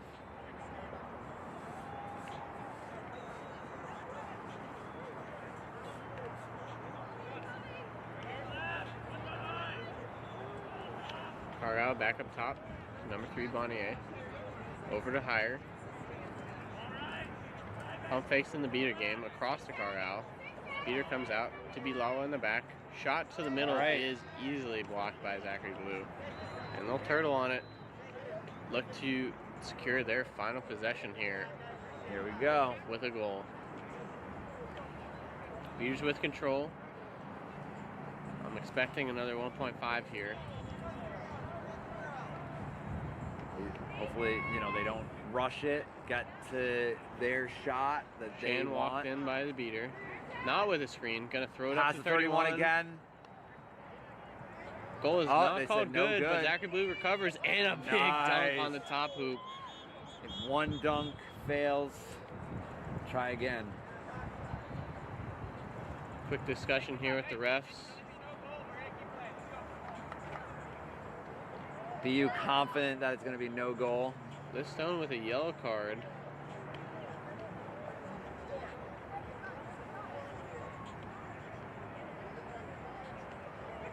I think the yellow card was on a beater. a beater. Yeah. I haven't seen anybody go to the box yet. It looks like it's going to be number 28 for Crucio. The dodgeball turnover and the goal is going to be negated. So still some Play life in this one resumes for Boston. before the player made it to the penalty box.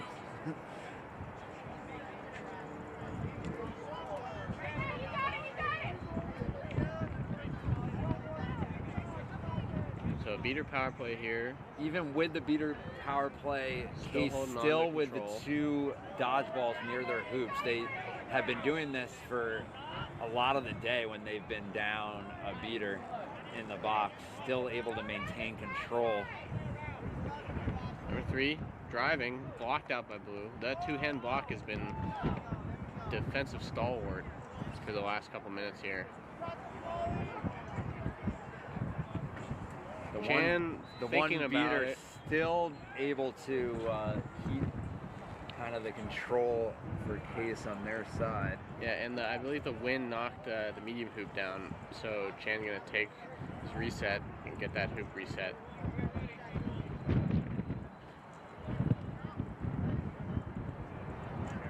Like I said, likes to go right, so you know he was gonna want that medium hoop up for this potential final possession.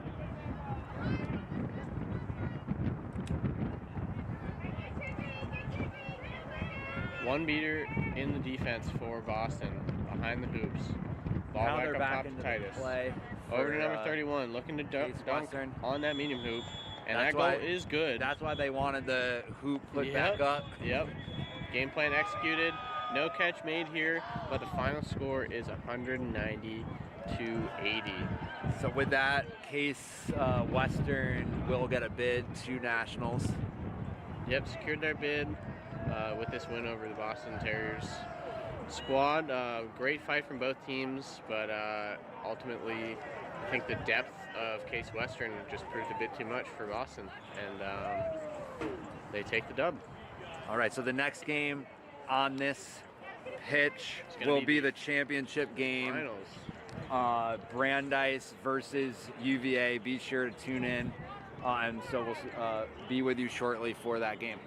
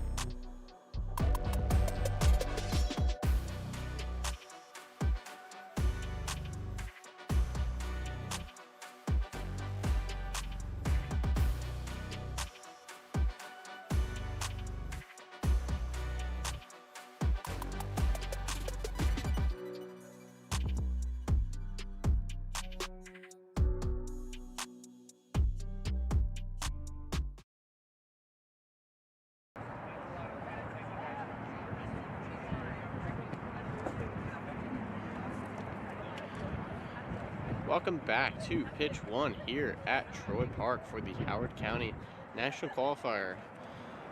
We are at the final game of the day, day 2 here.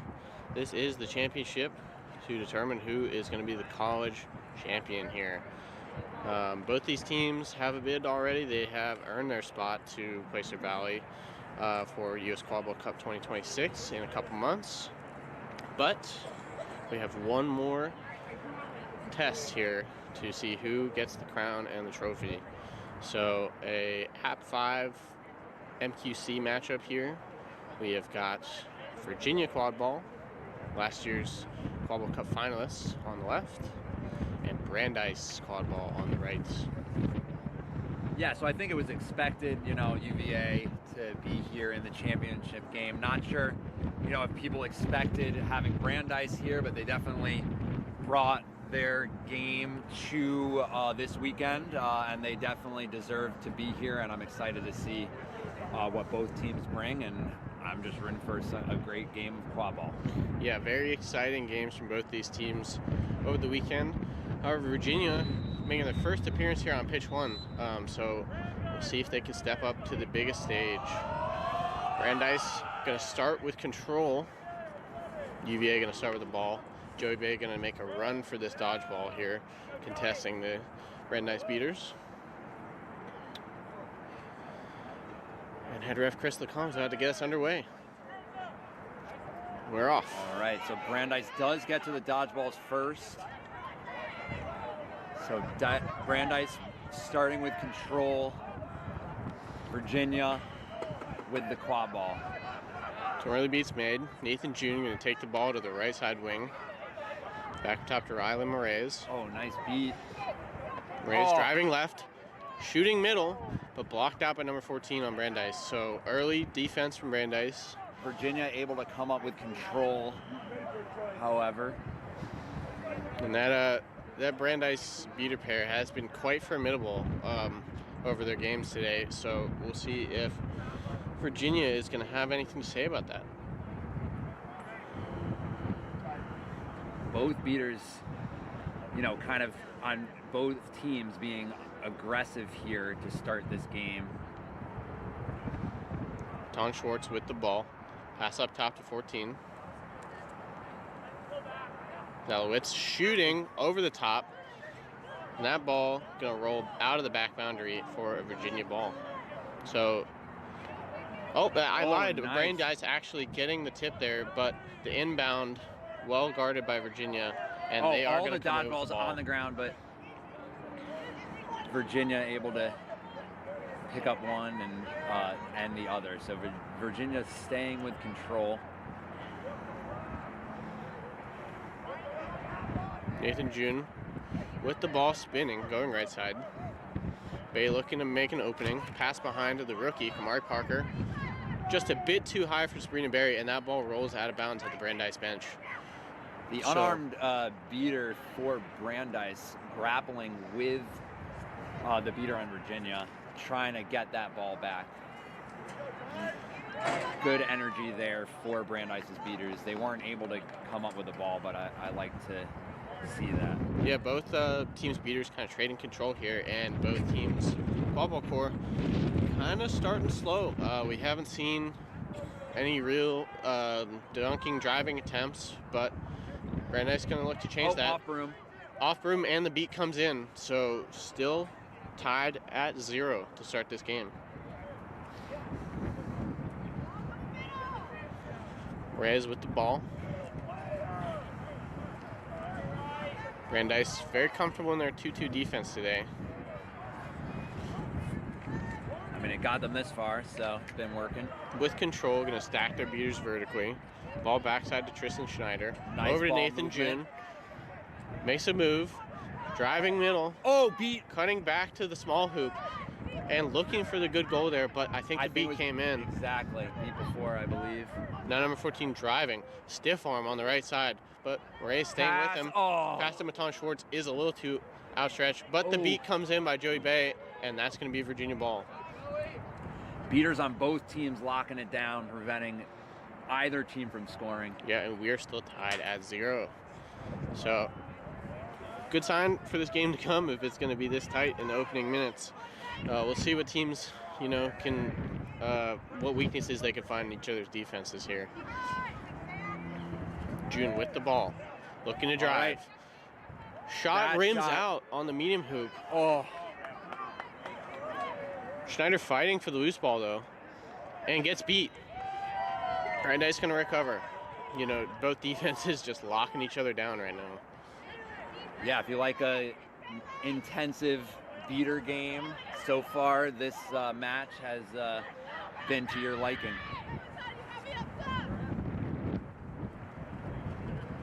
Shorts with the ball, passes Alowitz on the wing, walking it down the left side. Another stalling warning here from Chris LeCompte. Very quick to make that call. Has Met been by June. all weekend. Throw up top to Weinstein, and that ball just floated a little too high. Riley Moret is able to block. Now Moret The beat. takes off down the left side. A beater is back in the play for Brandeis. On the ground. Gonna slow it up. Floater is blocked out, and nice June beat. can't dodge the beat. So another stop for the Brandeis defense. It has been all defense. beaters and all Exactly. defense these last couple possessions as we still await a goal. Nobody's on the board yet. If you're just tuning in, this is the college final here to get the champion crowned at this Howard County National Qualifier. So right now for Brandeis, there's no chasers in the backside of the hoop. Yep, all on the front. Weinstein Oh. looking to make a quick pass, but Miscommunication that was there. not ready for it. And Virginia will take the easy stop. I think both teams definitely still kind of settling into this one. They're looking a little nervy out there on the offense side of the ball. But, you know, plenty of star power on the offensive side of both of these teams. So I expect to see some goals starting to stack up here. 2-2 for Brandeis. Moret's back to June. Oh, nice beat from Virginia and Bay makes a swatted beat. the Ball to Barry in the Weather back, out. but no tipped by dodgeball Zalowitz. opportunity. But there was a scrum. Virginia not able to capitalize, but Virginia does get the dodgeball control on that possession.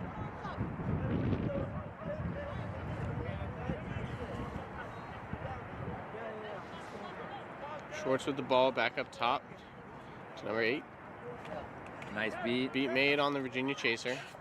But that pass is just too soft slow. pass. Now Tristan Schneider looking to run down the right side. There's one Met by defender. Oren and Weinstein. they get around them. Cuts back to Uncontested. the left, and that is our first goal. Good break by Virginia. Let's see if the floodgates open now that we finally got a goal on the board. Yeah, I will say I haven't seen them, do it much yet this game. Maybe they'll start now that they've got a goal. Virginia very eager to high press teams at their midline. And you can already see chaser Nathan June ready to meet the Brandeis team as they cross half with Joey Bay lurking behind him. Shorts with the ball back to Zalowitz. All right, now Brandeis having their chaser behind the hoops, kind of spreading Virginia's defense. So it gets its man up in the air, but Schneider's got quick hands and is going to knock that ball forward to get the stop. Yeah, telegraph that shot a little too much. And he just kind of lost track of the line there. That's what happens when you haven't played on pitch one throughout the weekend. Backed up into his own keeper zone, and that's going to be an illegal reset. Brandeis gonna feel a bit lucky about that one, but we'll take any turnover we can get. Hard to see that faint white line out there. Yep, but got to be aware of it. And Schneider heading to the box. Illegal resets are not cards, so I'm wondering if there was some extracurricular activity after that turnover was made. Only speculation though, don't know what the refs may have decided down there, but we are going to get back into it now, albeit with a Brandeis power play. Virginia still with control.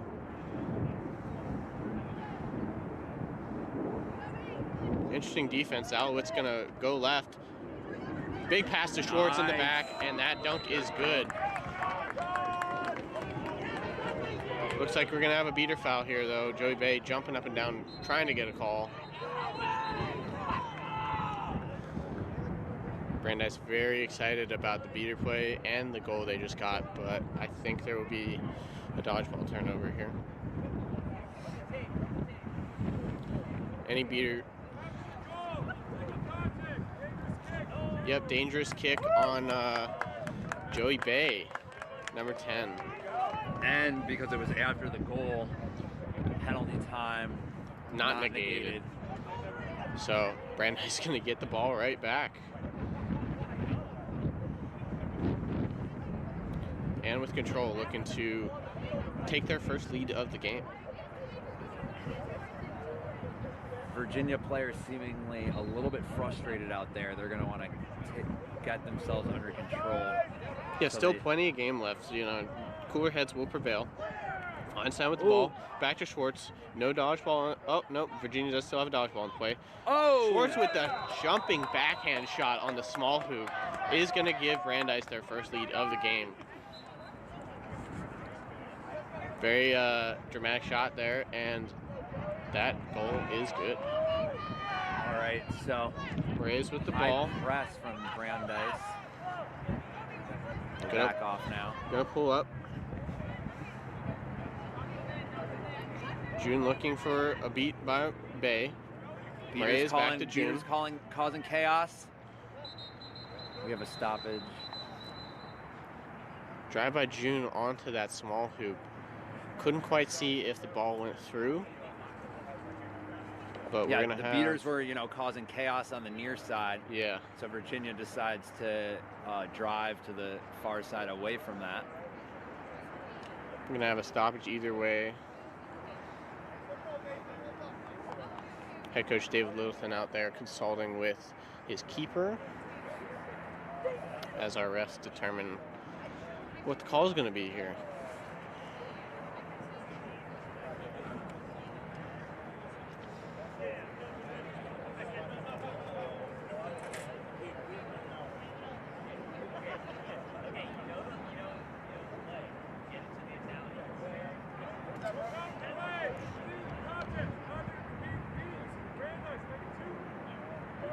Contact after being beat. Yep, that's going to be a yellow card on the Brandeis beater, number 32. Looks like goal was not called good yet because that would have negated the penalty time. But So it goes to the Virginia chaser behind the hoop. There is, a Brandeis defender and a beater nearby.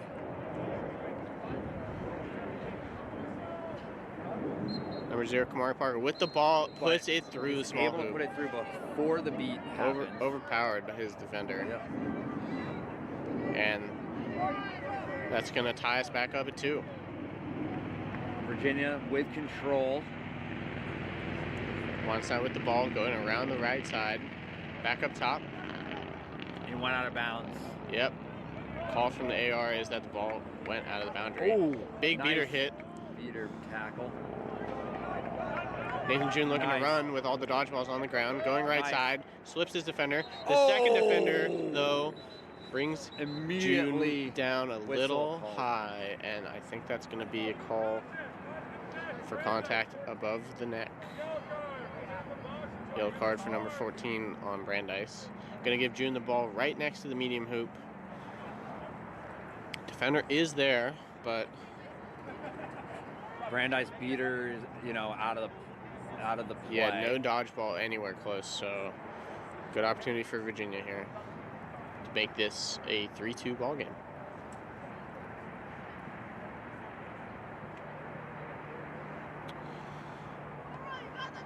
Just a bit more stoppage here to allocate the dodgeball properly. Virginia beater getting to the boundary. Nathan June going to look to put his team up, and he does. All right, so now Brandeis player back in play as a result of that good goal. Virginia still with control.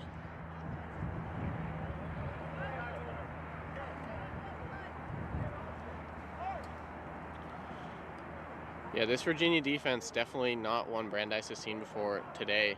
That 1-2-1, that high chaser I've said before on broadcast, very unafraid of beaters. So they will certainly that shot sails. put some defensive pressure. That shot might have been a good field goal, but not a good quad ball goal. I think play stop just to get the ball back. Yep. Not sure if wind had an effect on that one, but it was certainly a bit high.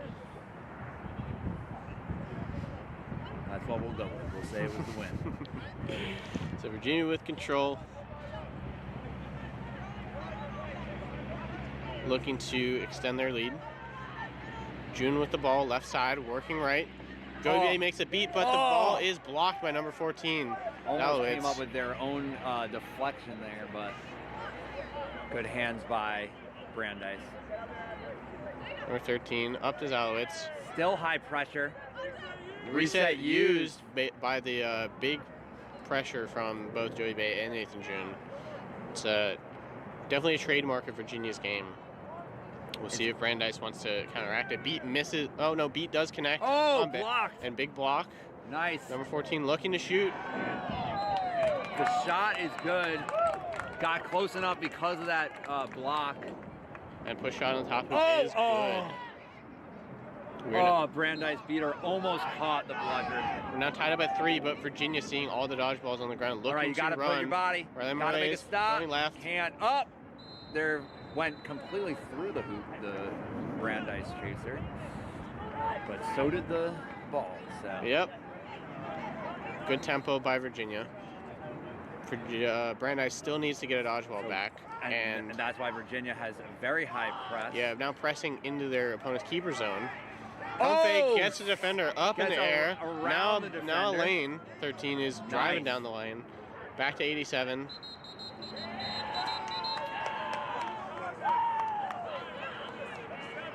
And an immediate call on Nathan June for contact on behind on number 87 of Brandeis. So they will get the ball back.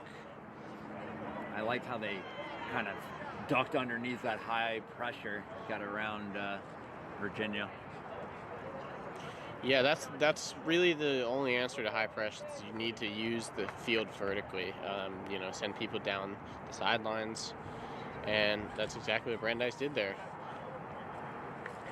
Gonna get control to Brandeis, and 87 with the ball. They're gonna look to convert off this power play.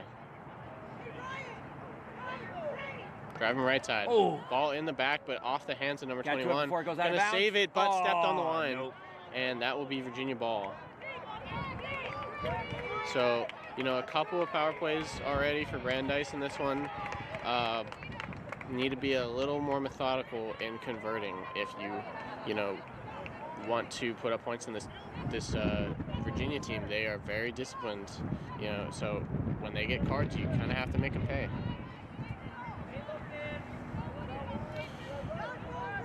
Reyes with the ball.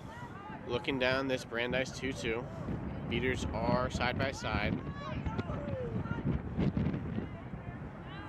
Still down a chaser, but look for the lob threat of Tristan Snyder looming behind the hoops. Stalling warning is made. Moraes rips a shot, bounces off of through the hoop. Bounces off of 2 Brandeis defenders, I believe, and then through the hoop. So that's unfortunate. Great rip by Moraes, but definitely a bit fortunate to get the goal out of that one. Score is 52-30 Virginia early in this one. All right, so let's see if Brandeis can answer. They do have control. They're beating the high, pressure defenders out. Big and we have a block, by Schwartz. another block. But a little rush, and June is going to pick the ball up behind the hoops.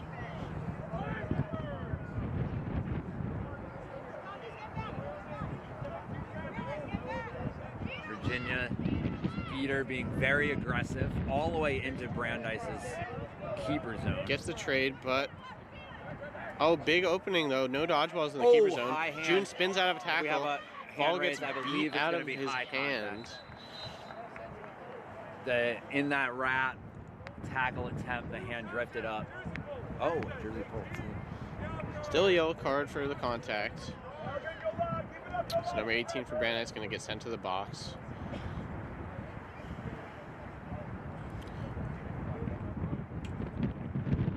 dodgeballs in the play for Brandeis, and June is going to get walked up to the spot of the foul.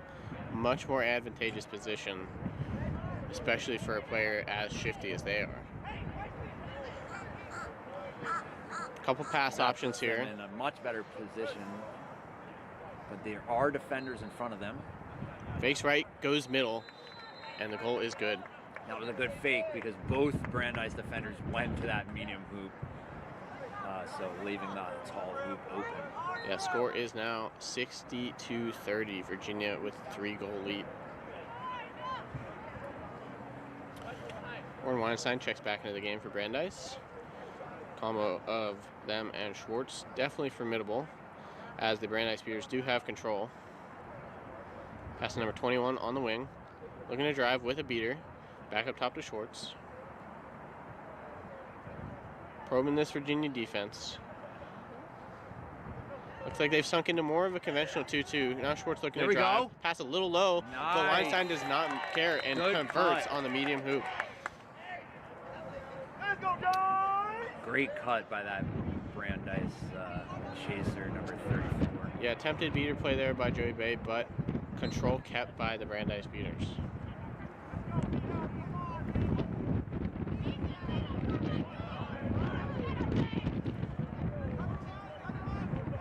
Brandeis beater trying to keep their feet moving.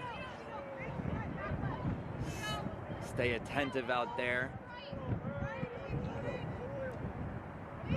Ball being passed around, now right side to June. Beater meeting. Back up top to Reyes. Looking to drive, Looks like floated up Virginia top to may Schneider. have just gotten control back and scored. So that was a really good offensive possession for Virginia. Exactly what they wanted. Yeah, very patient by their drivers and a good pass to the lob target in the back. Score is 70-40, preserving that 3-goal lead.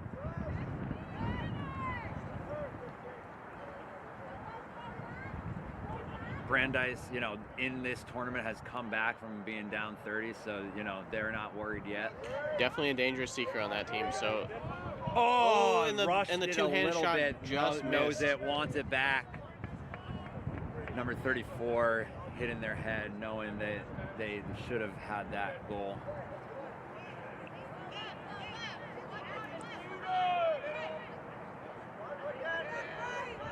June with the ball, over to Moraes. Oh, Back to June. Joey Bay looking to open up the side. nice loop. wrap on the beater, but can't take Virginia's beater down. 1-2 game of Oh, Reyes was and able June. to tack back in and block that It's shot. a little impatient, but June is able to recover the rebound. Now driving left into a beater. Play is stopped.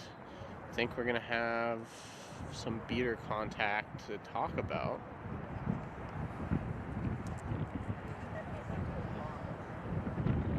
I think that was Zalowitz on Brandeis. Got beat, tagged back in, still had time to deflect that shot. Yeah, great hustle by them. They've been integral in this Brandeis defense so far.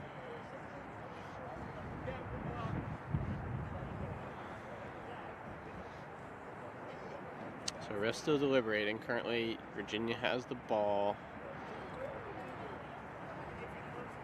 And the Brandeis dodgeball in the zone was wrapped up. But if a call is made, we'll be sending Joey Bay back to the box. And Brandeis will have a dodgeball in the play.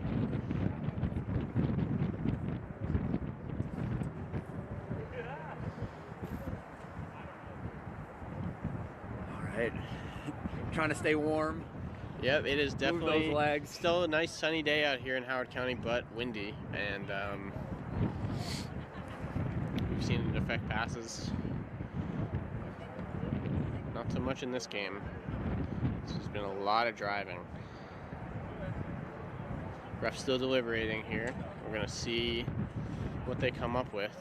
Players, headed back to their brooms, wishing that play restarts.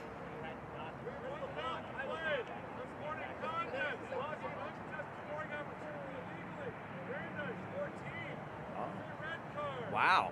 Ooh. maybe they didn't dismount correctly. So in the unsporting previous play. conduct for Zalwitz of Brandeis is going to be a red card.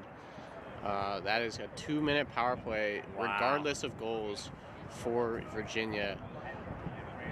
Real gut punch if you're a Brandeis fan, as that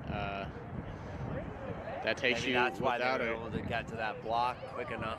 Yeah, and then not super sure on what was said or what rule was broken to make it the red card, but our refs, I'm sure, will decipher all the information and come up with the correct call here.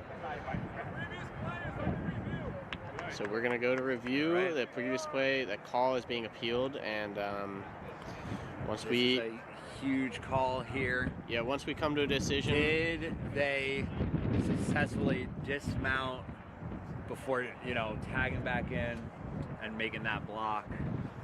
Yeah, either way, you're going to have huge ramifications for both teams. And once we come up with a decision here, the refs are going to look at it. We will be right back.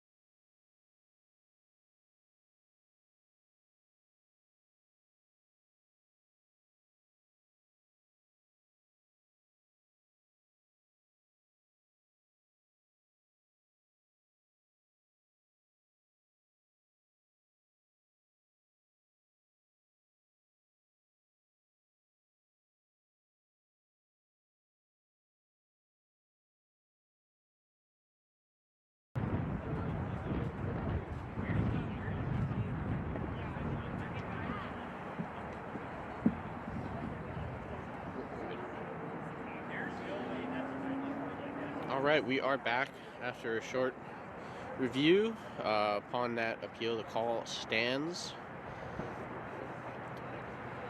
Wow. So we're going to have a Brandeis chaser in the box for 2 minutes, regardless of any goals. Going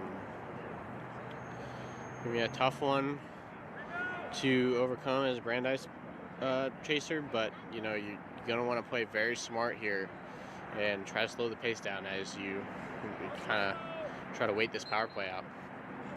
Pass by June, goes up to Schneider, misses, spin move. Hands. And looks like it was blocked through the hoop, but the recovery is good. All right. Always important to hustle. It was a red card. The sub does not come in as a result of that good goal. You're going to have to wait those full 2 minutes. So Brandeis definitely going to want to take this slow. Score has grown to, I believe, 80-40. So Virginia now with an out-of-range lead. Brandeis, though, with control. Schwartz and Weinstein on the far side, guarded by a beater. Weinstein with the ball in the back. Driving right. Shooting top, and Schwartz with the pass just off his hands.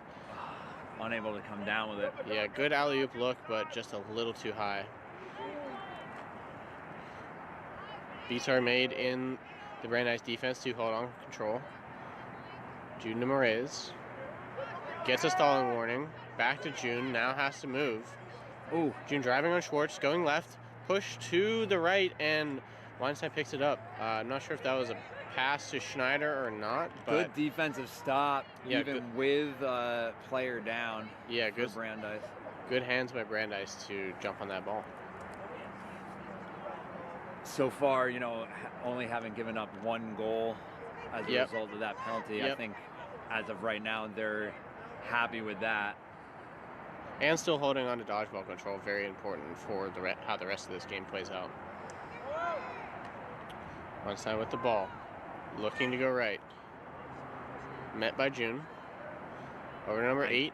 Moraes strips the ball though from behind, and that They're about to be at full strength. is going to be Brandeis. a stop for Virginia. Now the players coming out of the box, tagging back in. Brandeis back at full strength. Penalty killed. Schneider to June. Back to Moraes. Oh! Ribs a pass, and it bounces off of the side medium hoop and in. That was Redirected slightly by the other player. I think they just kind of sort of pushed it through the hoop. Yeah, regardless of the intention, the result is a good goal for Virginia. Going to go up 9-4, stretching their lead to 5 goals in this one. Oh, Pump fake caught gets the defender in the air. Yep. Watch time with the kick back up top to Schwartz. Now driving. Oh. Feet misses, and the shot misses as Get it well. before it goes out of bounds. Oh. One going to keep the ball in, but Virginia chaser there just to recover it. So some close looks for Brandeis in that offense, but not able to convert. I would really like to see the Brandeis Beaters, with their control, use it on offense. Gonna need to get some goals to get back in this one. But it looks like Joey Bay is making a play behind the hoops for control. Oh, Pass nice over to ball June, movement. and that is a good goal. The ball can get to the position faster with a pass than Brandeis' defense can shift. Wide open goal on the medium hoop. And this lead is now 100 Virginia to 40 Brandeis. They're just looking a little let down after the last couple goals. They're going to see if they can, mentally recover and start to make their offense a little bit more efficient. Now working without control, though. It's hard to put, a straight red card out of your mind, but that's what Brandeis is going to have to. It looks like we are about to the 20-minute mark. This is going to be the last possession, and that is so unfortunate. Pass bobbled right as the countdown got to 0. Going to be a Virginia ball at the start of the flag runner period. So, we're at the score of 10-4. Set score is going to be 16 goals, and we've had a slow start and now an exciting second half to this first period. Yeah, so Brandeis looking to use this intermission to regroup, get their heads back in it after that devastating call there. Yeah, really, didn't go too badly for him. You have a player down for 2 minutes and you only give up 1 goal. I think most teams would take that. Still, though, they have a mountain to climb. It is not impossible. I have seen teams this very weekend bring it all the way back from deficits like this, and especially with the caliber of seekers they have on their roster, I think they're more than equipped to do it. But it's not going to be easy. Our flag runner, I believe, is still Matthew Cooper, who has been giving seekers fits this whole weekend. Don't think he'll be doing as much dancing, though, in this one, an important finals matchup. Yeah, so Brandeis, is going to be looking to catch that flag quickly. You have an important decision to make, though, because Virginia proving to be very deadly in the 4v4 game. So, Brandeis may really want to keep their beaters in that side of the field on defense to slow anybody up. It looks like we're going to have Christian Barnes, the flag runner here. Another very formidable flag runner. Not going to make it easy for these seekers by any means. So we will see what teams decide to do here at the start of this flag runner period. Believe control lies with Virginia, and they have the ball. So going to be a tough start to the period for Brandeis. I believe we have Rowan on Brandeis starting seeking. Very high caliber seeker. I think has gotten at least a pull already this weekend. So we'll see if they can, you know, Do so again. get some quick hands here. You know, definitely would boost the team morale.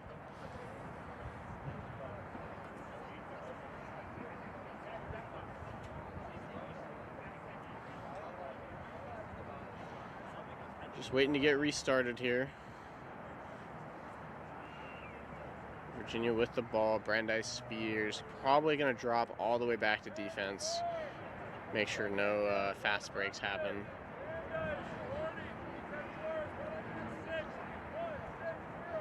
So again, we're 100-40. Virginia 6 goals in the lead. The set score is 160.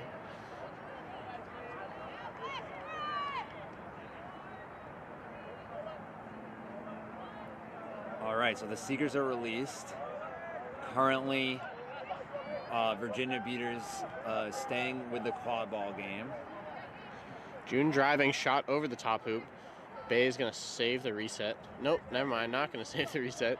Just going to watch it cross. So Brandeis going for the flag runner right now. Yeah, Virginia kind of not too concerned about the seeking game. Just gonna try to open up the Quadball game. Some defensive Kamari seeking. Parker driving and dunking on the top hoop. The rookie wearing number 0 making their presence felt in this 4v4 game.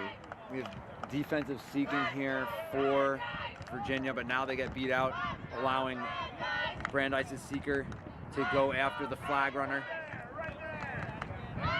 Christian still evading being caught. 18 over to 87, back to 18.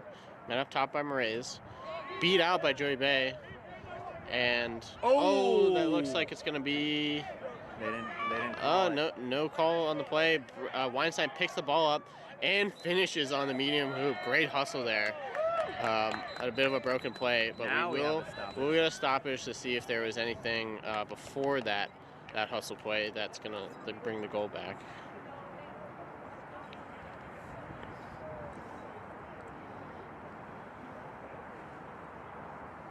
Both these teams playing very hard to the whistle.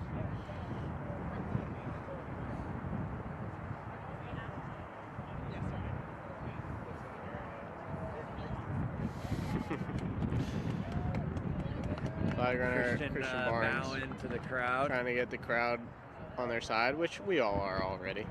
Goal is going to be good. No call on the play. So one back for Brandeis. Both teams scored once so far. Score is 110-50. Now the Beaters are by the flag runner. They elect to go off and enter the Quadball game. We have Moraes to June. Seeker grappling. Back to Moraes. With Christian. Over to Reinhardt. Hasn't been able.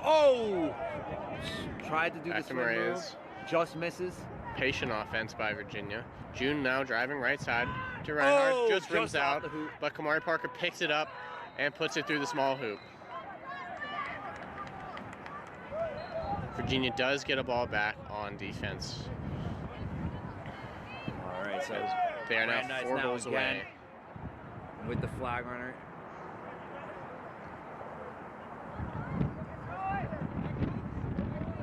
Weinstein gets the floaty pass, now floats it into the middle to 18 and takes the contact and finishes on the medium hoop. So both teams still fighting for it. Both teams trading goals. Virginia happy with just trading goals since they're in the lead. Yep. Score is 122-60. June with the ball. Backside to Parker. Guarded by 87. Back to June in the wing. Back up top to Reinhardt. Very patient play from Virginia. Beater's going to make an exchange. Moraes back to Reinhardt. Now driving. Pulls up. Ball to June. A call is made, and the defense lost Moraes on the cut to the medium hoop. Goal would be good, but ARs are pointing towards Virginia's side for the delayed penalty. We'll see what it ends up being. I certainly didn't see anything in the Quadball game. I'm not sure if you had any idea. I was watching the flag runner. Yeah, so by deduction, we'll assume there's a beater foul. But we're just people behind the camera. We don't, you know, these refs are really good at what they do. So we'll take their word for it.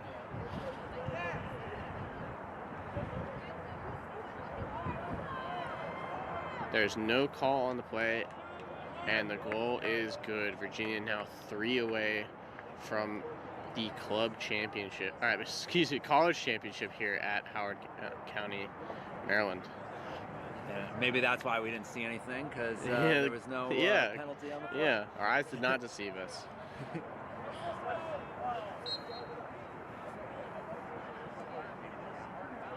All right, so Brandeis's seeker electing to only go after the flag runner when they're on offense, and the other seeker is able to be tapped out by their beaters. 18 beat out, and I think a player tapped the ball after they were beat, so gonna be turned over to Virginia.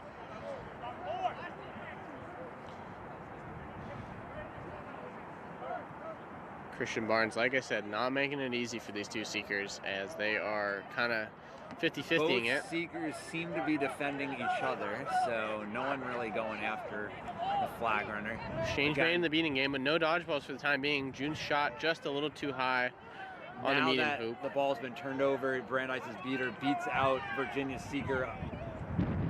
Brandeis going for the flag runner again now that they have some alone time. Still haven't been able to make a play. Oh! Fingertips.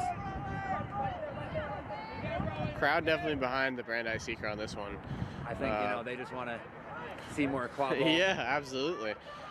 Don't blame them. This is an exciting game between two very talented young teams. Schwartz with the ball. Top right. Guarded by June. Heavy. Oh! Ball out, but the beat misses. Cross to Einstein, and play is stopped. Let's go, Jacob! I believe! Maybe they're saying play after the... Yep. Going to be a blue card for playing after beat on chaser number 8.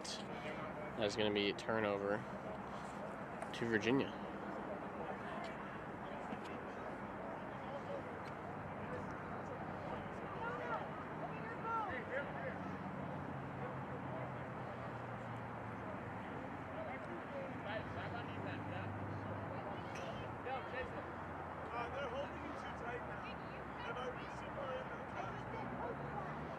So, one ball in the field of play. Brandeis does have control, but Virginia going to make some beats. Oh, all the dodgeballs on the ground. Yep, Now picked looking up to by make a Brandeis. break. Made the beat before that kick. And June drives in on the no dodgeballs through the top hoop, putting his team within 2. All right, here we go. Brandeis with the opportunity to catch the flag runner. Let's see. We have a seeker sub. Some new seeker in for Brandeis. Oh!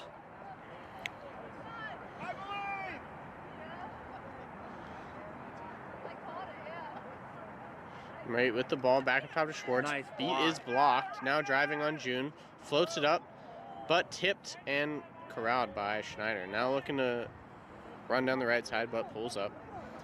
Pass to June. Both beaters back for Brandeis. Floats it middle to Schneider. June is beat out. Stalling warning is made. Pass to Moraes.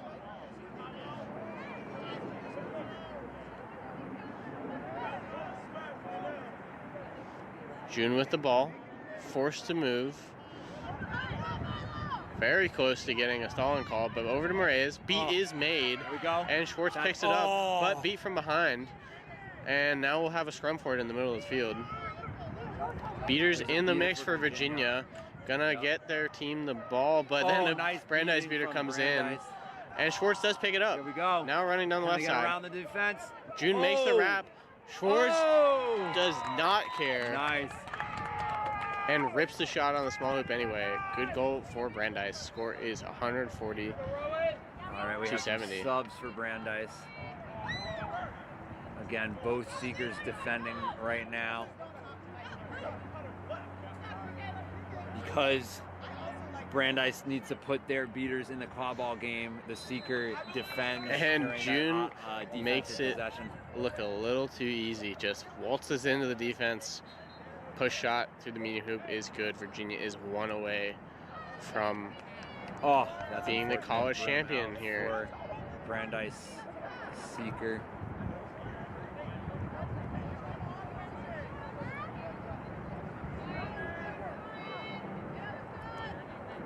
Brandeis beating out the Virginia seeker. Schwartz directing traffic.